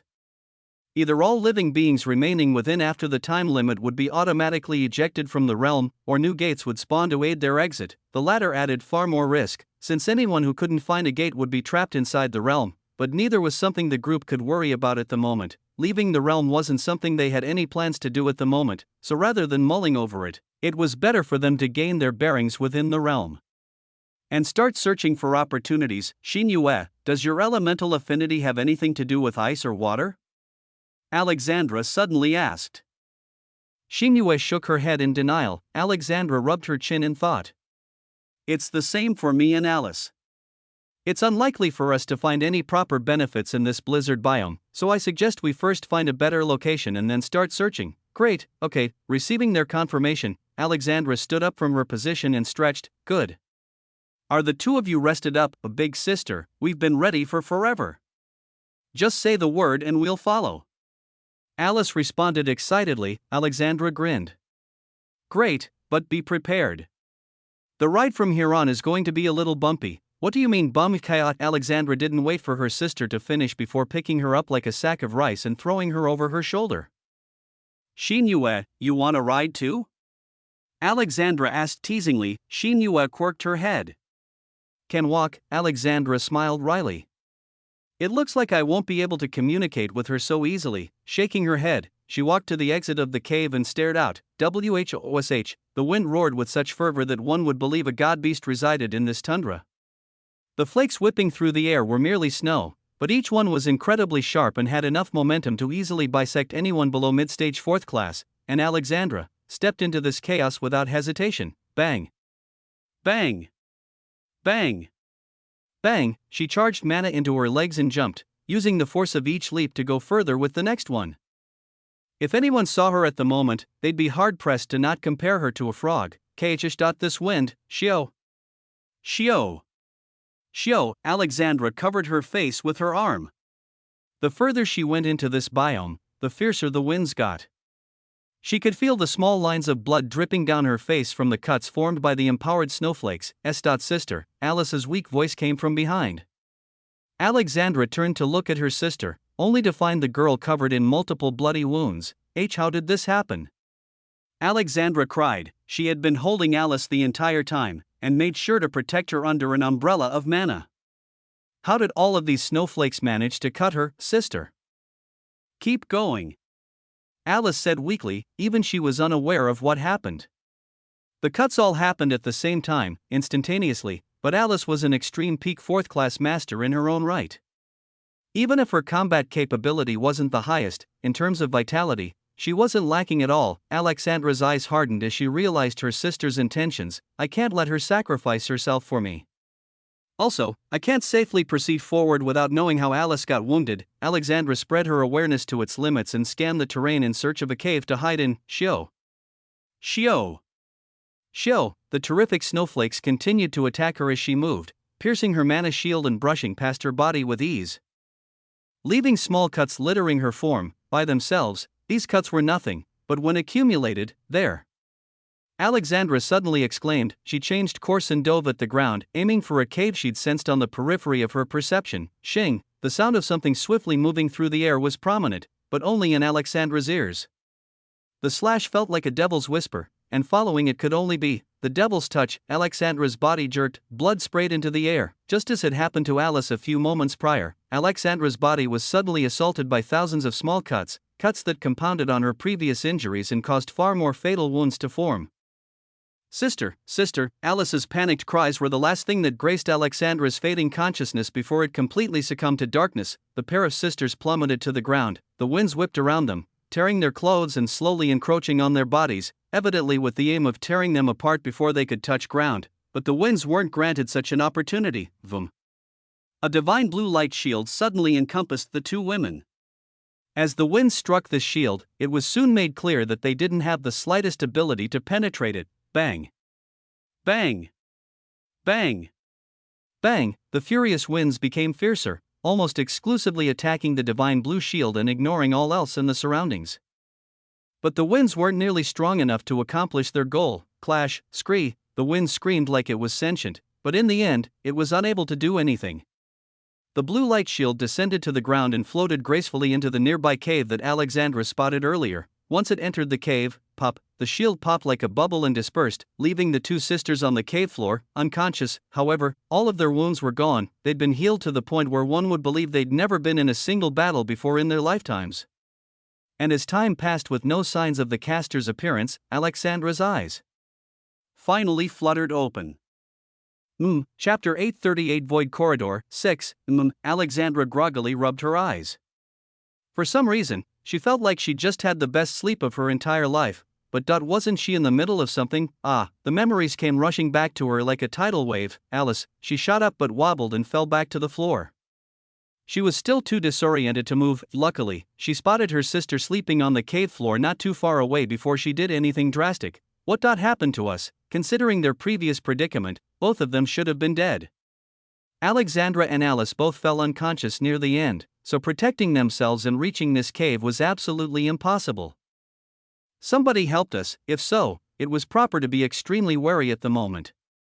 Such a powerful force who waited until the sisters were on the brink of death before saving them, it was normal to doubt their intentions. Alexandra sighed and sat down. This place really makes me question if I actually reached the 6th revolution or not. Environment damage? Fatigue? The events she'd experienced so far made Alexandra feel like a newbie adventurer just setting off on their path to greatness. It was a thrilling feeling, but it was also terrifying. After all, after so many years, she'd forgotten this feeling, that is, the feeling of being mortal. Alexandra clenched her fist, looking down at the cave floor absent-mindedly. Mortality, how long has it been since I've faced my mortality? Her thoughts swirled. She felt like she was on the verge of epiphany, about to realize something crucial for her future progress. Oh, finally found you, a voice suddenly rang through the cave. Alexandra's eyes shot open. She jumped up and stood before her sister's unconscious body, her aura flared. Under Alexandra's sharp gaze, the figure revealed themselves. She sighed in relief. Shinue, it's just you. Alexandra plopped onto the floor inside again. Where have you been all this time? Shinue tilted her head curiously, a reaction that seemed to be her most common, and spoke, was following. Lost track of Alexandra, searched and finally found. Alexandra nodded in understanding. It was easy to lose track of people in the almost negligible visibility of the blizzard, and considering that this was the only cave present for several 100,000 kilometers, it was completely normal for Shinue to find them here. Only, others would have just as easy of a time. Shinue, did you find any secrets to the blizzard on your way here? We must leave immediately, but I'm afraid Alice's body can't take it with her current condition. Shinue rubbed her chin in thought, imitating Alexandra's movements. Average storm. Eye is peaceful, best bet. Shinue raised her thumb cheekily. But the lack of change in her expression made the gesture a bit strange. Pfft, Alexandra laughed unwittingly. Really, in a tense atmosphere like this, Shinue's accidental comedy was a great pick-me-up. Alright, since you say the eye of the storm is safe, I'll trust you. Let's rush there as fast as we can. Shinue quirked her head. This is I. We are here. Alexandra's face fell. Eye of storm, very small, only this cave. It was bad news, extremely bad news. If that was the case, how were they supposed to escape? The eye of the storm was the safest place for them, but it also put them furthest from any possible exit. The journey was definitely not something Alice could handle with her injuries. Shit. I need to think of something. Alexandra's awareness spread once more, but before she could even do anything, Shinue moved. She walked to the back of the cave and crouched on the floor, feeling the soil with her hands. In the next instant, bang, she slammed her palm down, causing the floor to shatter entirely. A hole several meters wide was revealed, and within, a staircase descended into darkness. New path. Shinue said with an air of accomplishment. Nice, Alexandra responded with a grin. She didn't know where this strange passageway led to, but anywhere was better than remaining in this cave. After all, there was no way to tell when the blizzard would end, and before it ended. Staying in the cave was suicide. As the only safe zone within several 100,000 kilometers, it will become a place where everyone who passes by this area stops. If so, then the opening Shinue created was likely an inheritance or at least a treasure site of some sort. Opportunity and risk together. Alexandra smiled. It would definitely be dangerous below, but it was better than nothing, especially if there were rewards involved. Hup! Alexandra let out a small grunt as she slung Alice over her shoulder again. I'll take care of her until she wakes up. Shinue, let's go together. Shinue nodded and the two women immediately made their way down the stairs. Rumble. As they vanished into the depths, the cave rumbled slightly, the rocks began to move, rearranging themselves until the floor became one piece again, indistinguishable from its previous appearance. However, there was indeed something different about it, because under this floor, there was only solid rock. It was incredibly damp, almost to the point where it felt like the inside of some creature's stomach rather than an underground area. Atop that, there was no light at all. Even mana lost its light in this darkness, forcing one to descend the seemingly endless staircase blindly. But that was only the start. Alexandra was an experienced fighter, so moving without her eyes wasn't difficult at all. Around 100 steps down, however, she felt something change. 20 steps later, she realized she could no longer smell the damp air around her. Her eyes hardened. She tightened her grip on Shinua's hand. If anything happened, this grip was her assurance that she was still alive. 200 steps down, another change took place. Alexandra's mouth was already numb due to the lack of olfactory input to her brain, but that numbness became complete at some point, helping Alexandra realize that her sense of taste had also disappeared. Besides her eyes, the two senses she'd lost so far didn't affect her perception much. As long as she could still use her perception, taste and smell were inconsequential. Their loss, however, didn't bode well for the future, as Alexandra had expected. As she passed the 300th step, she could no longer hear the sound of her and Shinua's footsteps. The only confirmation she had of the latter's existence was the firm grip she felt on her hand, and despite knowing the hell that she was about to descend into, Alexandra kept moving. She closed her eyes even though they were useless at the moment. She focused on the feeling of Shinua's cold hands in hers. She focused on the feeling of Alice's warm body on her back, and the movement of her chest as she breathed. 100 steps were crossed in what seemed like an instant. Alexandra's foot stepped on the 401st step. Or did it? She had no way of knowing. Was Alice still in her hand? Was Shinua's hand still entwined with her own? She had no idea. She couldn't feel it at all. She could only trust in object permanence and keep walking forward, or at least, complete the action she believed was walking forward. However, at this moment, even the weakest beast could kill Alexandra. She was left completely defenseless, forced to descend the endless staircase mindlessly in hope of some sort of salvation. Chapter 839 Tomb 1. How long had it been? Time was incomprehensible without the five senses to send input to the brain. Even with the mystical abilities of a practitioner, being completely deprived of sensation made it difficult to perceive the outside world. After all, the perception of a practitioner, the awareness that all beings possessed, was an ethereal sense developed with the five bodily senses as a basis. What would happen if one was made to forget what those base sensations felt like? Naturally, they wouldn't be able to properly perceive the sensory input they gain through awareness, making the skill more harmful than helpful. Alexandra found herself combating this problem far sooner than she expected, even without senses or perception. She didn't expect her body clock to distort so rapidly. Then again, she had no way of knowing the time in the first place. For all she knew, it might have been years since she started walking. Total silence, total darkness, without a sense of direction or feeling. Alexandra didn't even know if she was still walking. However, there was nothing she could do besides continue. If continuing couldn't help her regain her senses, she'd eventually descend into madness. Focus. Alexandra's thoughts were loud as if she was speaking them. They were her only company, and her only measure to maintain sanity. Focus. Concentrate. Try to feel the surroundings. Alexandra focused her mind on a single invisible point of her choosing. She didn't know what exactly she was doing. All she knew was that it made her feel more secure. This point. This is my lifeline. Time passed. It was like an eternity. Filled with absolute nothingness, at some point, Alexandra's thoughts stopped altogether. Her mind fell into a sort of stasis as her consciousness traveled out of her body. Flicker. It was the sound of a tongue of flame whipping lightly through the air. Alexandra exclaimed inwardly. Even though the sound was extremely quiet, it resounded in her ears like booming drums. The light from the flame blinded her eyes in the next moment. Her nose burned from the sudden influx of sensation, and even her mouth started tasting sour as the sensation from her nose rebounded. Hot. Alexandra panted heavily as she tried to acclimate to the senses she'd long forgotten. At the same time, she observed her current state. I am not truly present. This type of ethereal state, is something like astral projection. She wondered. After many minutes passed and her senses finally readjusted completely, she finally got the chance to understand the surroundings. That single torch with the dancing flame atop it was merely one of many lining a long hallway with no end. In the opposite direction, one could see the staircase Alexandra was originally on, the one she still believed she was descending. Then her attention finally went to the floor. Her face turned pale. There were 3 bodies there. Shinue and Alice were immediately noticeable by their features, and it didn't look like they'd taken much damage. Alexandra, on the other hand, how am I going to recover from this? Her body was a mangled mess.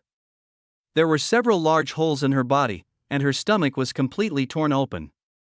Her organs spilled out onto the ground below and formed an especially gruesome image, and as if the damage to her body wasn't enough, her skull was cracked as well. Her head was bleeding in multiple places, and the skin and muscles of her face were drooping like melted plastic. Alexandra went into a slight panic. In any normal circumstance, it would have been strange to even consider her alive at the moment. But wasn't she alive? If not, then had she become a ghost? The pale color of Alexandra's face became impossibly whiter. Impossible. I cannot die yet. As long as Alice was still a young girl at heart, she couldn't die. She couldn't leave her only family alone in this world. Then, there was nothing she could do with her abilities to heal her body. However, she was currently in a strange ethereal state. If she could enter whatever treasure site was beyond the hallway before her and find a miracle treasure, she might have a chance at healing herself. Good. I can also scout so I can come back with Shinue and Alice to loot the place. Alexandra's eyes hardened. She immediately moved to traverse the infinite hallway, but before she could move, Andra, a confused voice came from behind her. Oh no, she panicked once more. If the two girls woke up and saw her body, how would they react? There's no way for them to see my current form, but I need to assure them of my safety. Otherwise, at least Alice will do something reckless. Alexandra slowly turned around while trying to figure out how to solve this dilemma. Shinue was the one who woke up. She sat on her knees and curiously looked at Alexandra's corpse without any aversion, and then, her eyes turned to the spirit form. How? It was just a single word, but it hit Alexandra like a truck. She can see me, yes. I can see you. She can read my thoughts. You are in spirit form, so your thoughts and words have no distinction. Oh, I see. Wait, you can talk normally, minor details. Alexandra backed away in shock. Was this the same Shinue she'd gotten to know over the past few days? For some reason, her aura seemed far different from usual, and so? How did this happen? Alexandra shook her head in defeat. I don't know. I was doing focus exercises to keep hold of my sanity in the sensory deprivation state, and somehow ended up like this. I only noticed my body's condition a few minutes before you woke up. Shinue put her hand over her mouth and thought, this place is too strange to be a regular treasure cove. It must be the inheritance of some great emperor. However, for it to force you into spirit form. Is this a blessing or a curse? Alexandra furrowed her brows in confusion. She had absolutely no clue what Shinue was insinuating. However, the latter didn't give her a chance to ask questions. Our first priority should be healing your body. Come with me, let us explore this inheritance site and try to find some healing medicines. There should be no small amount if this is truly the tomb of a great emperor. Shinue began walking, but was quickly stopped by a spirit who intercepted her path. Wait. We can't leave Alice alone here. Alexandra said solemnly. Shinue glanced over at the unconscious Alice. She is a good person, but she lacks grit. Even if she is a healer, she needs to develop her physical ability to protect herself. Otherwise, she will only ever be a burden. What do you mean by that? Alexandra demanded. Shinue shook her head. I mean only what I have said. I appreciate Alice's personality.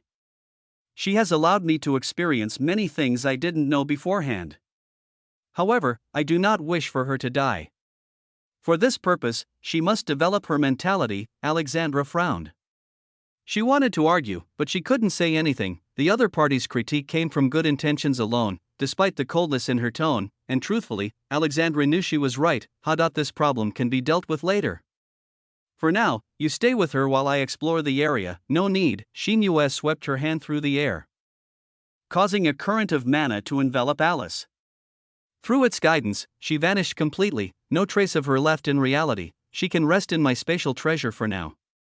Spirits like you are easy targets for those who specialize in spiritual intent. As you are mainly an elemental practitioner, you will not be able to defend against them. Shinue walked forward without waiting for Alexandra's response, entering the infinite hallway with confident strides. Alexandra watched her back for a moment and sighed. She didn't know what provoked Shinue's change in demeanor, nor did she understand the latter's strange abilities. But at least she knew that the Snow White goddess was on their side. Fine.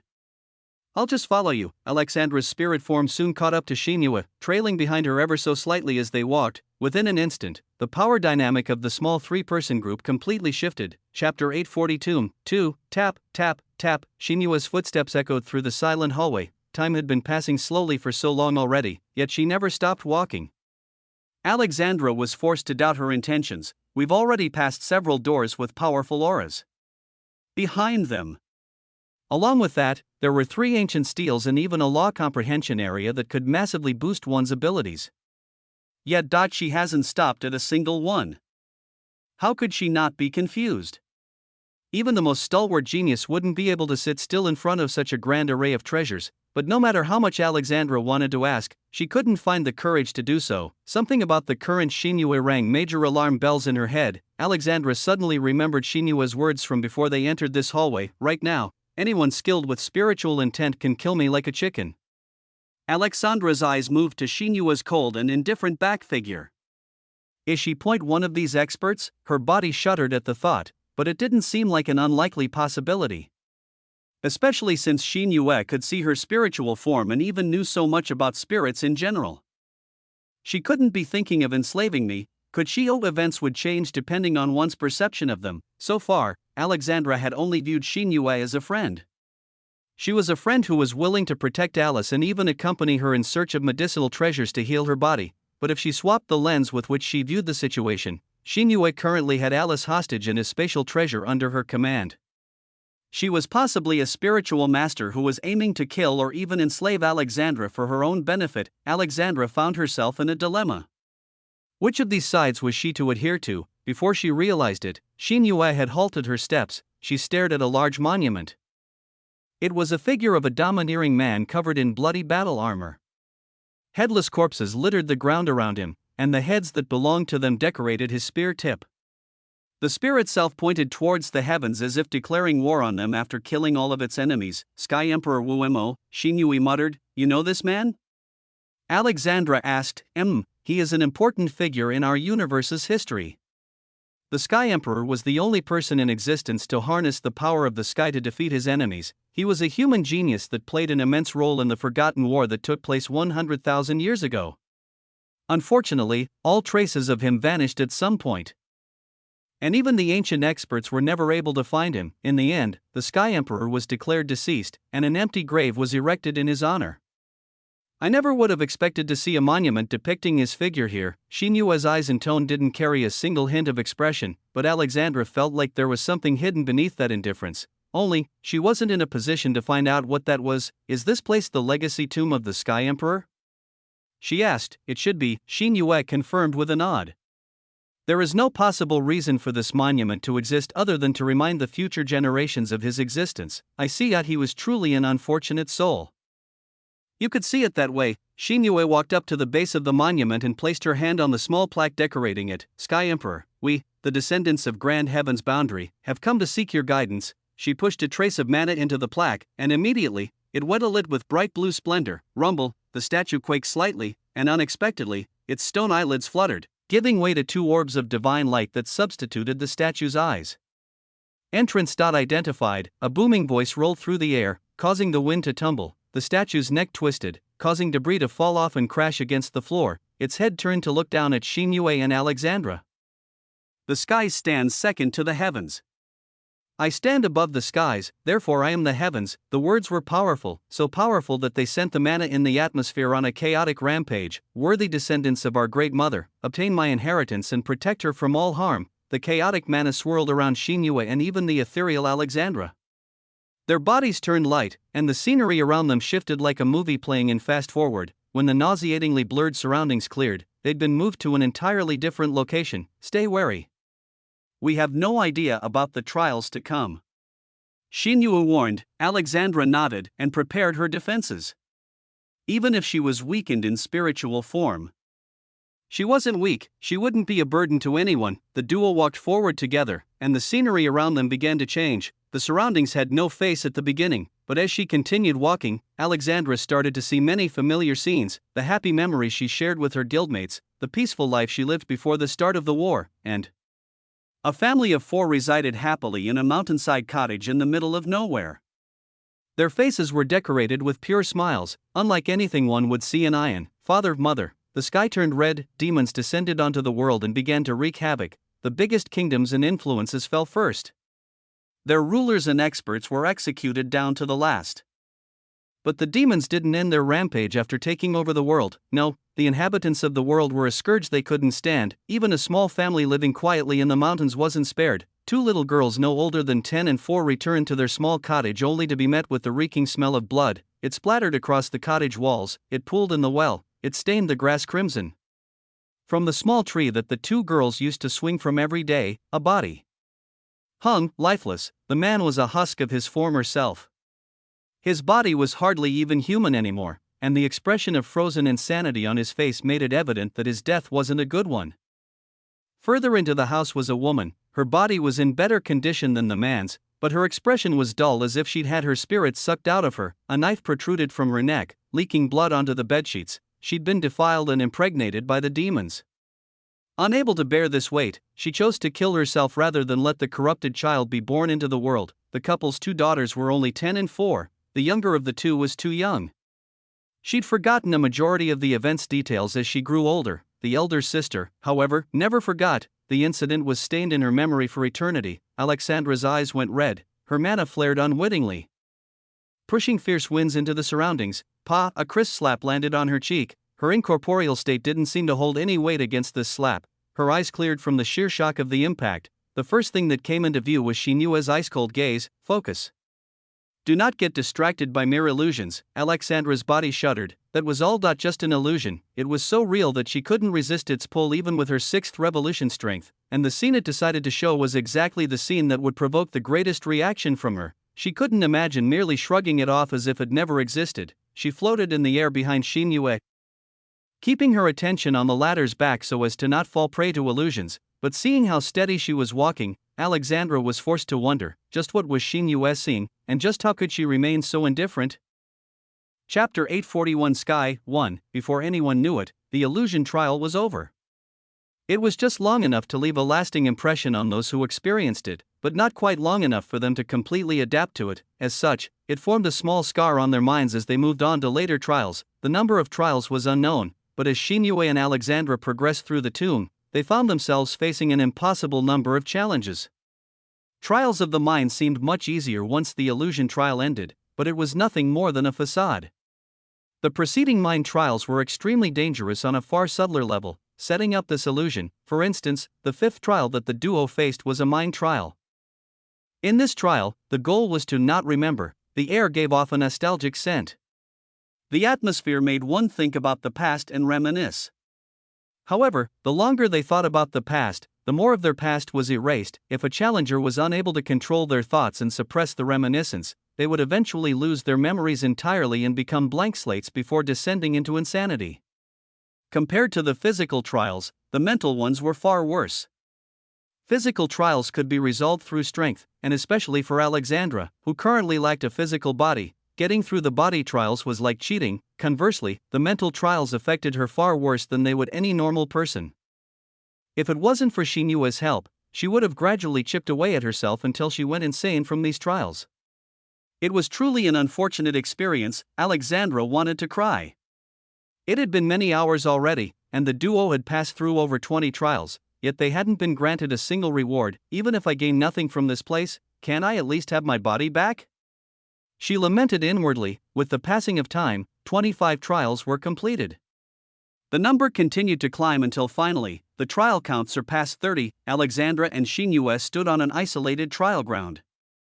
Their surroundings were desolate besides a single statue a few meters to their front. As they entered the area and began to investigate, the statue slowly moved and opened its eyes. Challengers. Identified. The mechanical voice rang out, and immediately after, it was replaced by a booming and lively bellow. Challengers who have reached this point, rejoice, for the general trials have ended.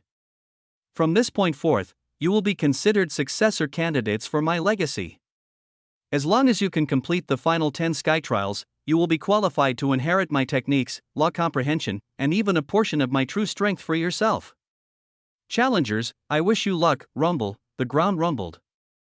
The statue sunk into the earth like it was trapped in quicksand. However, even with the disappearance of the statue, The rumbling of the ground didn't stop. Shinua coldly panned her gaze across the barren land and furrowed her brows. Nothing. Despite the grand earthquake that was taking place, she couldn't see or sense anything coming from the distance. In that case, her attention moved to the ground below. Her eyebrows knit slightly. In the next instant, bright blue mana surrounded her legs as she pushed off the ground below, flying into the air. Boom! The pressure of her step cracked the ground below. However, the damage was negligible. After all, directly after Shinua jumped, bang! The ground burst apart as a massive organism broke through the surface. Its terrifying mouth was like a pit of hell filled with several tens of thousands of sharp teeth. With the creature's size, even swallowing a building in a single bite didn't seem impossible. It flew up into the air, propelled by the massive momentum it accumulated below ground, and chased Shinua's flying form. Its circular jaw pulsated menacingly as it tried to swallow her. Snap, whoosh, the jaw snapped closed, missing Shinua, but emitting a fluctuation of wind that snapped the air and caused it to explode. TCH, Shinua clicked her tongue as she was pushed back by the force. Her eyes remained trained on the ground below, taking into account the movements below the surface. Numbers are insignificant in front of strength. Her eyes narrowed. She flipped in the air, using her momentum and mana to force herself to fall vertically without a single variation in angle. Shinua became a meteor crashing towards the ground. Just as she reached the halfway point, bang, the ground shattered once more, giving way to a new sandworm with its massive jaw agape. Shinua didn't back away at all. Instead, she pushed her mana even harder and loaded power into her leg, raising it above her head with peak flexibility. A streak of blue light fell through the air like a shooting star. Its brightness eclipsed the sun, and when it finally made impact with the being below it, bang, boom. Boom. Boom. Boom, it didn't matter the sandworm's size. Shinua's heel came down like a divine axe and slammed into the creature's head, immediately sending a shocking amount of force spreading through its internals. The first impact was only an appetizer. What followed was a series of massive explosions that spread within the sandworm's body, caused by Shinua's expertly controlled mana sneaking its way into the worm's important life organs. The splat sound of the worm exploding was particularly gruesome. Dark green intestinal fluids and stomach acids flew into the air along with bright red blood, painting the desolate landscape in a myriad of colors. Shinua jumped in the air and flipped backward, stabilizing herself a few meters away from the hole that the second sandworm burst from. 10 total. A simple matter. Shinua moved like lightning, zipping across the battlefield so fast that even Alexandra only saw a streak of light. Her legs were like hammers and axes of the highest order, cleaving apart enemies with ease.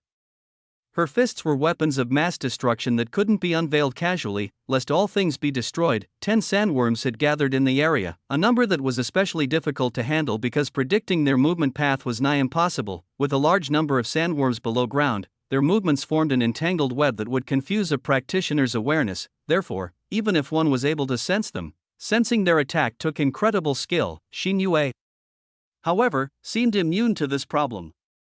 She confronted the sandworms before they could confront her. She shattered the earth before they could exit, showering them with a rain of debris and fooling their senses into believing they were being attacked. She used the habits of sandworms along with her own strength to dominate. Alexandra didn't even get a chance to move before the battle was over. Trial of Sky, much simpler than expected, Shinua muttered to herself. She walked into the distance, ignoring everything around her in the process. Alexandra trailed behind with mixed feelings, but at this point, there was nothing she could do besides follow and observe. Nevertheless, the duo continued making progress. Eventually, 9 trials of Sky were completed altogether, and only the last remained. Chapter 842 Sky 2, 9 Trials of Sky. While the first was a mere matter of battling enemies, the trials became extremely difficult as time progressed, and the content of the trials was even stranger. There didn't seem to be any rhyme or reason to the order or identity of the trials. The third trial was a matter of the arts. If one wasn't skilled in at least one of the 4 arts, it was impossible for them to pass this trial. Among them, Shinua was particularly skilled in music. She was professionally taught to play the zither and guqin from a young age, making it simple for her to pass. Alexandra had a harder time due to her current state, but she wasn't at a major disadvantage in this trial. Due to Alice's continued insistence, she'd picked up painting as a hobby outside of battle long ago. After she was given the means to complete the trial, actually doing so was a breeze. The 5th trial was a strange one in that it didn't seem to have any particular purpose. The trial objective was simple: endure. The challengers were subjected to an unholy level of pain that came from nowhere.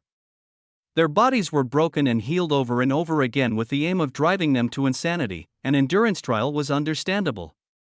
Wanting to test a challenger's perseverance was actually far more normal than it was abnormal, but it took passing 34 trials to even reach this trial, so wasn't it a bit counterintuitive? That's what Alexandra thought as she lamented while enduring the trial's pain. However, as time passed, she began to slowly and wholeheartedly accept the pain. Alexandra was currently a spirit body. As such, the level of pain she experienced during the deconstruction and reconstruction process was far worse than any normal person. She felt the pain of her soul tearing to shreds countless times only. She knew I couldn't help her this time, and after several minutes of torturous pain, she truly almost went insane, but it was at this same moment that she realized the benefits of the trial. Her soul was being strengthened immensely, a benefit she wouldn't have received if she'd come physically. The soul was a concept unexplored by even extreme peak fourth-class masters. While they were aware of the soul's importance, they couldn't touch upon its mysteries until crossing the final threshold to divinity. For Alexandra to receive a soul strengthening at this juncture was amazing. Regardless of the pain she had to endure, Alexandra forced herself to do so quietly. With the addition of incentives, it was like she became a completely different person. The 9th trial was the next oddity after this one. After all, there was no trial at all. Shinue and Alexandra merely waited. They stood in place and, as they recuperated and recovered strength after the 8th trial, they suddenly received the message that they passed the 9th trial as well. There was no mention of a trial task or even a sign that the trial started. Only a message that it ended, and after everything was finally over, the duo stood ready for the final trial of Sky. It was quiet, so quiet that one could hear a pin drop several thousand kilometers away with ease. Heaven and earth seemed to come to a standstill, the trial grounds becoming a sacrosanct location that none could intrude upon. However, there were two beings ruining the sanctity of the environment. The sky rumbled. It wasn't an exaggeration or a figure of speech. The sky truly rumbled. It shook as if it was a physical concept. It quaked as the earth could quake, and almost as if an illusion, debris began falling from the sky in the form of comets and meteors. Boom! Boom! Boom! Boom! As the meteors fell and exploded on impact with the ground, Shinue and Alexandra tried to move and leave the blast radius, but at that moment, they found that their movement was completely restricted. Whoosh! The winds whipped past their face as the smoldering heat of the explosions enveloped them. Heat surpassing the lava area of the void corridor almost melted the duo on the spot. However, it was clear that this heat wasn't the main trial. After all, the sky was falling, the rumbling of the heavens continued, and the sky came lower and lower to the ground. The clouds became tangible, scraping across the earth as they meandered in their usual manner. Vom, an immense pressure descended on the two challengers, almost instantly crushing them. Shinue fell to her knees, and Alexandra's spirit body crackled unstably. This was their reaction to the mere introduction of this pressure. Ooh, the air seemed to bellow with the force of the wind.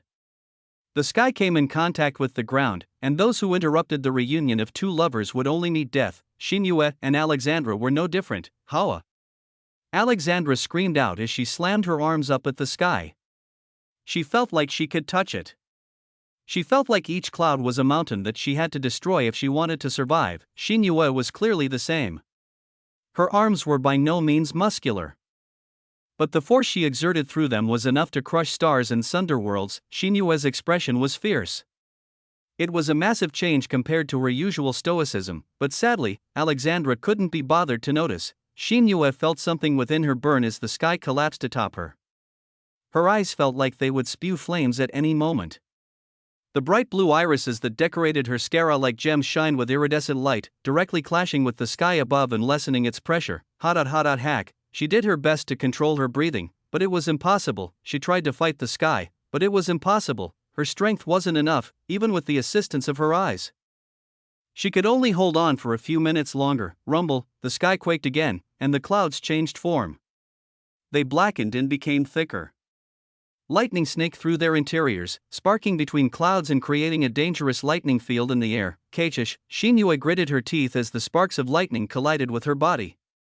Despite the pain she was experiencing, she refused to back down, and she refused to show the emotion that was desired of her. Her eyes blazed with determination, but her face remained indifferent. Alexandra lost control first, her spirit form sparked and dissipated. She screamed with everything she had, she clashed against the sky, but she couldn't change her fate. As she faded from existence, her last thoughts were regrets. She didn't want to die, she wanted to live longer and build a happy life for her sister. She was unresigned, but at least she wouldn't be going alone. She knew it fell only moments after her. In the end, she wasn't able to hold off against the pressure, but she didn't react the same way as Alexandra. She stared death in the eye coldly. She faced it with utter indifference. If she died, then she would die. However, death was only acceptable if it was inevitable. In this situation where she was suppressed and oppressed, it was impossible for her to fight back more than she already had. She just couldn't win against the enemy.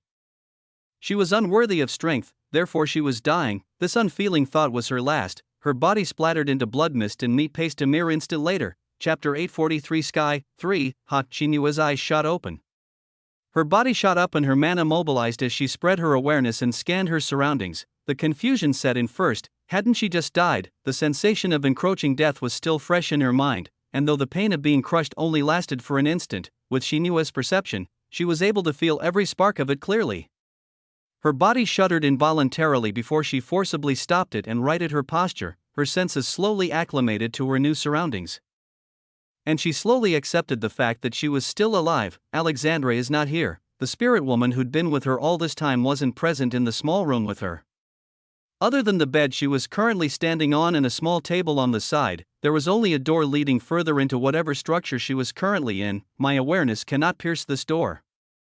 Shinua realized with a frown. She widened her eyes, causing them to glow brightly, but even then she couldn't see anything.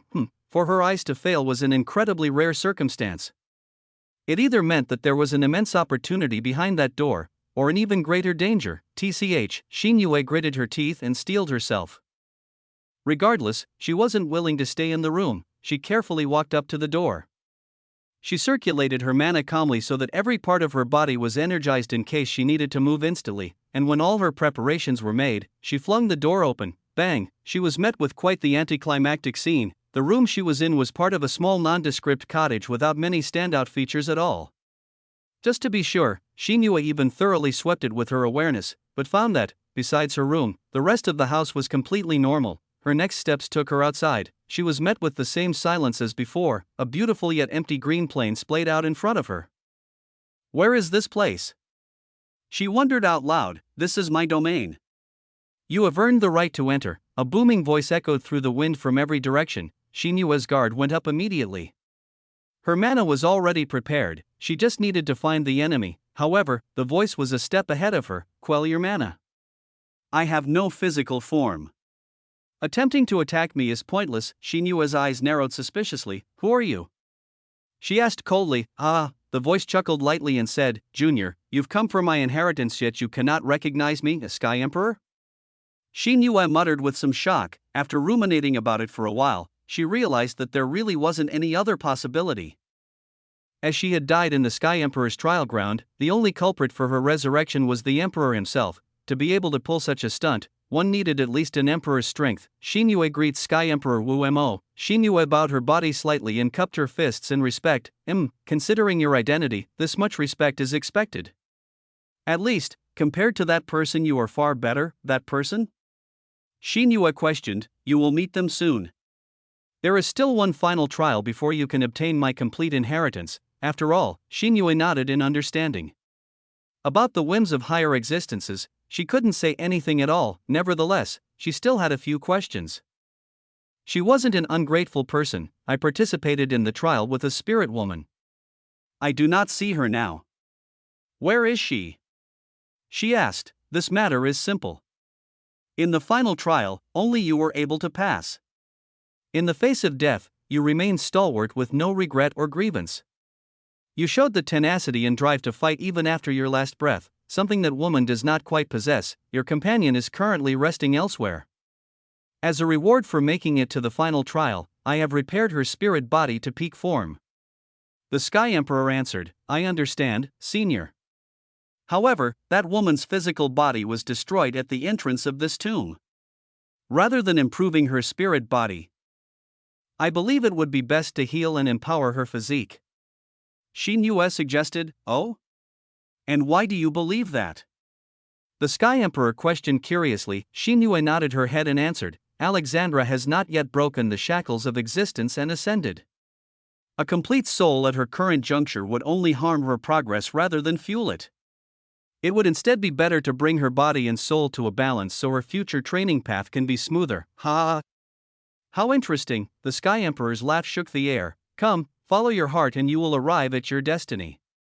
After you've done so, I will return to initiate the final trial. The Sky Emperor didn't continue the previous topic.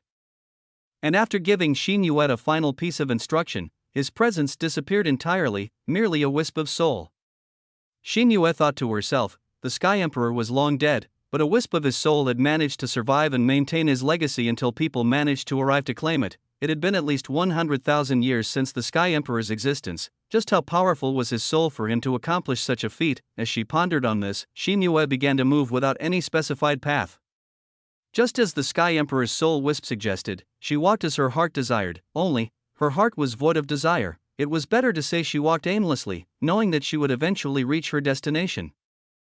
If the Sky Emperor wanted to start the final trial, he couldn't do so without her presence. Unfortunately, she didn't quite follow the trial rules. She didn't possess the heart's desires that she needed for it. Actually, the void in her heart was the reason for her amazing performance in every mental trial she'd faced so far. She saw nothing from the illusion trial but blackness.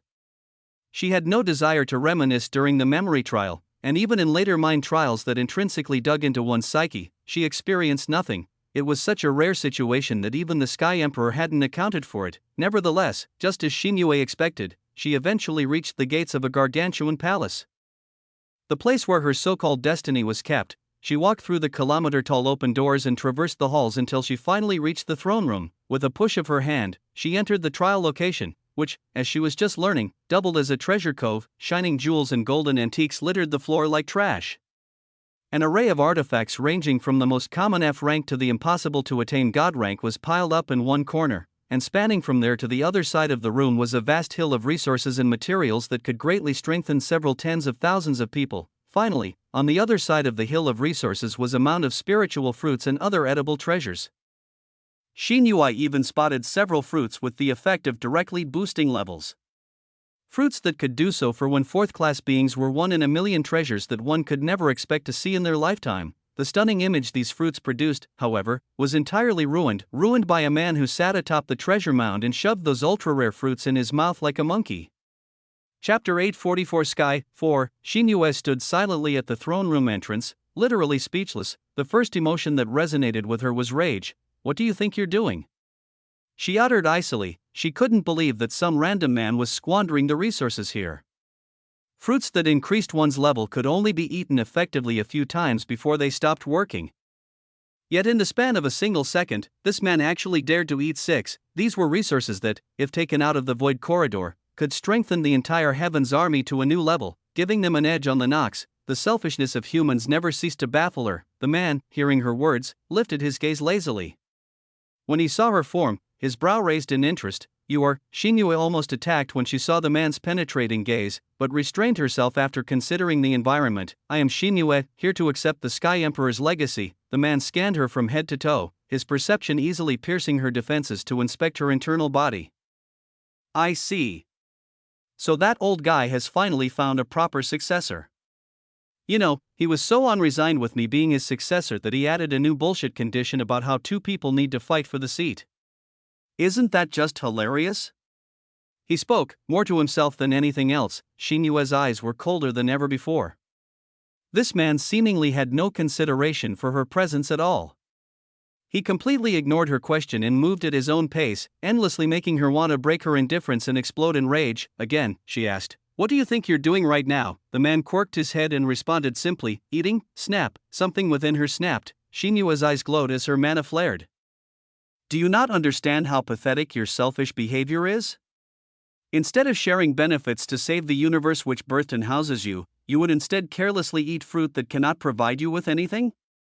How dare you? She began to walk forward slowly.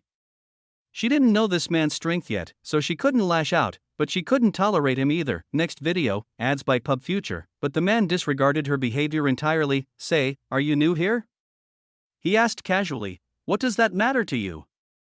Xinyue replied with clear hostility, matters. Of course, it matters. Looking at you making a fuss, you must think this old fart's tomb is something special. Are you suggesting that the Sky Emperor's tomb is something commonplace, Sky Emperor? Ha, I didn't know that guy had such a cool title. But, yeah. Inheritances on this level are quite literally like clouds in the sky here. Shinyua's eyes narrowed and she slowly retracted her hostility. Judging from the man's causal behavior alone, it was clear that he didn't see her as a threat. Aside from that, he had information on the Void Corridor, something she needed more than vengeance. I arrived in this realm no more than a week ago, though the exact amount of time is unknown as there are many time distortions in this realm. A week ago, the man muttered. But how many days was the Void Corridor open before you entered? Shinyue furrowed her brows questioningly but still answered, 3 days, 3 days, That's actually insane? Shinyue repeated. The man nodded. Right, I knew the distortion was big, but I didn't expect it to be that big. Shinyue, I can call you Shinyue, right? Anyway, do you want to hear something fun? The man sat up from his previous lazy posture and leaned forward, placing his head in his hands with a sly smile forming on his face. Shinyue backed away slightly. What is it? Actually, just as the man started talking, the atmosphere changed. A heavy pressure descended from the sky. Challengers, the time has come for you to compete for my legacy. The Sky Emperor's booming voice roared. The man covered his ears in annoyance and yelled back, Old fart, stop putting on a show and get on with it already. We both know you won't accept me as your inheritor anyway. The Sky Emperor's grand momentum instantly faltered. Brat, keep your current attitude and see how I deal with you. It's been 3 months since you trapped me here already. 3 months, I say. Either give her your legacy already or just let me go. Ahem, your stay here is of your own choosing. I had no part in that decision. Bullshit. You forced me into the heavenly suppression chamber and killed me 3,752 times. I guess they titled you the Sky Emperor because your shamelessness is higher than the heavens. TCH, minor details. Regardless, I must test my successor, and you are a perfect being to carry it out. If you fight her, I will grant you freedom. I'm not your gladiator, old dog. Besides, can't you see the difference in our levels? She's clearly an extreme peak master. How do you expect me to fight her? I can revive you as long as you are within my domain. That doesn't help. The man and the Sky Emperor argued like a pair of old enemies, forcing Shinyue to take a supporting role as she watched them without knowing what to feel. The esteemed image of the Sky Emperor she'd built in her mind collapsed instantly, and even her image of the man changed. The time span he mentioned stood out. Clearly, he had been here for a considerable amount of time.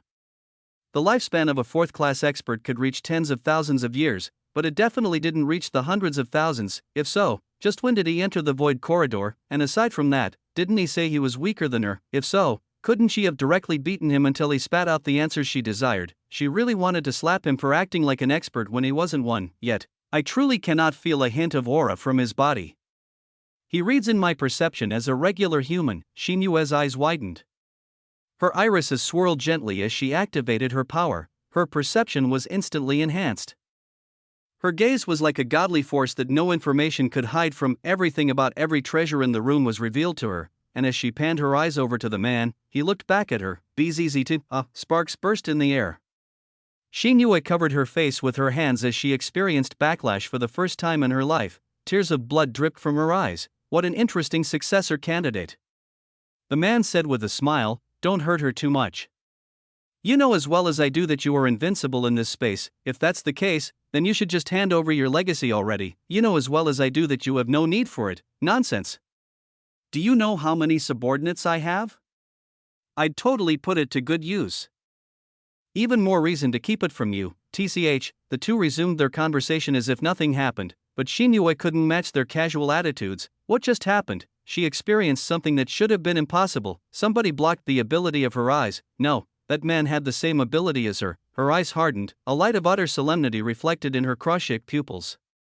They were unique pupils among the common people, but the man in front of her shared the trait. Her thoughts were, this man. What is his relationship with the ancient god clan? Chapter 845 Sky 5. The ancient god clan. Their numbers weren't very large at all, but in terms of strength, they were at the peak of the universe, using a small group of elites to rival the largest Holy Land influences. Besides their innate talent and the strange power they inherited through their bloodline, the trait that propelled the ancient god clan to their current position was one, all-seeing eyes. They were eyes that could pierce the veil of reality and reveal all things to the user.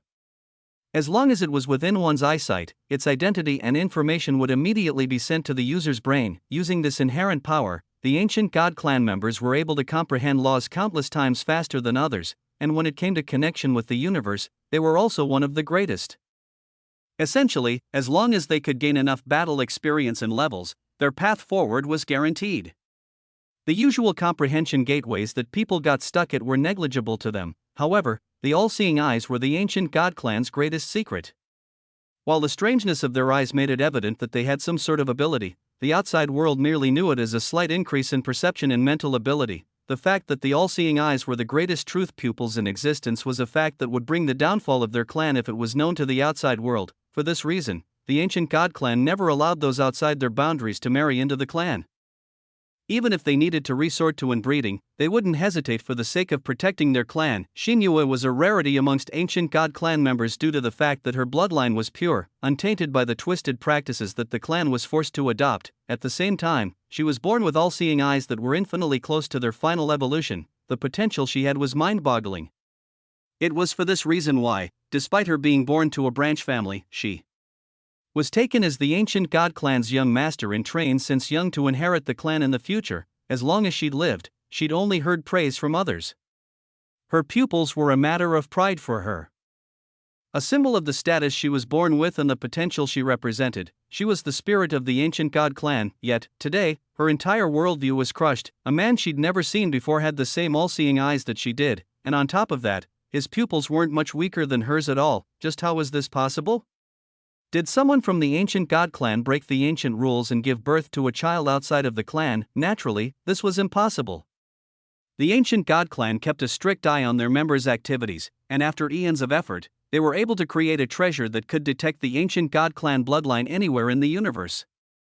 If the man was truly a member of their clan, he would have already been killed. Then how? Shinua couldn't wrap her head around it. Old ghost, your pupil is a bit strange.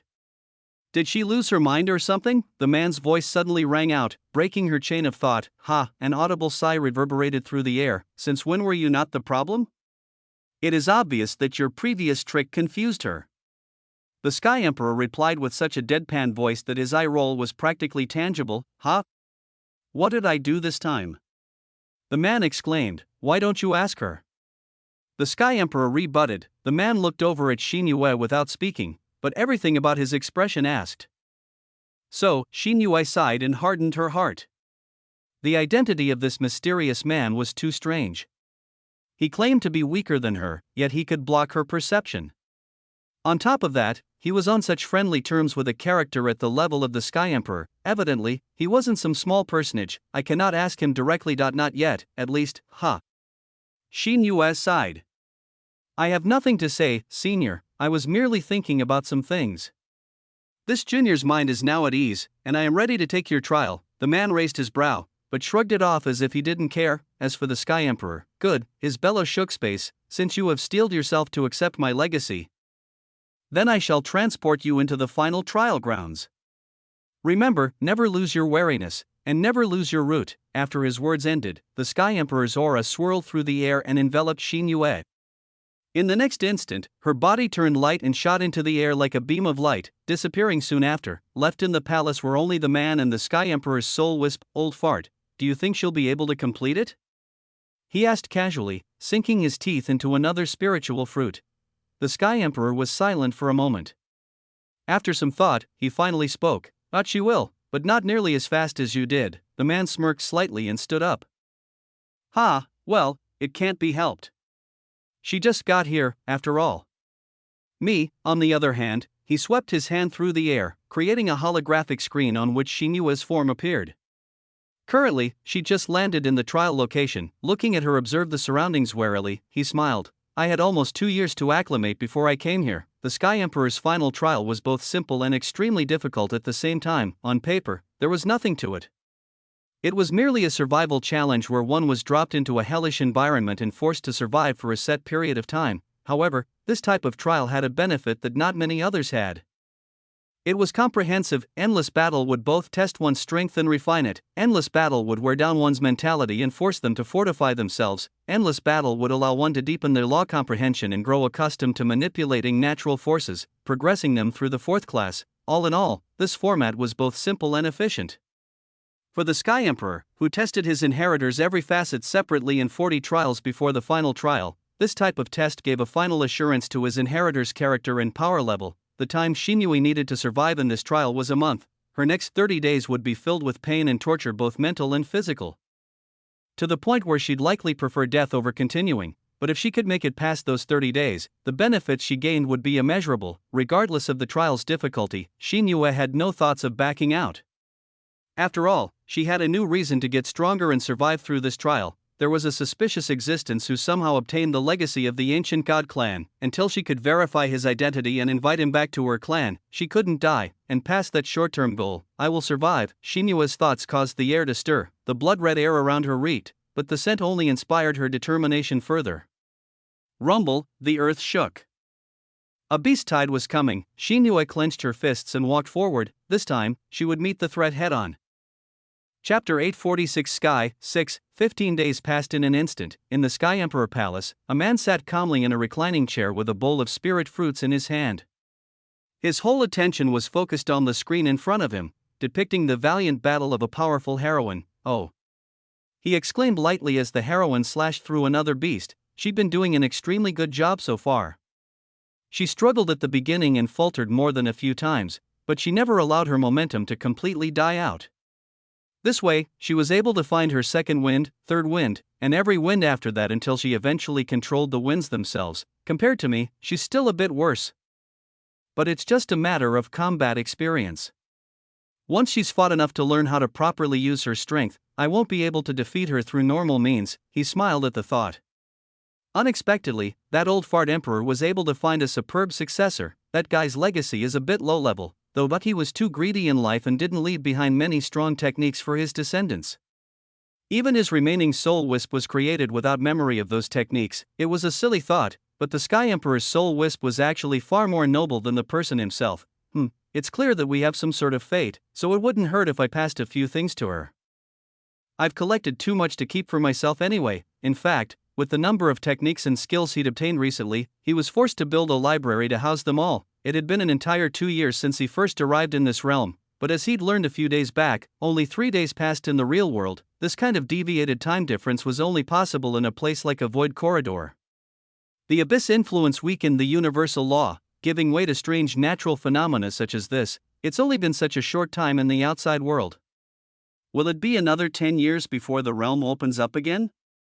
But I'm absolutely not willing to stay here for so long. With his abilities, escaping a secret realm had never been difficult, but for the same reason that the strange time dilation existed, he couldn't easily leave this realm. His attention returned to the screen just as the heroine slammed her foot into the ground, generating ice spikes that annihilated several tens of enemies in front of her. Her eyes are the same as mine. She wasn't the only one who noticed it. He as well was someone who never expected to find someone else who shared his trait, but considering her surprise, these eyes aren't something I'm supposed to have. He smiled lightly, shoving another spirit fruit in his mouth. How interesting. His expression soured in the next moment. Damn it, old man. These fruits aren't even ripe yet. Meat, give me meat. I demanded. In the face of his rage, the Sky Emperor remained entirely silent. There was absolutely no way he'd waste more power on that brat. He knew full well that it'd only end with his mental defeat and descent into insanity. Truly, he was a brat that made people unable to decide how to feel about him. On one hand, he was an arrogant man with no consideration for others. He created the flow wherever he went and forced others to follow it. He had the makings of an emperor, but at the same time, he was more annoying than any sly old fox. Yet, for people like the Sky Emperor, he held an irresistible appeal. Those who remained in these legacy tombs were all remnant souls of old emperors. Despite their current state, they clearly remembered the wars they participated in. They clearly remembered the terror of the Nox that even the strongest masters couldn't defeat. They still remembered the universal destruction that was wrought while they remained helpless. To them, this man was a godsend. He was the universe's final effort. He was an unparalleled genius with unlimited growth potential, and with his speed of growth, it wasn't impossible for him to bloom into his potential. Before the Nox could suppress him, for these experts who'd tasted defeat and ended up trapped in the void corridor until their inevitable deaths. This man was the true vessel through which their legacies could return to the world, only, he wasn't a simple person at all. Tricking his eyes was impossible. Trying to scam him was even more impossible. It was like he could directly see into one's soul and extract their deepest secrets. Through whatever strange method he used, he conquered the legacy tombs that could be conquered and stole the legacies of anyone he deemed worthy of being reintroduced to the world. Those who had insidious personalities in life would not be allowed to corrupt the new generation as long as he was watching, the Sky Emperor sighed. In fact, he could be considered lucky, because his current personality was so different from when he was alive. He was able to befriend this terrifying genius, but from what he'd sensed, several of the remnant souls guarding other legacy tombs had been extinguished. No trace of their auras could be felt anymore. It made the Sky Emperor shiver in fear. He couldn't even rely on his previous standing to frighten this young genius, so all he could do was coexist peacefully. Unfortunately, that brat is a grave robber. A scammer. Not only did he allow Xin Yue to participate in the Sky Emperor's trial despite knowing that she wouldn't gain any major benefits from it, he even tricked the Sky Emperor himself into transferring control of the entire legacy tomb to him. In some sense, it could be said that this man was the one controlling Xin Yue's trial. It was his legacy that she was preparing to inherit, yet, was that truly a bad thing? The Sky Emperor sighed. In the end, he could never decide how to feel about the young genius. However, after the past 2 years, a certain name spread through the wild continent.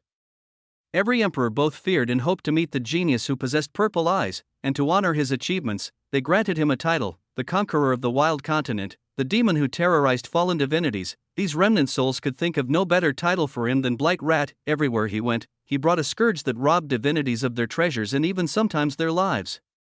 He was a cancer that polluted the peace of the wild continent. Achoo, who could possibly be thinking about me at this hour? I'm a pure man, you know? I don't do booty calls. The plague demon's murmur echoed through the palace. The Sky Emperor's incorporeal body shivered. Of course, everything he'd been thinking properly was thought with the best intentions in mind. In fact, Blight Rat was a powerful name, and anyone who heard the name would agree that it was the greatest possible compliment. Adding these statements at the end of his thoughts would save him from the plague demon's wrath, right? Well, at least, that was how the Sky Emperor calmed himself while eagerly waiting for his inheritor to complete the trial so he could finally kick this demon out of his house. An incorporeal tear dropped from his incorporeal eye. Truly, he couldn't wait. Chapter 847 Library 1. A sigh rang through an empty battlefield. Aside from the woman who voiced it, there were only corpses littering the ground. Hundreds of thousands, no, millions of corpses surrounded the body of a single woman as she stood and bathed in the bloody light of the red sun. 30 days. It felt like an eternity. But now, it was finally over. This hell, she never once thought she would experience something like it. Even in Ion, she'd never seen such a situation where a single being was forced to face the onslaught of countless enemies with similar strength to them, if it wasn't a trial situation that wasn't inherently trying to kill her. Xin Yue was sure she would have died, but did she regret accepting the trial? Absolutely not. It was a definitive answer. Through the past month of battle, the most valuable thing she gained was experience. This level of battle experience was impossible to earn without strenuous situations to promote it, and since Xin Yue was always sheltered as the ancient god clan's young master, despite her power and ability, she'd never truly had the chance to risk her life. This time, she saw a comprehensive increase in strength, ranging from her physical body to even her law comprehension, and as if that wasn't enough, she even felt like she was touching upon something greater, albeit faintly. Take me back. Now that she'd squeezed the benefits out of this place, there was no reason to stay. Her body turned into a beam of light upon her declaration, and in the next instant, the bloody smell she'd gotten so used to disappeared. What greeted her was instead, ha! What a show! Girl, I didn't expect you'd do so well. The call of a strange man. Xin Yue's face fell. She almost forgot about this man's existence during her time fighting.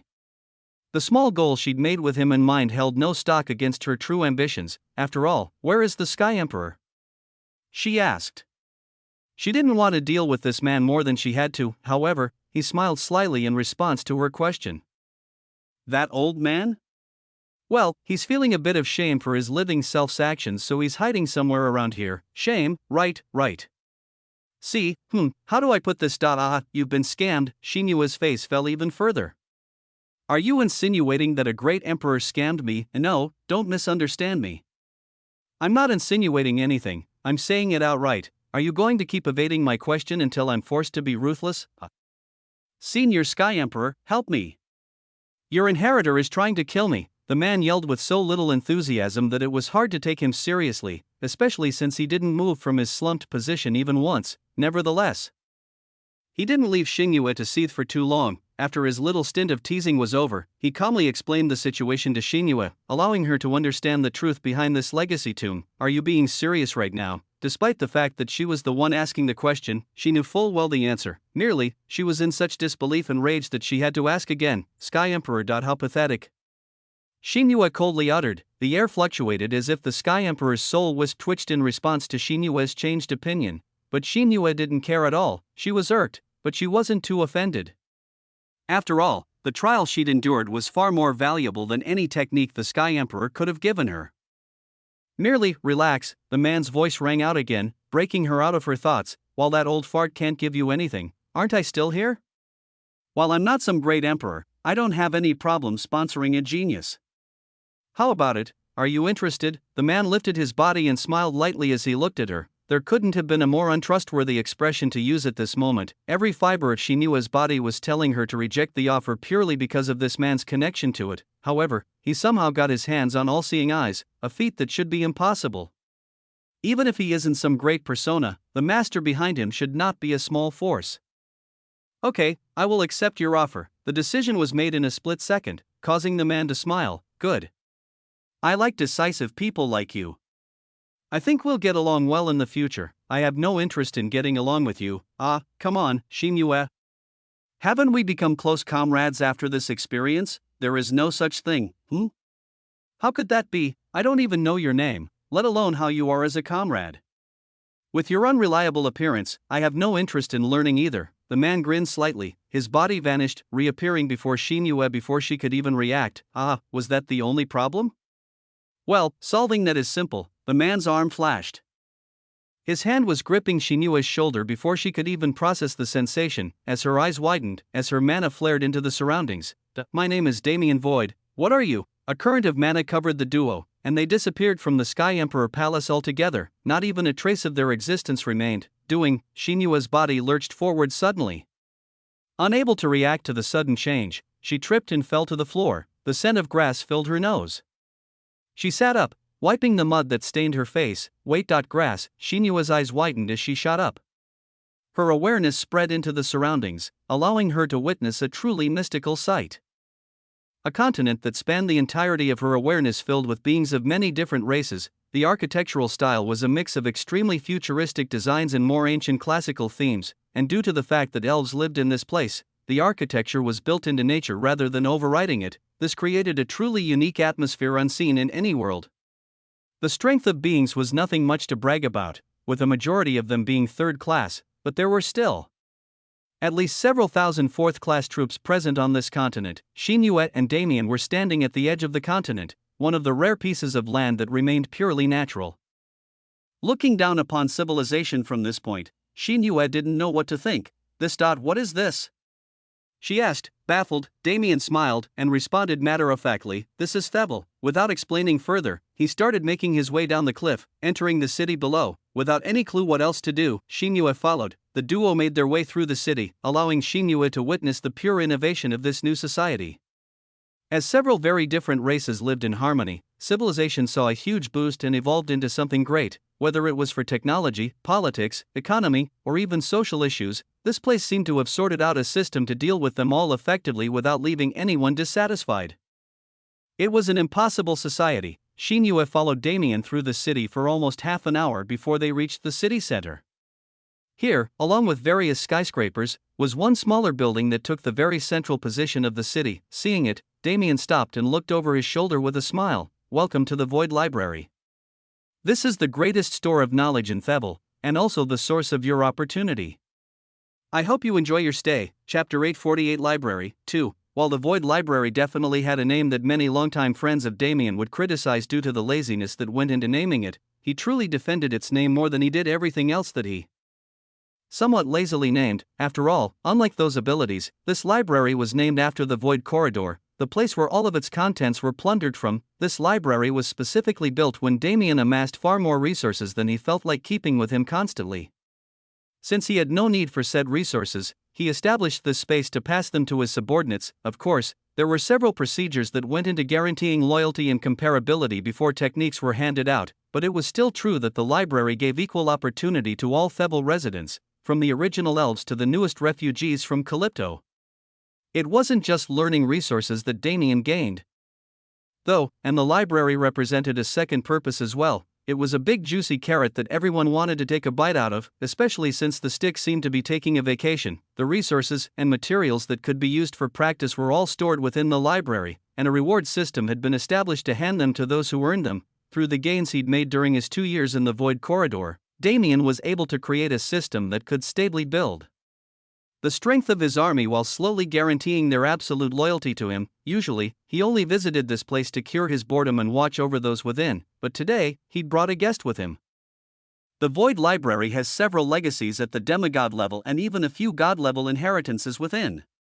Along with those, there is an assortment of techniques for practically every natural law in existence, so you shouldn't have trouble finding material that suits you.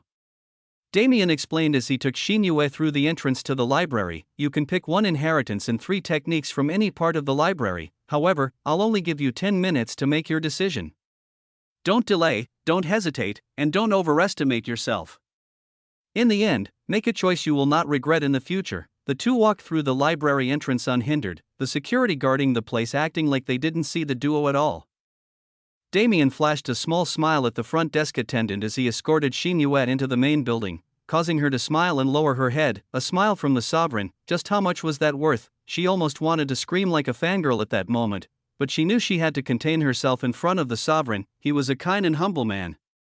He saved everyone who lives in Thebble today, and afterward, he allowed them to live on their own without trying to oppress or control them. Honestly, if it wasn't for the 5 emperors constantly praising the sovereign and reminding the denizens of his existence, they would have forgotten that this was his world. However, he was always helping them from the shadows. Even this library was something he built so they could grow stronger and fight the oppression that forced them into Thebble in the first place. It might have been strange from an outsider's perspective, but to the denizens of Thebble, doubting the sovereign or questioning his authority was a crime above all others. Still, he never tried to use his power over them to harm them, so they also acted respectfully about his preferences. As he walked into the library and causally took a seat on a beanbag chair, those around him subtly gave him space and didn't disturb him. Shinue observed this reaction with a strange look on her face. She couldn't understand why everyone in this place seemed to revere the annoying man she'd been interacting with so far. Yet, their feelings were not the reason for her visit. 10 minutes. If you dare to implement such a deadline, there must be something worth hiding within the library. Can I start now? She asked. She remained indifferent on the surface, but Damien could clearly feel her excitement. Of course. Your 10 minutes start the moment you take a step further than this point. Damien responded. Shinue nodded, and without hesitation, took her first step. She dashed into the library and spread her awareness, but as soon as she tried to spread it more than a few meters, she found her senses blocked entirely. Her eyes glowed blue. The strength and intensity of her awareness greatly increased, and her vision expanded to 360 degrees. She rapidly intook all the information she possibly could. This. Her eyes widened into saucers, and continued to pop further and further out of her head as she read through the different manuals that were present on the shelves. Forbidden ancient script, hegemon godbody, reticent Buddha psalm. These are all precious godly techniques of the forgotten era. Even the usually stoic Shinue was forced to exclaim from the sheer quality of material. It suddenly dawned on her how short 10 minutes truly was. All of a sudden, her pace massively increased. She stopped reading through the technique descriptions and only focused on their names and creators.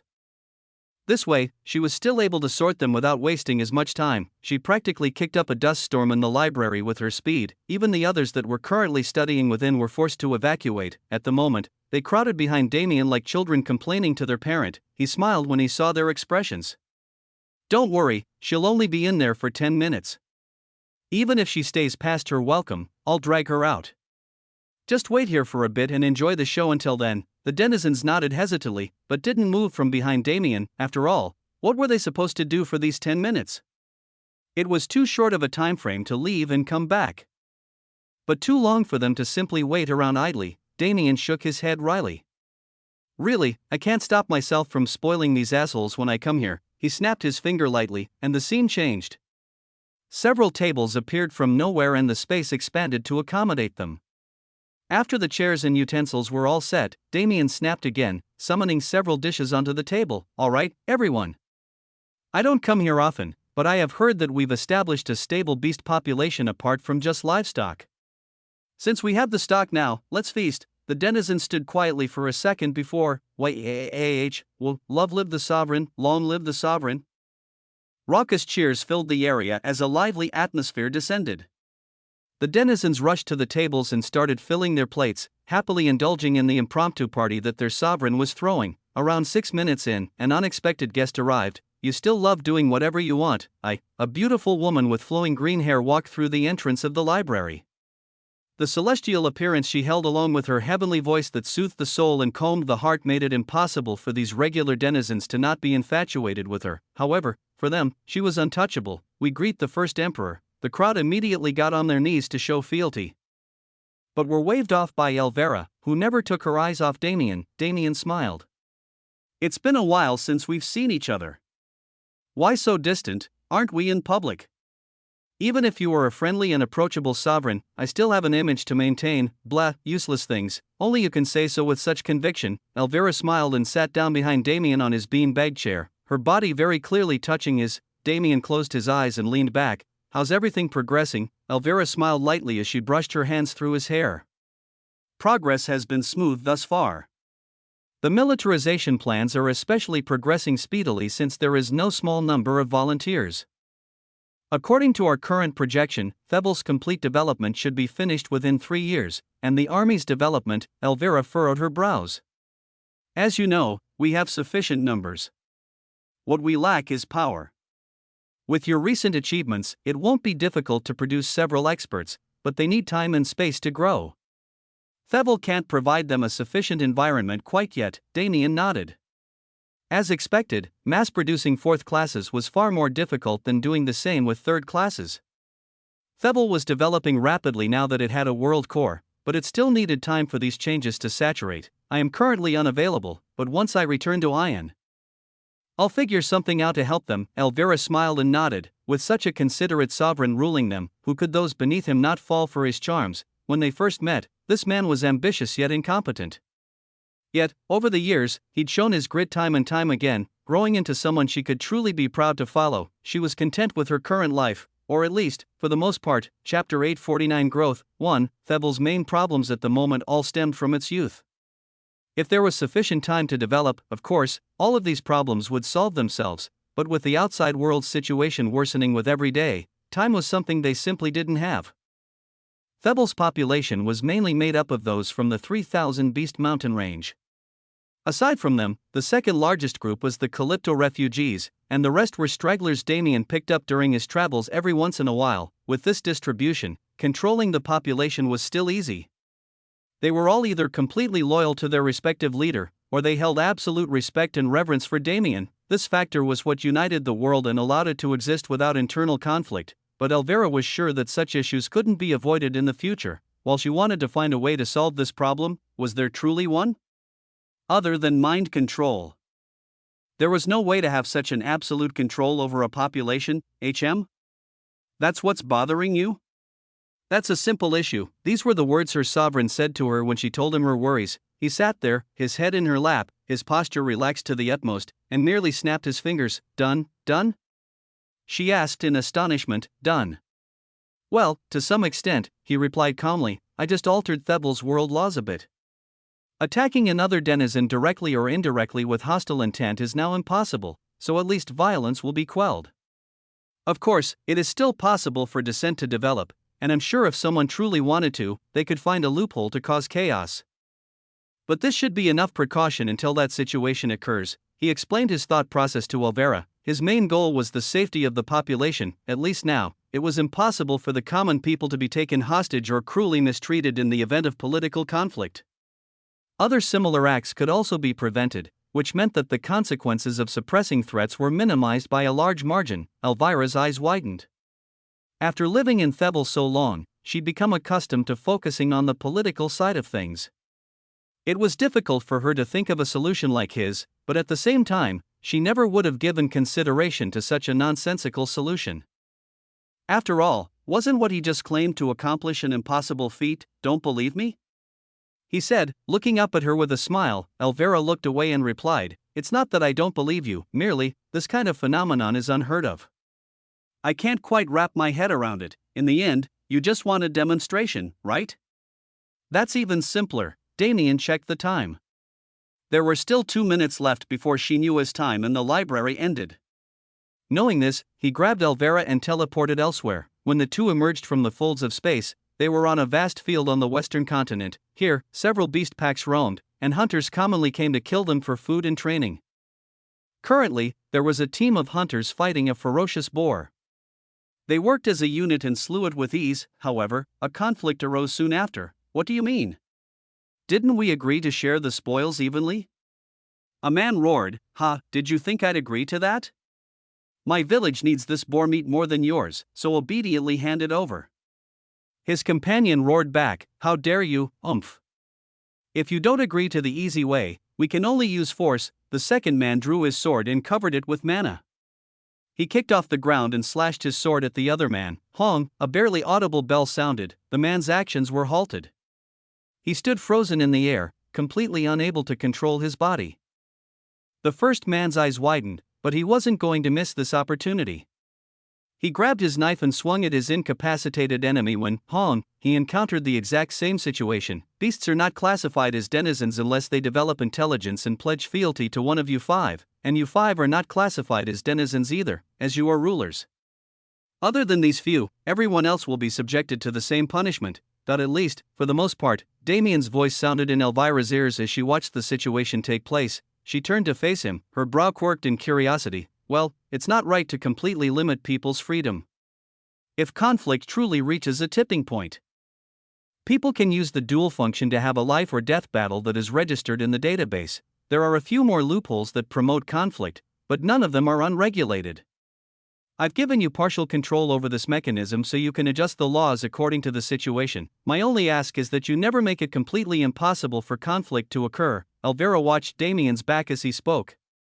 His mindset was truly not something that many people could possess. She didn't know what he'd experienced for him to promote violence for the sake of strength with such determination, but she understood how beneficial his mentality had been for his growth. She couldn't necessarily refute his reasoning.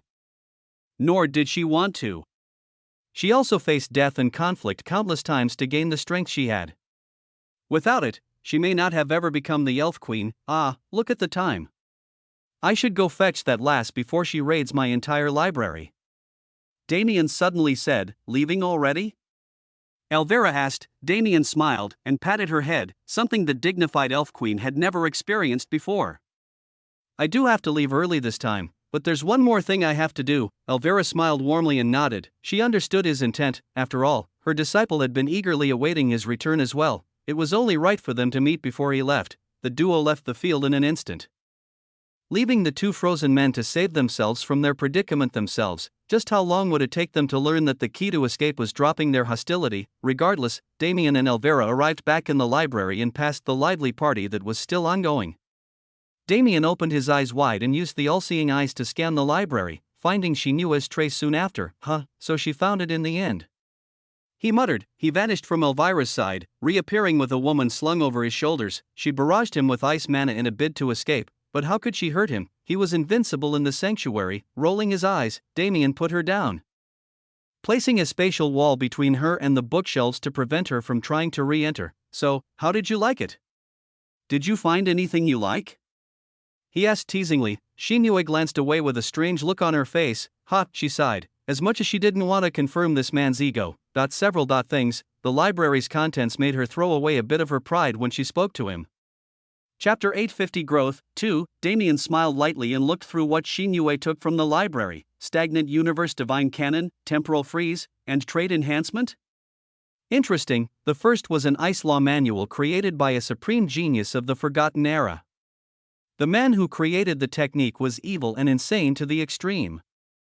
His aim was to freeze the universe and keep it as a showpiece in his collection. However, the technique he created to do so wasn't inherently evil. Rather, on his path to freeze the universe itself, his first discovery was how to freeze spacetime. The stagnant universe divine canon was exactly this technique. The first skill that Shinue chose was also an ice skill relating to time. However, its use was more local. The manual and skill were equivalent to macrocosm and microcosm. These were all skills that Xinyue had a great affinity with, so it wasn't surprising that she chose them. What surprised Damien was her final choice. Rather than a skill, trait enhancement was a single-use technique that could intrinsically increase the grade of a trait. As suggested by the name, this technique was useless to most, and since it was single-use, not many considered it worth learning, but for Xinyue, it would yield an immense harvest surpassing anything else she could have obtained from the Void Library. The all-seeing eyes were already an evolvable trait. With a qualitative boost from trait enhancement, they would become a true force to be reckoned with. This was the skill Damien believed would be best for Xinyue, but he didn't know whether or not she would look past the short-term benefits of some more powerful techniques to choose it. Seeing that she had, he couldn't help but smile. Good. Since you've made your choices, there isn't much else to do here. After I run a quick errand, we will return to the wild continent to have some fun? Xinyue questioned. Damien smiled slyly and glanced at her. Hasn't a large Nox army come to explore the Void Corridor?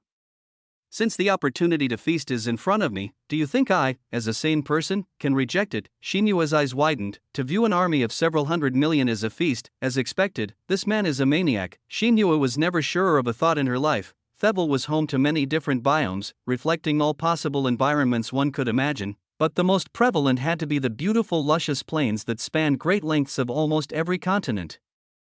These fields were the epitome of nature, representing Thebel's budding life as well as the vitality that the New World held. Among the various environments of the world, this one was the elves' favorite. They nurtured the flora, raised fauna, and turned these empty fields into thriving prairies filled with life. Within one of these prairies on the central continent, a little girl ran free without a care in the world. She looked about 13 years old. Her long black hair and big eyes gave her an irresistibly cute appearance that provoked almost everyone in Thebel to spoil her. Compared to the environment she'd been born into, the environment that killed her family, the environment she'd grown up in for the past 8 years was like heaven and earth. And compared to the naive child she was 8 years ago, she was now a willful teenager who was starting to become her own person. Big brother, you came. She exclaimed as Damien's figure materialized in the field nearby. She ran over and launched herself into his arms, clinging to him like a koala. Damien smiled wryly. Schwer, you're already a big girl. How come you're still so attached to your big brother? Schwer lifted her head off his chest and grinned widely. Because big brother is the best, excuses, Damien muttered with a smile, flicking Schwer's forehead and peeling her off of him. Have you been doing well? Your teacher isn't bullying you, is she? He asked. Schwer shook her head furiously.